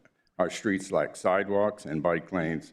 Pedestrians, including children and elderly residents, are forced to share the road with vehicles, and the road does not meet connector street guidelines. I'd also like to piggyback on the views on the affordable housing. The proposal does not guarantee any affordable housing will ever be built, and if it is, it's not in an inclusionary way. I'm a retired teacher of Durham Public Schools, having served 29 years at the very schools this proposal in my own neighborhood send their children, Githens Middle and Jordan High. Research shows an inclusion of affordable housing significantly narrows the academic achievement gap, leading to higher test scores and improved reading and math proficiency. Beyond academics, living in a stable, mixed income communities reduces the toxic stress associated with housing insecurity and neighborhood violence. I urge you to vote no.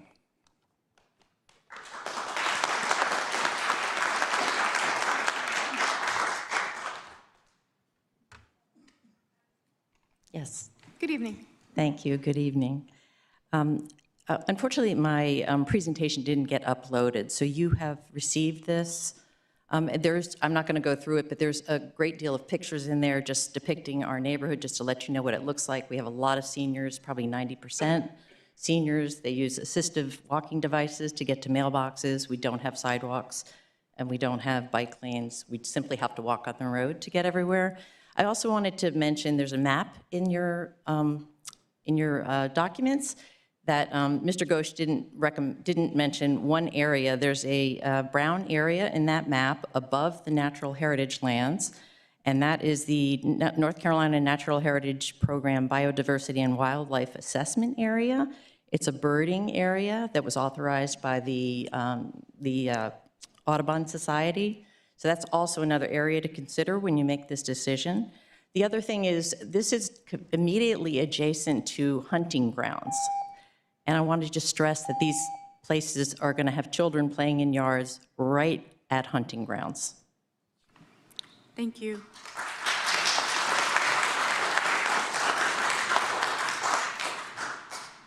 Good evening. Are you Craig Palms? Craig Yeah, Palms. perfect. Yep. Good evening. Thank you. Yep. Good evening. Thank you. Craig Palms. I live on Lancaster.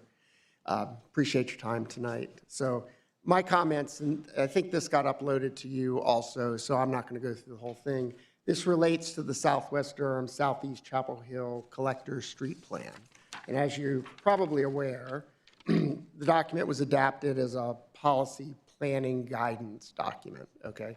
And I don't have time to go through the whole thing, but this current development, that what they're proposing, as far as connecting to Lancaster as a connector street, doesn't comply with the document. The document talks about collector street plans having adequate space for cars and bikes and sidewalks. The document even goes on, there's some pictures in this document that talks about trees. And the last page of the document talks about why the proposed extension into Lancaster isn't in compliance with that planning and that guidance for you all. So we urge no. Thank you. Thank you.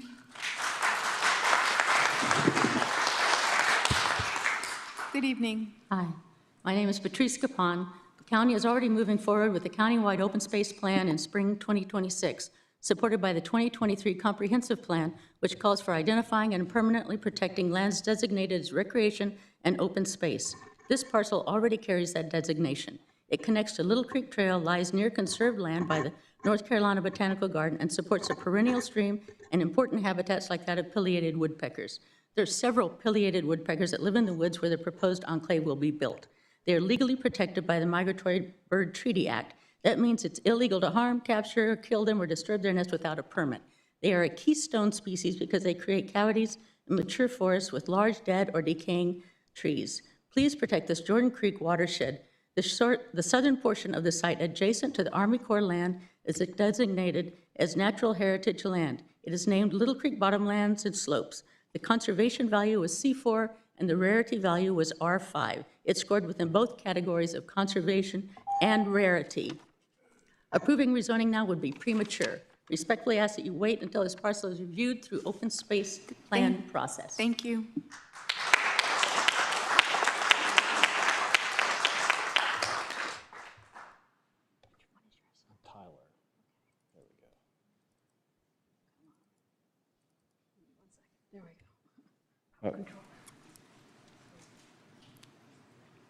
Good evening. My name is Tyler Bennett, and I would like to speak to the natural heritage area and the recreational and open space areas on this property.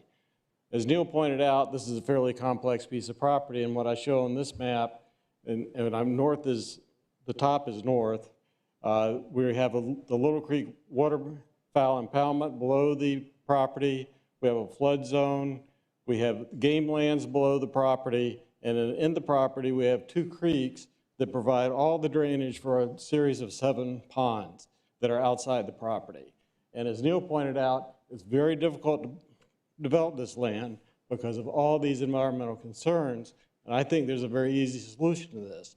Turn down the request. Thank you.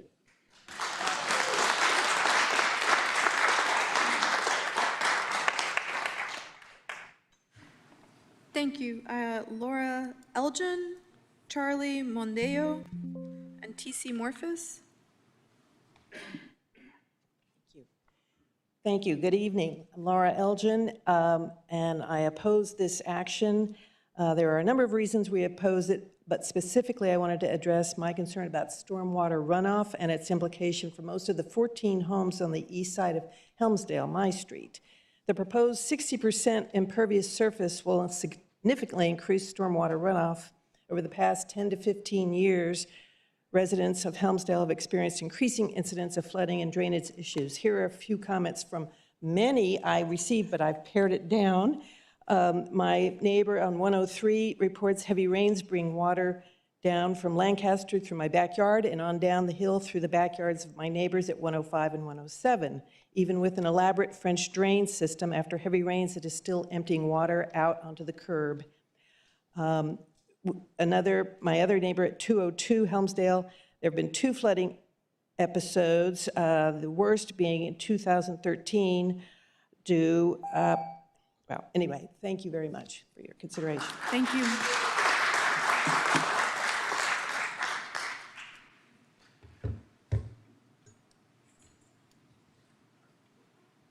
Hello, I'm Charles Mondello. I'm an American Society of Photogrammetry and Remote Sensing imaging scientist, by the way, and I also happen to live on Helmsdale. You've seen many of these comments before, so I'm going to just flag your own data for you. If you look at this slide, you will see where we have impacts from flat areas. That is where water flows. It's plain as day. It's visually right in front of you. It's Helene and Chantal. Any addition of impermeable will cause that to expand. You have additionally a bunch of other slides I've given you without enough time to present. I've given you a Duke study from February of this year, which highlights here and in other cases where these kinds of things are a challenge when you have wetlands like we do in this area. So please just read through this material and use this insight as you move on across many programs, hopefully. I've also given you the USGS and North Carolina State commentary on risk. So I hope it helps you here and elsewhere, but please don't approve disaster to occur. Thank you. Thank you.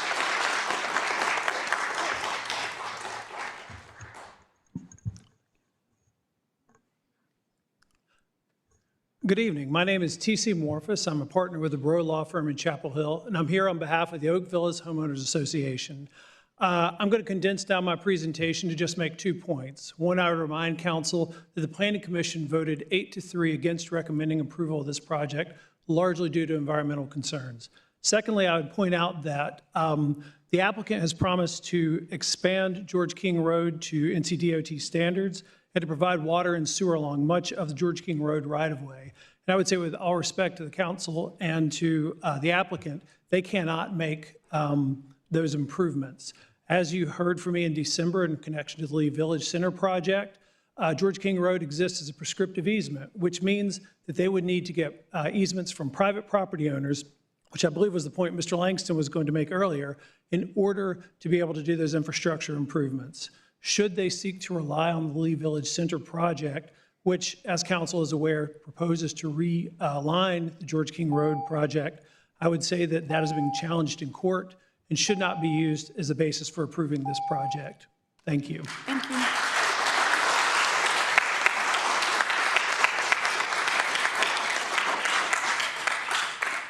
Thank you.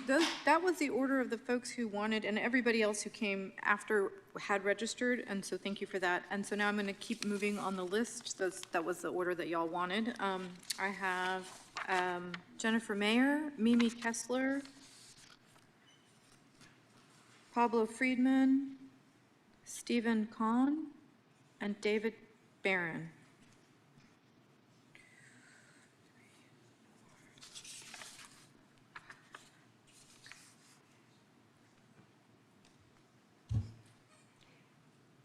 Ready? Yes. Good evening. Good evening. Jennifer Marr, my address is on record. I'm co-chair of the New Hope Bird Alliance Conservation Committee. I'm not a neighbor of this property, so I'm speaking as a person concerned about the community of Durham and its future. This is a very attractive, on paper, offer of affordable housing, but it needs to be balanced against possible damage of an environmental, long-term damage of water that we've just heard tonight we're going to be drinking from Jordan Lake. The natural heritage area is not a small deal. It is a deal that protects birds, which we have found in New Hope Audubon research has found are in a steep decline, and that reflects what's going on with our environment for people. So how affordable is it when your heat bills the heat cause high bills? How affordable is it when your water is polluted and when this city has to remediate? So for all these reasons, I ask you to think a very difficult decision. We acknowledge that, but please vote no.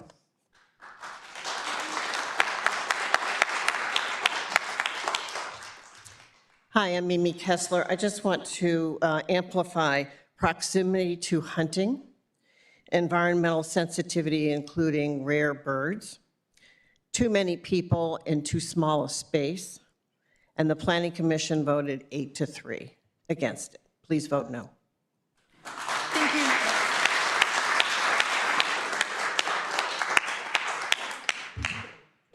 Good evening. All right, good evening. An apology and 2 points to my fellow premium tax-paying brothers and sisters. I'm sorry you all have to sit and only get 1 minute of public comment. The presiding officer can make the rule and they can change the rule, and elections have consequences. 2 points I want to make. Point number one, I actually want to thank the applicant for increasing their proffer on education. It's funny how when council members lean into certain things and the lawyers that represent these applicants listen and they improve their proffers. This is a substantially better proffer on education, and I want to congratulate the applicant on that. Point number two that I want to make is specifically around emergency first responders, and I made this at the last meeting that you all had.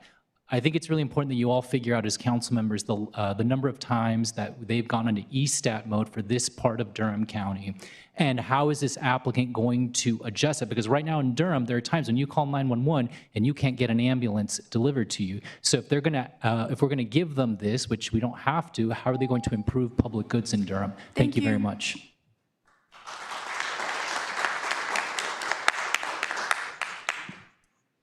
Steve Cohn, Chair of the Open Space Committee of the Durham Open Space and Trails Commission. As the citizen group that advises Durham's governments on all matters connected to open space, we've sent you our open space report card on the Enclave at Little Creek with grades of 1D and 3 Fs. As you've heard, there's a natural heritage area involved with direct proximity to NC game lands and with a hunting safety buffer around it. And the developer is choosing to build over them. With no commitment to protect the natural heritage area and to create an adequate buffer from the active game lands to the south, the developers can do whatever they want in this area, and that is not acceptable. As the planning staff's consistency review shows, this rezoning case fails to meet Policy 79, Policy 81, and Policy 83 on protecting environmentally open sensitive areas. It also fails to meet Policy 80 on protecting the integrity of nearby parklands and nature preserves. We strongly recommend that the Enclave at Little Creek should not be rezoned.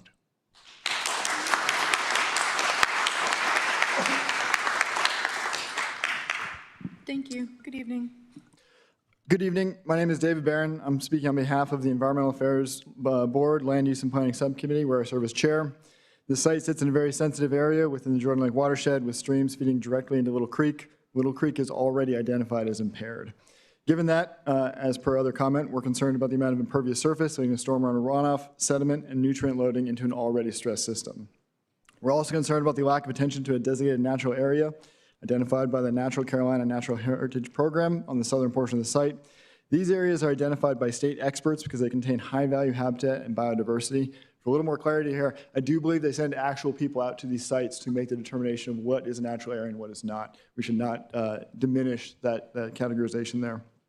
When you need to put a lift station and do development in that area, it's kind of a clear indication that you do not have the right development for the parcel at hand.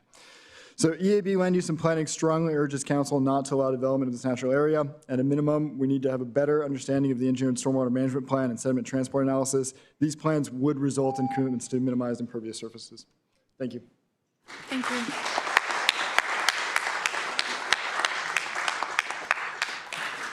Thank you. I have Sarah Morgan, Helen Westerman, Paul Casey, Drew Dory, and Elizabeth Faber.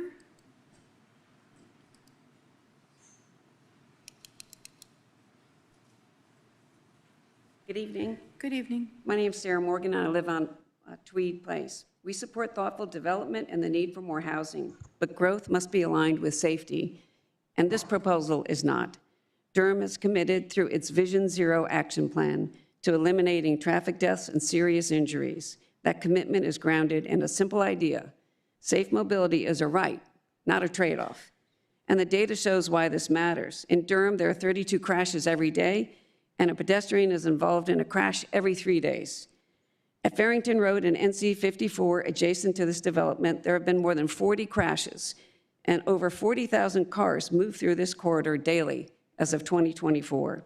Now consider what the Enclave would do. The Enclave would connect to Lancaster, Hebrides, and Dundalk roads, creating a cut-through route that diverts traffic into residential neighborhoods that were never designed to carry this load. This increases exposure without ensuring safety, infrastructure, exactly what Vision Zero warns against. Please vote no.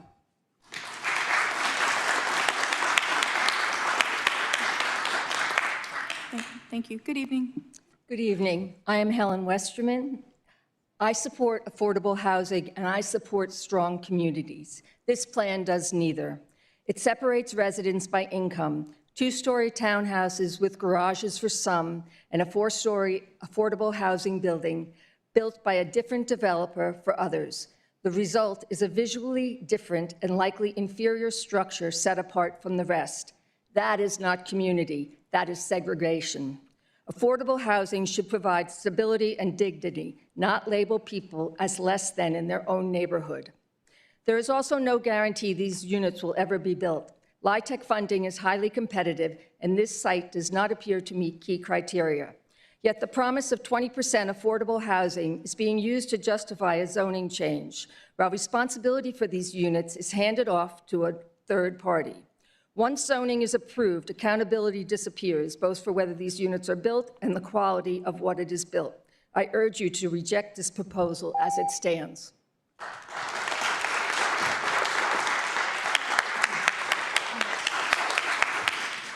Thank you. My name Good is evening. Paul. Sorry? Okay. My name is Paul Casey. I wanted to highlight quickly why we believe Lancaster is unsafe to serve as a through street for heavy traffic. Lancaster Drive is a residential street defined by private driveways, curb cuts, and high pedestrian activity. Because we do not have individual mailboxes at our homes or our residents, including many elderly neighbors, must cross the street daily to access shared mailbox stations. This is a walking neighborhood where families, children, and pet owners are constantly active. Introducing through traffic into this environment creates an immediate and preventable safety hazard. Second, Lancaster Drive functions as a central traffic hub for a great deal of activities in the Oaks neighborhood, including golf course, tennis and pickleball courts, and a pool. These activities generate a flow of vehicles along with pedestrian crossings that are often obscured to drivers unfamiliar with this area. Adding high volume through traffic to a street where children are biking and visibility is already restricted is an unacceptable risk to public safety. You should turn this down.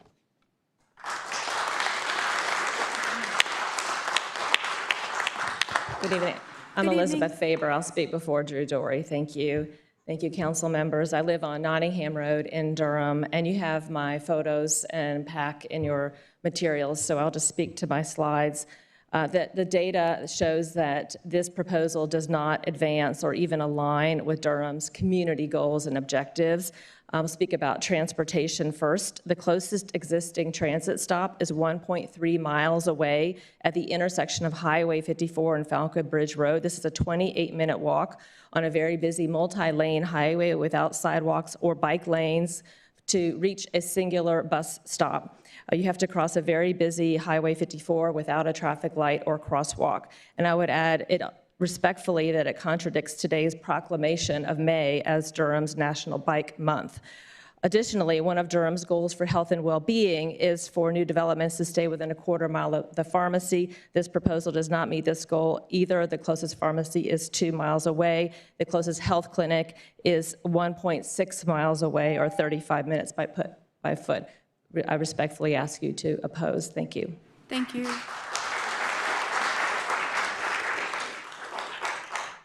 Good evening. Let me get the right PowerPoint here, and I'm going to zip through it, part 2. There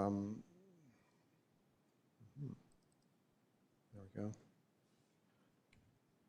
Yeah, thank you. Good evening. I'm Andrew Dory. I live at 407 Lancaster Road in Durham County. I want to talk again about how this aligns with the objectives. Let's see, there we go.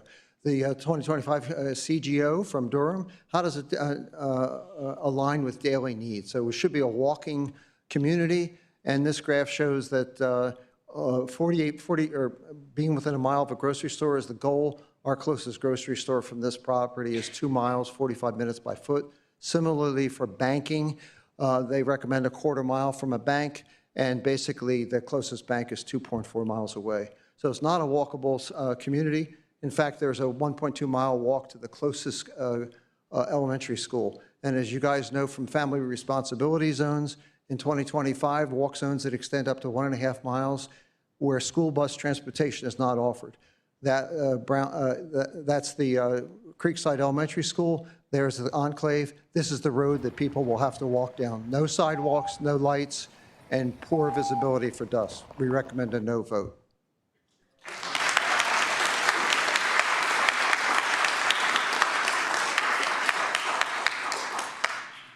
Thank you. Those are all the speakers that I have signed up this evening. Has anyone, oh, you have, okay, I apologize. Go ahead.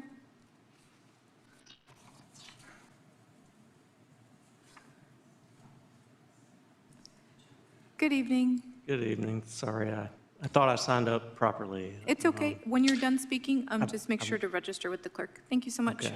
Thank you. My name is Chris Bass, and I am the owner of an ecological engineering company. I spend all day, every day, trying to protect streams and build projects to restore them, protect wetlands. I build stormwater projects, and I work on flooding resilience for communities. And both of those, that is the reason I'm here to oppose this development. It is located right downstream of the confluence of two of the very most flood-prone streams in the entire triangle, Booker Creek and Bowling Creek. That entire corridor was damaged tremendously with hurricanes and Tropical Storm Chantal, and this development is right downstream of that. I also would bring your attention to the natural heritage area. This has been mentioned several times, but the impact of a 50-acre development directly adjacent to this will do almost irreparable damage. I see this as your opportunity to do something really positive for species and water.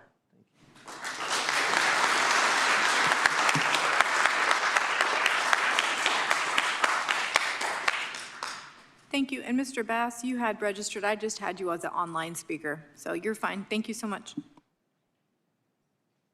Okay, now I think I have gotten everyone who signed up to speak.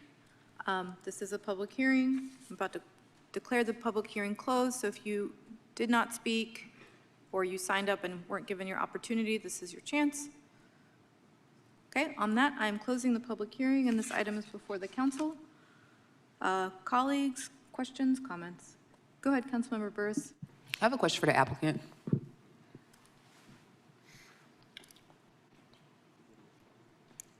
Somebody left their glasses up here. They're not mine. Oh, did you? And sorry, Mr. Ghosh, you do have time, but I'm going to let Councilmember Burris ask her question first. Thank you. Oh, no, you may answer it in your response, so I'll provide deference to you to go ahead and respond, and I can ask the question if it hasn't been answered. Sure. So just a couple things I want to respond to, and I will ask Ted Heilbronn to hobble up here in the meantime. There you are. All right. So that he can help respond.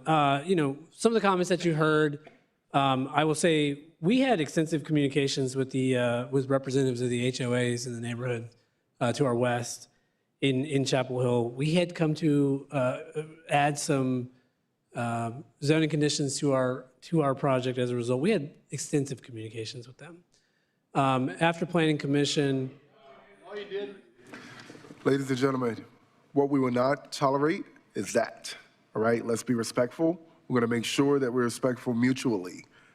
This will not be one of those councils where we go viral on YouTube. Let's be respectful, please. After Planning Commission, the neighbors did hire an attorney, T.C. Morphus, who I've had a few conversations with about this project, none of which whereas it indicated that the neighbors were asking for any additional, commitments or things like that to work on. So, just to give you an idea of where we were at on all that. I want to speak on the topic of affordability. This project has an affordable component. I think there was some indication here that it's not actually affordable. I'm not really sure what that means. Ted Heilbronn I'm sorry, of Kelly Mr. Development. Ghosh. Do we have a timer on Mr. Ghosh right now? No? You had 12 minutes initially, correct? Yes. Just to make sure that I'm keeping track of time. Sorry. I'm not trying to be long-winded. Let me just have Ted come up and talk a little bit about the affordable piece. Madam Clerk, could you put 3 minutes on the clock, please? Thank you, everyone. I'll be brief. Just a sense of the plan that we have to build the affordable housing out here. There's been a lot of questions raised about whether it's viable or possible or in what timeline. So the market rate developer will be deeding the real estate to us for free. The infrastructure that's necessary for the affordable housing will be provided for free. The site planning and permitting and some of the grading work for our pad will be done at no cost for us. So we're already ahead of any other affordable project that we would otherwise contemplate in the city because these improvements are being done for us by the developer. From there, the plan is to seek a 4% low-income housing tax credit award, which here in North Carolina is not competitive. So the concerns about availability of credit aren't matched with the reality, which is 4% low-income housing tax credit projects are not competitive here in North Carolina. We further intend to secure a nonprofit partner and secure real estate tax abatement, which enables us to size up more perm debt. We intend to work with Durham Housing Authority to process a RAD conversion to move folks out of projects like Cornwallis and others where there are folks living in conditions that no one in this room has spent a night in a bed. So these concerns about this neighborhood not being the right neighborhood, we consistently hear concerns from residents who don't want to see projects next to them that project isn't affordable enough, or it's not integrated enough, or it's too hard to develop. And the reality is, the alternative is we have residents across the city living in housing that's not livable. So the path ahead is going to take a few minutes. RAD conversions take time with HUD, but there is a plan, and we will be proud of the affordable project that gets built out here at its culmination. Thank you. Thank you. Councilmember Thank Burris, you. did you? Oh. Oh, Mr. Ghosh? Oh, yes, Yeah. right. So that didn't really get to the crux of what I was going to ask, but thank you for well, it did provide some insight around the 4% LIHTC. My question's around the segregation. So can you clarify if the people who will have market rate will be separated from those who are in the affordable units? Like, how does that look? Well, it's an integrated community. I mean, to be clear, there is a market rate developer and there is a separate affordable developer. So are the units going to be in the same building? No. Are they going to be on the same road? Yes. Okay, because I'm thinking about when we did the RAD conversion, as was just referenced, right? The idea was that you didn't want a community of people all with the same socioeconomic background. You want to integrate them, but you want to make it look like, everyone has equity around that. So I'm just trying to figure out in 2026, I'll hold that. So will the conditions, will the materials or the structure be different for the affordable component than for the market rate? Yeah, absolutely. We're building apartments as a part of the affordable housing project. What I'll also tell you is that it is not simple and often not possible to combine the financing for a low-income housing tax credit project with a market rate development, two separate capital stacks. So in North Carolina, with almost near certainty, projects are not integrated where you have true market rate unrestricted units and then LIHTC income and rent restricted units. It would make this project unfeasible to accomplish it in the way you're describing. I'd also say when we talk about the demographics of the neighborhood, we're saying that we're segregating housing by building affordable housing on a small parcel.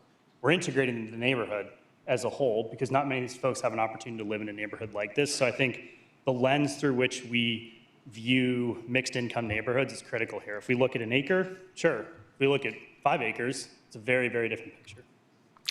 Okay, well,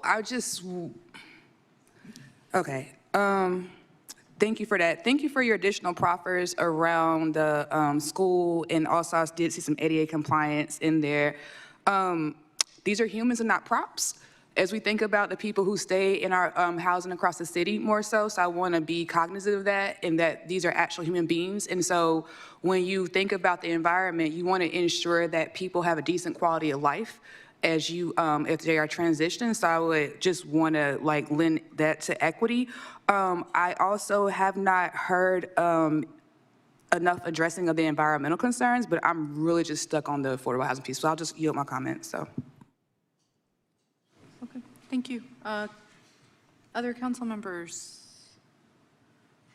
Council members, mayor, anyone? I have a couple. Oh, go ahead, Councilmember Coco, go ahead.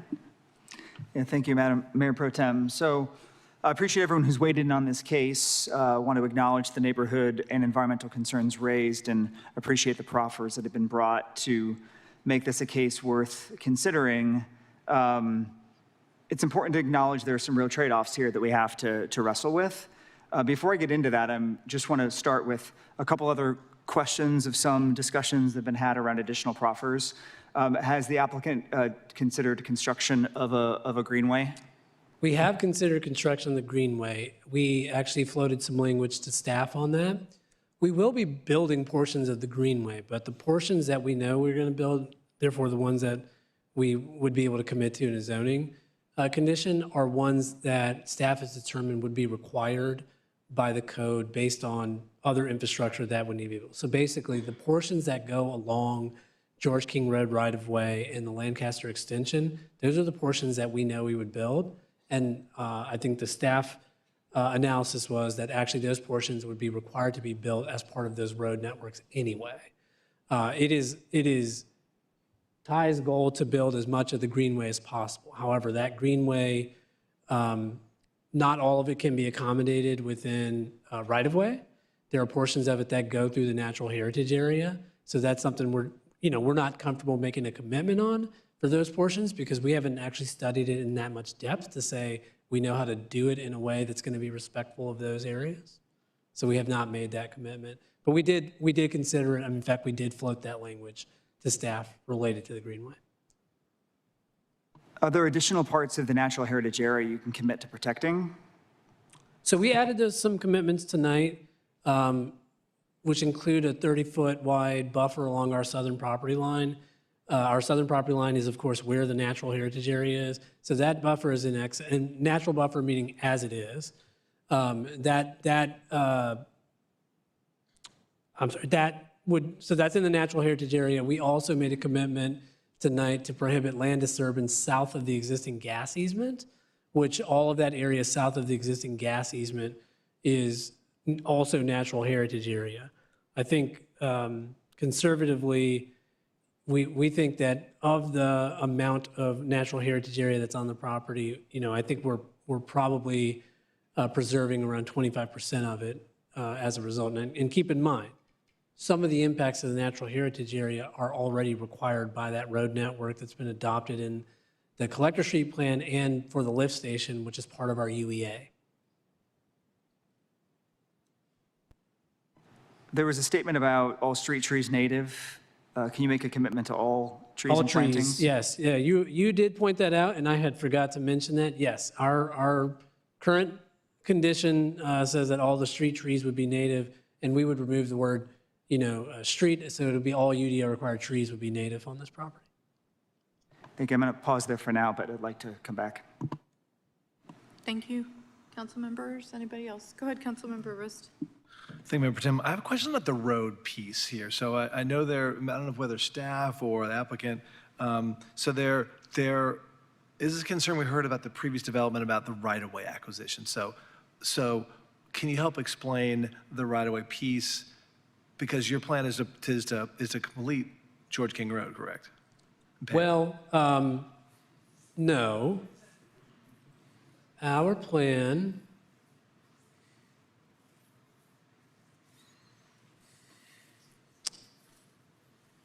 well, for purposes of this conversation, this might be the best slide, although this isn't quite.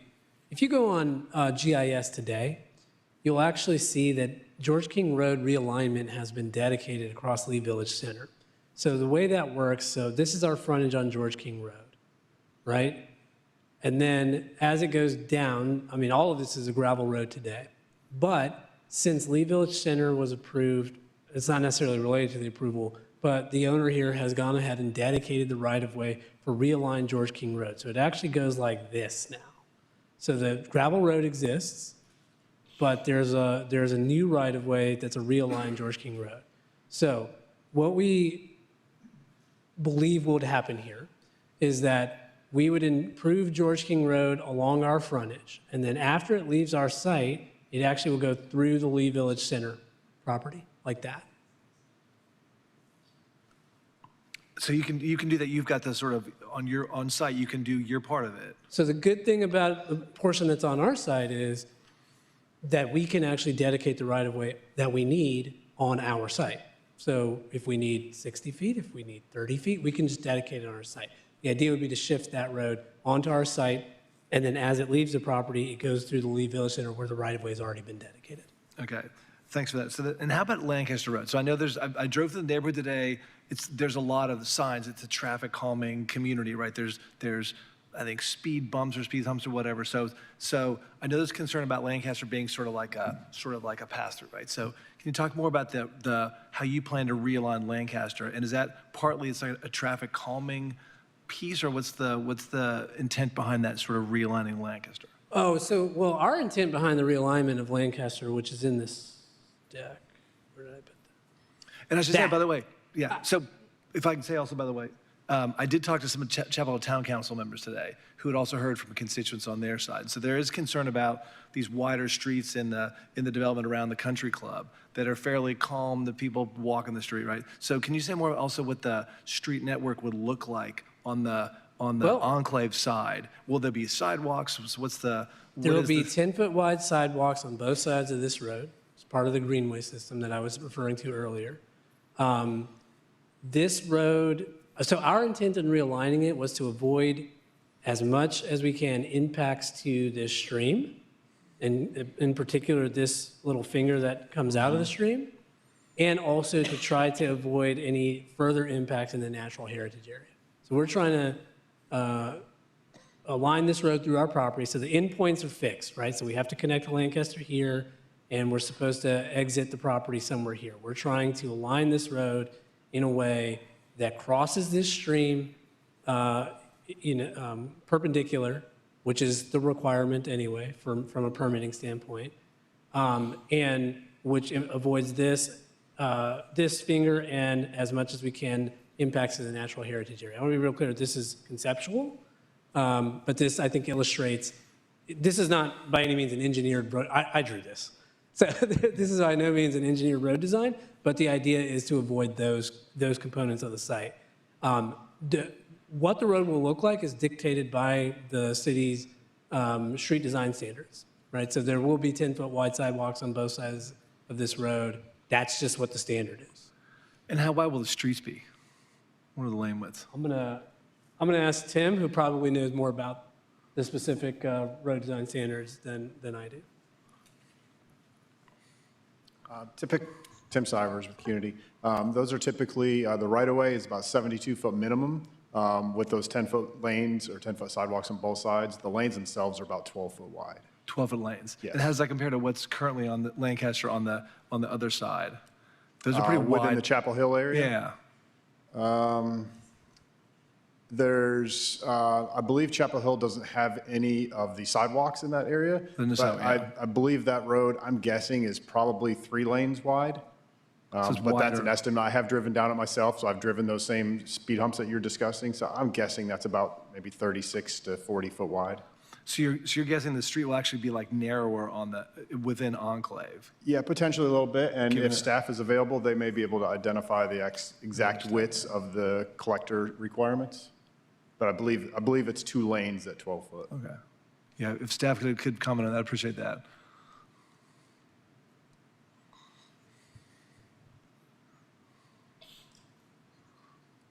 Erlene Thomas, Planning and Development. So yes, the standard would be 2 12-foot wide lanes with turn lanes at, major intersections as needed.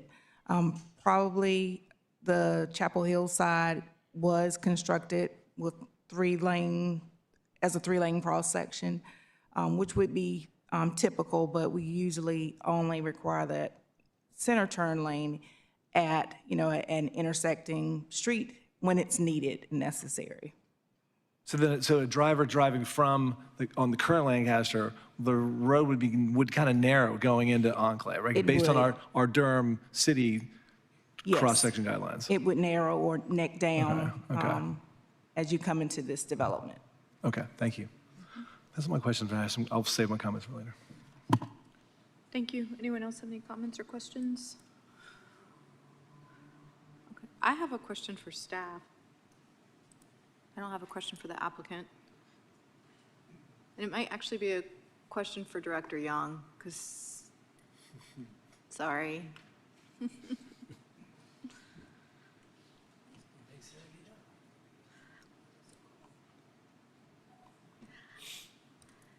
Good evening. Can you remind me with the NC Heritage designation. There was something that happened at JCCPC where we were trying, it's not regulatory, meaning it's not rules, it's a program, but it's pretty, like, if it was regulatory, we'd have to follow it, right? And a few months ago, I feel like we had some information presented to us because planning staff was interested in making it maybe a little bit more than what it is now. Can you just remind me kind of what the state's response was on that? Sure. This was actually, I think, maybe a couple of years ago now. Staff had looked at increasing some of our environmental regulations in the Unified Development Ordinance. And one of the things we explored was whether we could require that natural heritage areas be protected. And we met with the state. I believe the state sent representatives to that joint city-county planning committee meeting. And the word that we got from the state was that their program was never intended to be regulatory, and they did not want us to turn it into a regulatory program, so we backed off on those changes. Thank you. That was my question.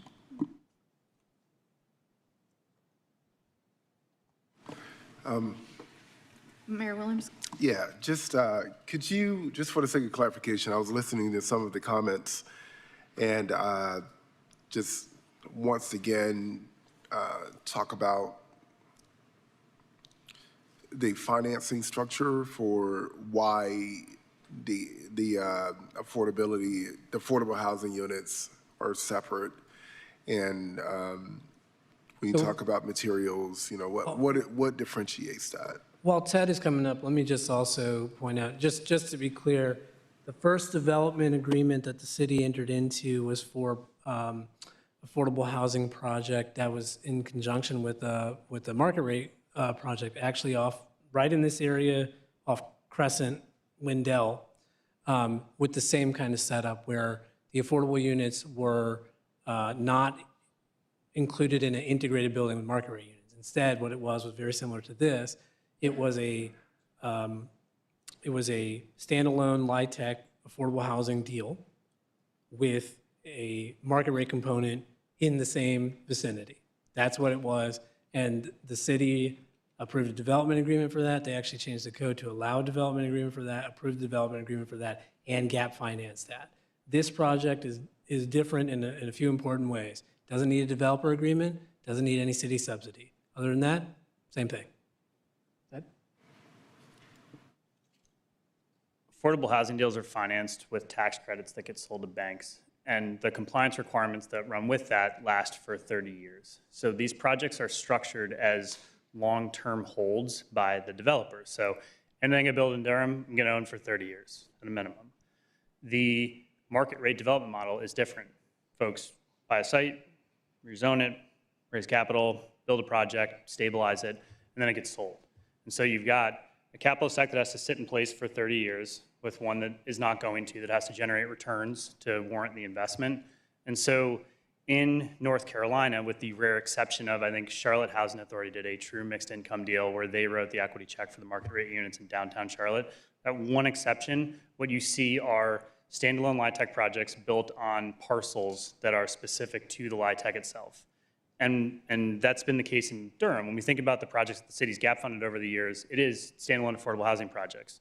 The opportunity to build them in what I would define as a higher income neighborhood is unique. A lot of the affordable housing that gets built in Durham gets built in qualified census tracts in lower income parts of the city. So to hear that this project is viewed as not sufficiently mixed income, I struggle to understand a little bit. And then on the mixing of units, we don't ask the affordable housing community to build mixed income projects themselves, right? They build 100% affordable, they come for gap funding, those get built. But we're asking the market rate community to do something the affordable housing community themselves can't do. And to me, there's a disconnect there. Thank you. I just wanted to hear that again. I was fortunate enough to get selected to be one of the 100 mayors in the U.S., or no, 100 mayors, period, in the world, to be taken to Madrid last week. And I walked the city a lot. The city is over 1,000 years old. And I was just admiring how dense it was. I walked because I could walk. Yes, there was still a lot of cars, but the lifestyle was different simply because of the density and things were accessible. It wasn't always that way. They had to build to that to get to that point. And I always struggle when I think about, you know, the living conditions that we have here in Durham for some people and how we're trying to have a very balanced approach. I think some of the concerns we had tonight, what's really sitting tough with me right now is, you know, the trade-offs that we have to make in order to even have this case approved environmentally. But I also think about, you know, I think about some of the conditions in which some of our community members are living in, and how the amount of emails that I get, you know, Mayor, can you please call DHA and have them relocate me somewhere, and we don't have anywhere for them to go. That does bother me. And these are some issues that we deal with in Durham that not a lot of people have to deal with across the triangle. And so I don't want to discount anything that anyone, you know, bought here tonight. But these are some of the tough things we have to deal with, you know. Could you tell me one more part about the? Actually, no. I'm going to leave my comments there. I hear comments about, you know, based on paper, this should be X, Y, Z. We should be this distance from that, this distance from that.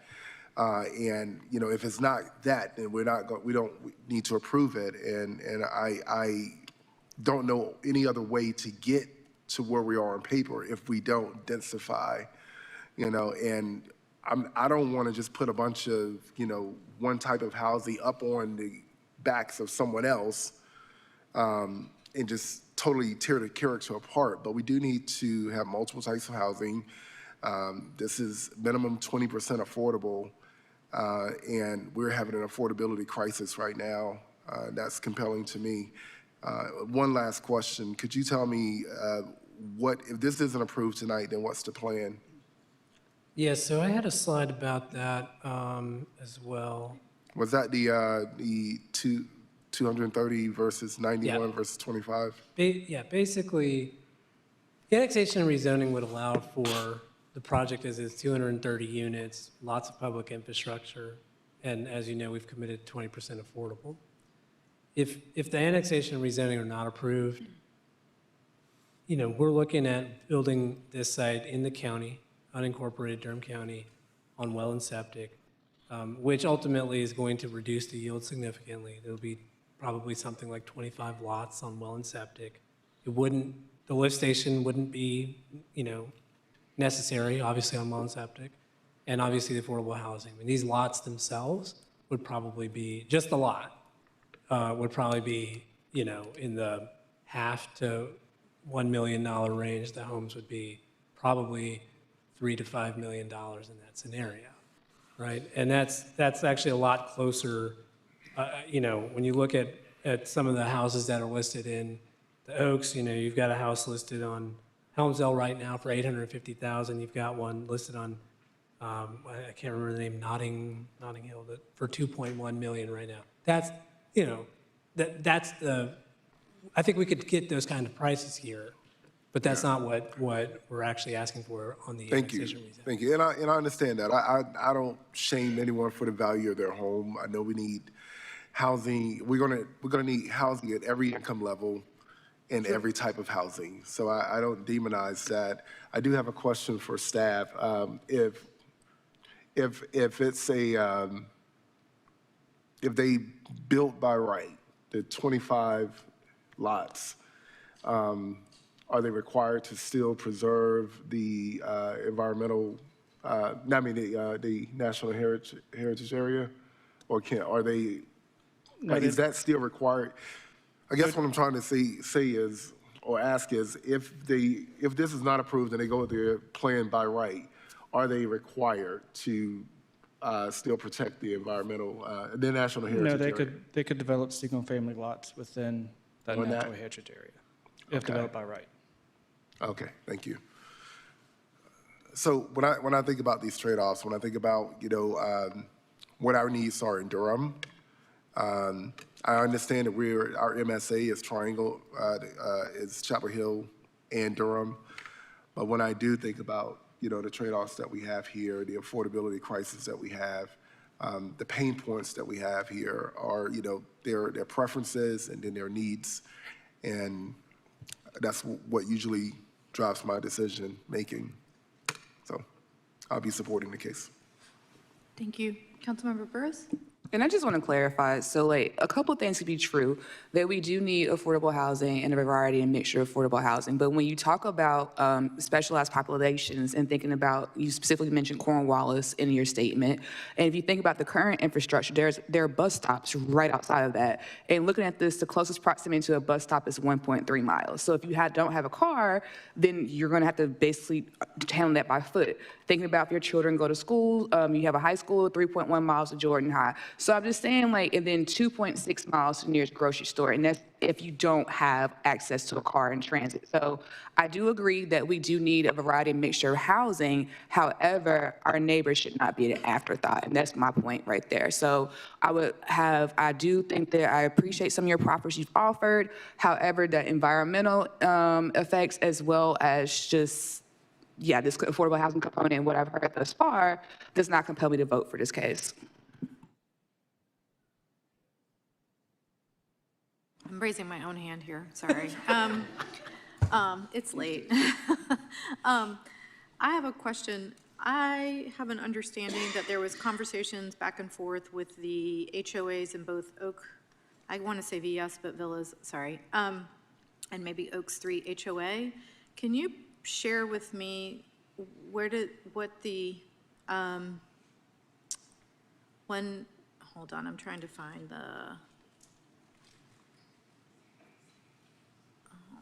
I'm going to find it. I apologize. It is late.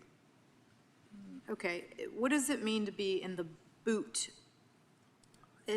46 affordable units in the boot of the 46-acre Enclave tract. Like, what does that mean on the site?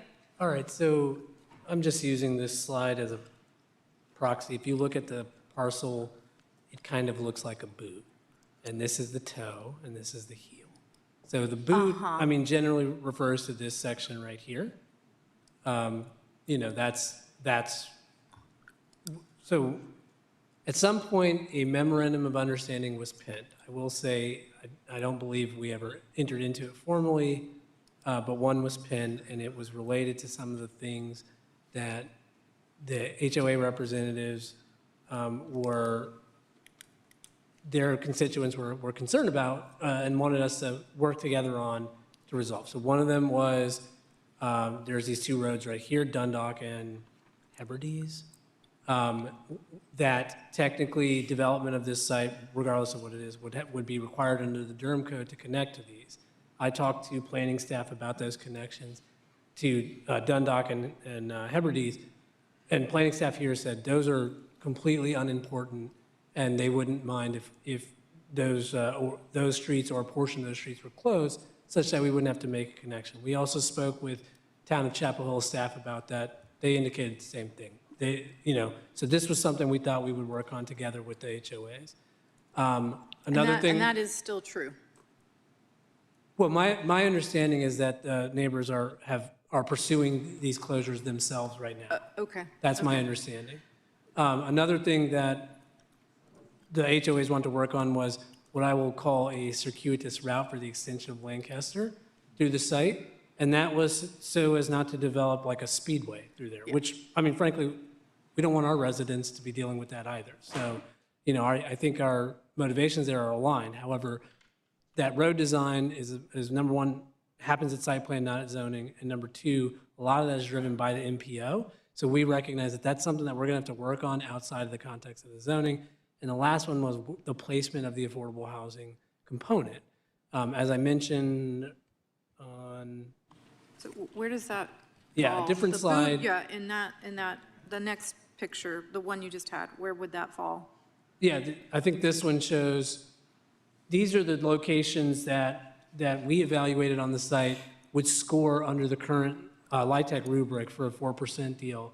And the HOAs preferred this location, which is something that we'd be willing. I mean, frankly, I think we probably prefer this location as well. They preferred that one right there on the lower part of the screen. I'm sorry?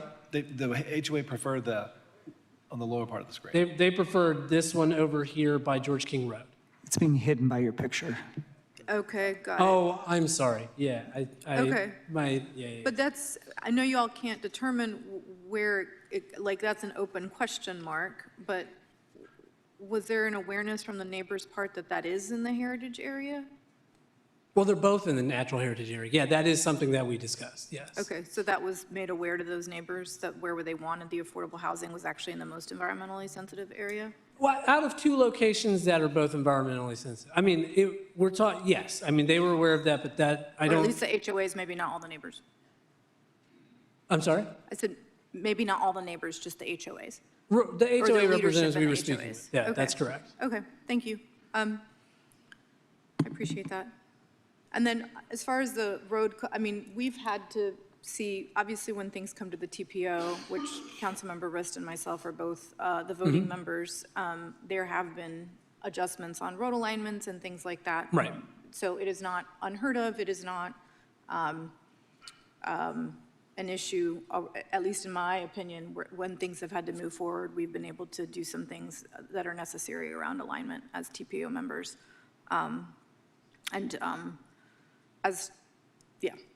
That's where I'll leave that. Does anyone else have any, and colleagues, are folks comfortable with us wrapping up questions and comments in the next couple minutes? Okay, thank you. Councilmember Kopak and then Councilmember Baker. And then I'm just going to kind of go down and let folks do their any last comments or questions that folks have. We're just going to start and then kind of come down if folks are comfortable with that. And do we get our time from the first time or just the second time? This is now your second time. Yeah. I only use like 30 seconds the first time. Oh, I see. Yeah, I mean, as long as you're not going in 6 minutes in, we're good. I mean, at a high level, our community decided in our comp plan that this is an area where we're going to see more growth in this corridor. More housing, more commercial, more transit. And the updates to George King Road will bring infrastructure. The proximity to Lee Village will add bike and walk mobility along with transit. And I always sympathize with anyone who has concerns about what's being changed where they live. But if we're going to achieve our goal of a polycentric city, the development in this area alongside a TOA with the step downs nearby is kind of the goal and the point of the comprehensive plan for this area.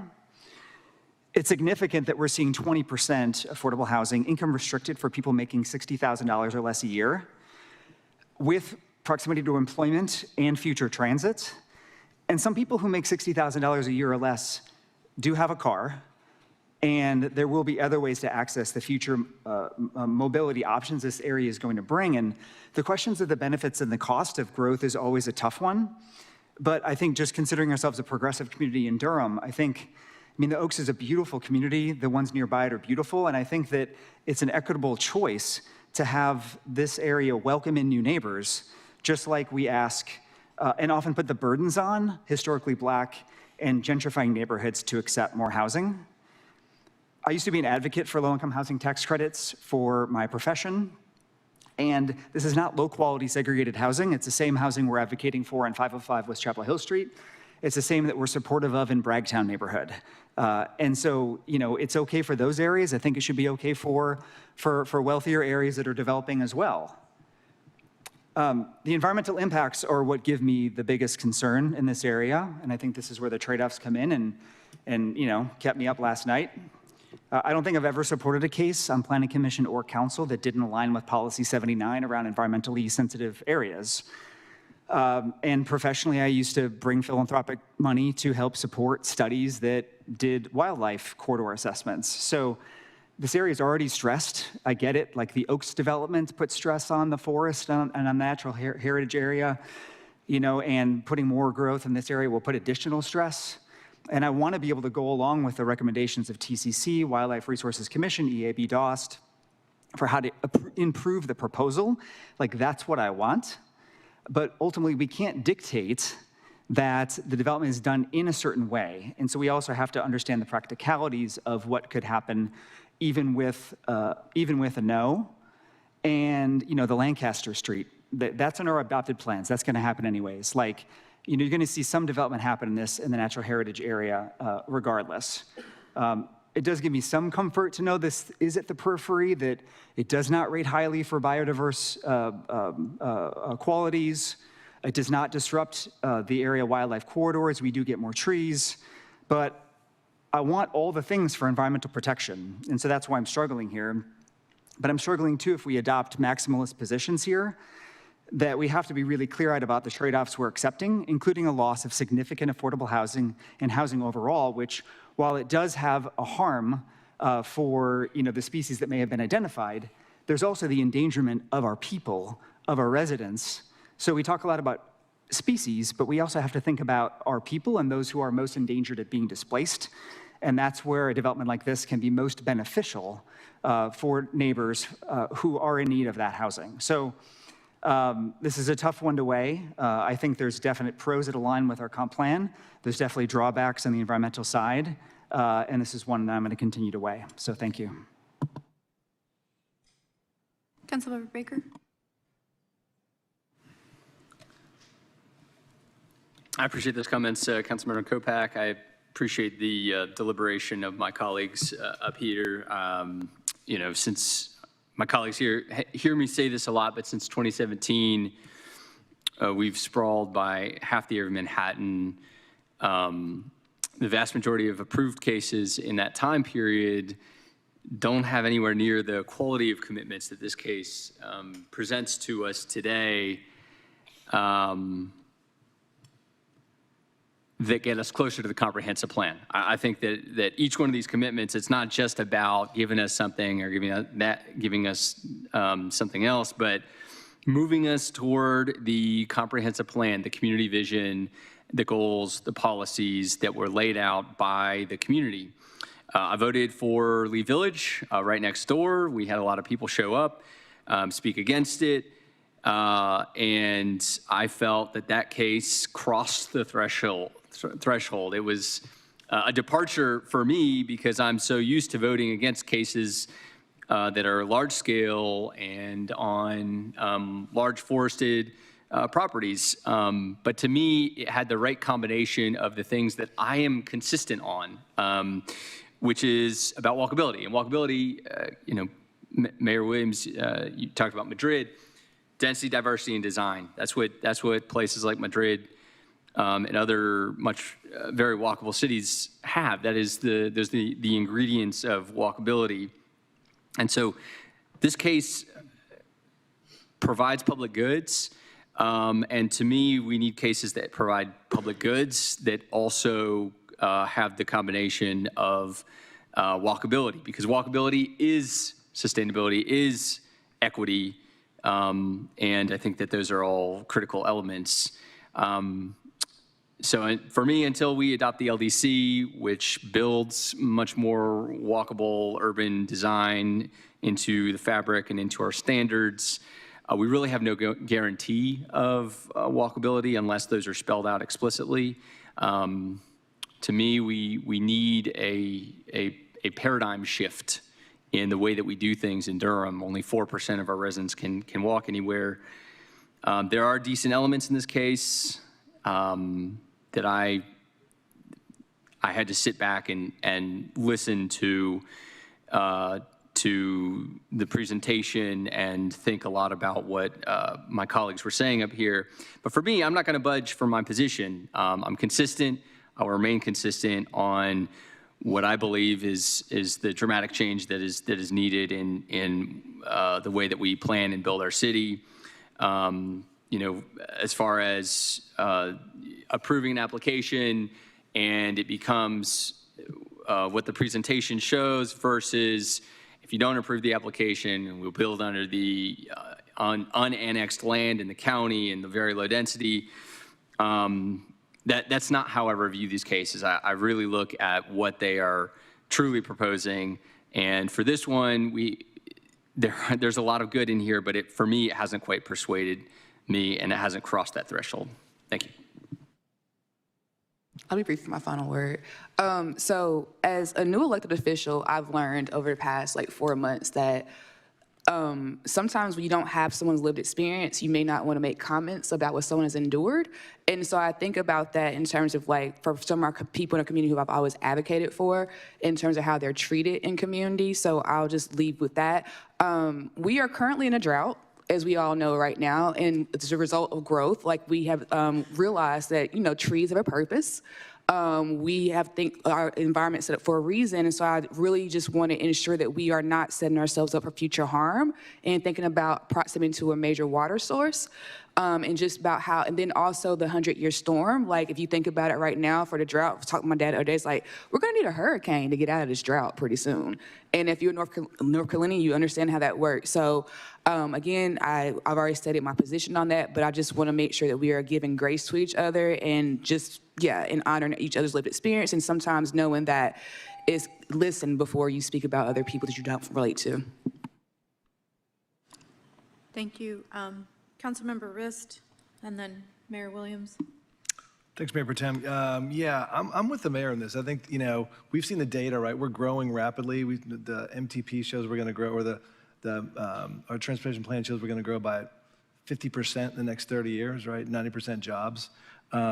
The data shows in Durham County, median housing prices have gone up 58% since 2019. Prices are going up. People need places to live affordably. I think our housing gap estimated by the city staff is 25,000 rental units we need for families that qualify by income. So we need housing. I also want to zoom out. We get so focused on individual cases, right? But the truth is, and we gotta judge it based on the confines of this case. But I've been around long enough. I'm the old guy on the council, and I've been around long enough to know that back in the 70s, when the Oaks was built, 70s or 80s, people in Glen Lennox were all upset about that, right? They didn't like the fact that there was tearing down trees in their neighborhood, right? So Chapel Hill has moved west. The Oaks was built, the first phase was built, and then there was Meadowmont, right? Meadow Monster. And the folks in the Oaks were mad about Meadowmont because it was taking down trees, right? So we're growing. Ideally, we grow within our urban growth boundaries, so we preserve open space that we need, but who's to say who gets to pull up the ladder and say, we gotta stop here, right? I don't think that's fair. We've got a comprehensive plan, as Councilmember Kopak referenced, that looks for this to be a mixed residential neighborhood near a transit opportunity area. I see actually abundance here. I do see, we talked about this before. I see a 20% affordable housing. That's, we talk about the need of affordable housing. I think our plan requires, Director Young, what does the plan envision? Maybe 15% affordable is our goal, right? And we often proffer with developers to get 6, 7, 8% affordable. This is a developer that's coming to us that's giving us 20% affordable. That's above the goal we've set from the get-go. We need that affordable housing. We also need partners who are willing to I'm on the Housing Authority board. We need partners that are willing to allow folks to transfer from existing public housing communities as we're renovating them. So that transfer of assistance that you've offered is a key thing we need to be able to transfer folks as we're renovating our key public housing assets. The proffer of stormwater, 100-year storm, that's a key proffer there. We got to protect our stormwater. Tree coverage is great. It's also worth noting that we are building a community here, right? We don't have all the infrastructure that we need for the future. We're building towards that. Highway 54, a bunch of us were in a focus group just the other day. It's one of the corridors we're looking at for bus rapid transit, right? That could be dedicated lanes, it could be signal priorities, it could be enhanced stations, but that's a corridor that will have bus rapid transit in the future. So it's gonna be more accessible by transit. I do have heartburn about the natural heritage area. This is something, as Councilmember Kopak referred to again, that's something I'm aware of. I am given comfort by the fact that this area is surrounded by this large core lands, which is also natural heritage area. So there are all trade-offs we face. Part of our job here at the council is to evaluate those. On balance, I think this case, to me, passes the threshold. I'll be supporting it. Thank you. Thank you. Mayor Williams? Yeah, I'll just be quick because it got really cold up here. My sinuses are just draining really bad. I think about why I'm here, why I'm sitting on this council. I'm here to be in the affirmative. I'm here to do something. I am not here, and I want to be very clear. Each of us are elected separately. We're up here to be a representative body, and the mixed bag of opinions that you hear up here are what the voters have chosen. So this is what you get. So that means you're going to get a diverse school of thought. For me, my perspective is I understand some things I can't control, right? I understand I have no idea who's moving here, but when I look at the data, it's a lot of people. And at some point in time, some of you all moved here, most of you all moved to Chapel Hill, but you're in the area. We're all in the same MSA. But what I can control is the decisions I make. And in the middle of, this housing situation we have, this housing crisis of affordability, the decision I make, am I going to make a decision to be okay with 25 units or 230 units or 91 units? Am I going to be okay with the preference of keeping it as is versus building on it? I try to simplify it down to this in my mind, and I try to do that in the most sensitive way as well, because I know that you live where you live. The folks that showed up to talk, you live where you live, and you are used to what you see and what you have.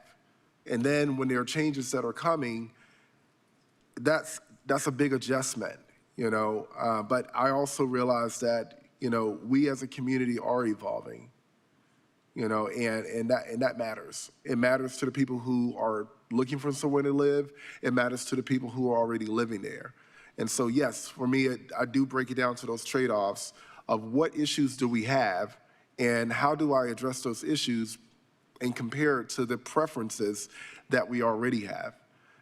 So you hear the diversity of thought up here, and that's perfectly fine. And I respect everyone's opinion. And we fall where we fall on it. And I respect yours as well, and I appreciate everyone coming here tonight. But we have too many people that are looking for a home. We have too many people we have too many college students that want to stay here but have no idea how to get in the market. We have too many folks that are trying to upskill and get out on their own and be independent, and there's just the market is too competitive. So 20% affordable housing, I think the trade-offs are worth affirming this one. Thank you. Thank you. I'm going to be brief. I really appreciate we all know that these are hard cases, and you're always doing trade-offs. I will be supporting this case in large part because it does have such a large affordability component, and also because it doesn't involve city subsidy. I understand that disappoints neighbors. I understand it disappoints the folks who have to live there. We're all dealing with change in our communities. And I do want to say very quickly that a lot of the decisions that you all lifted up, Vision Zero, the comp plan, a lot of the decisions we've made as a council, I've been one of the yes votes on those decisions. I'm the council member who got us a Vision Zero coordinator. I'm the one who's been on the TPO denying NCDOT money for road widenings. There's lots of ways to be an environmentalist. It's not just conservation. I appreciate all of the work that staff did, especially in exploring how we can get this NC Heritage program, how it could actually be more enforceable, more regulatory, and that was the state. At the very beginning of this night, I asked every single one of you to please continue to participate, especially at the state level, and so that is my urging tonight. We have a motion in front of us. Motion number 1, to adopt an ordinance annexing Enclave at Little Creek into the city of Durham and to authorize the city manager to enter in a utility extension agreement with Adobe Communities Acquisitions, LLC. So moved. I have a motion. Second. I have a motion and a second. Madam Clerk, could you please open the vote?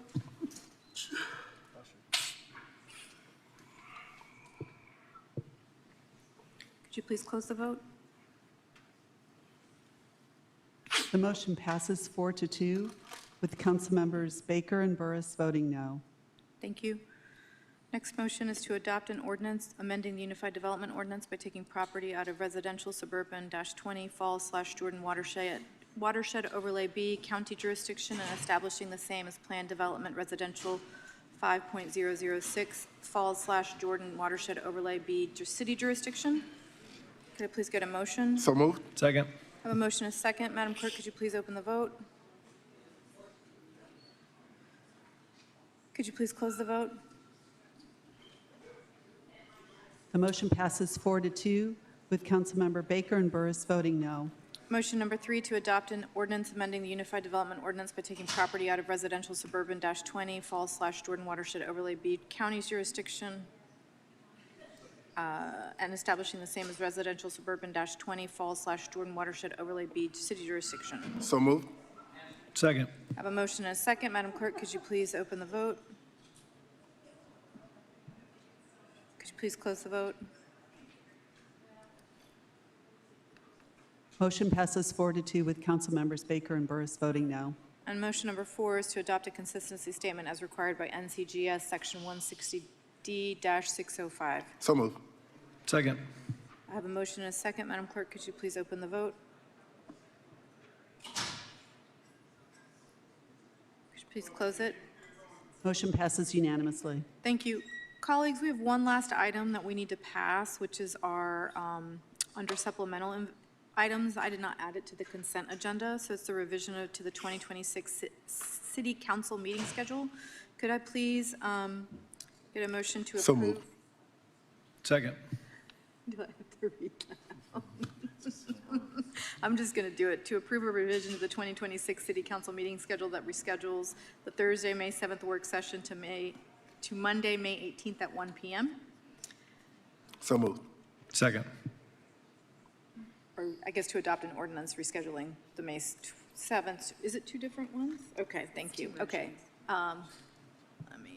Yeah, we're just voting on the first one. Madam Clerk, you opened it, could you please close it? Motion passes unanimously. Thank you. And then the last one is to adopt an ordinance rescheduling the May 7th, 2026 work session to May 18th, 2026 at 1 p.m.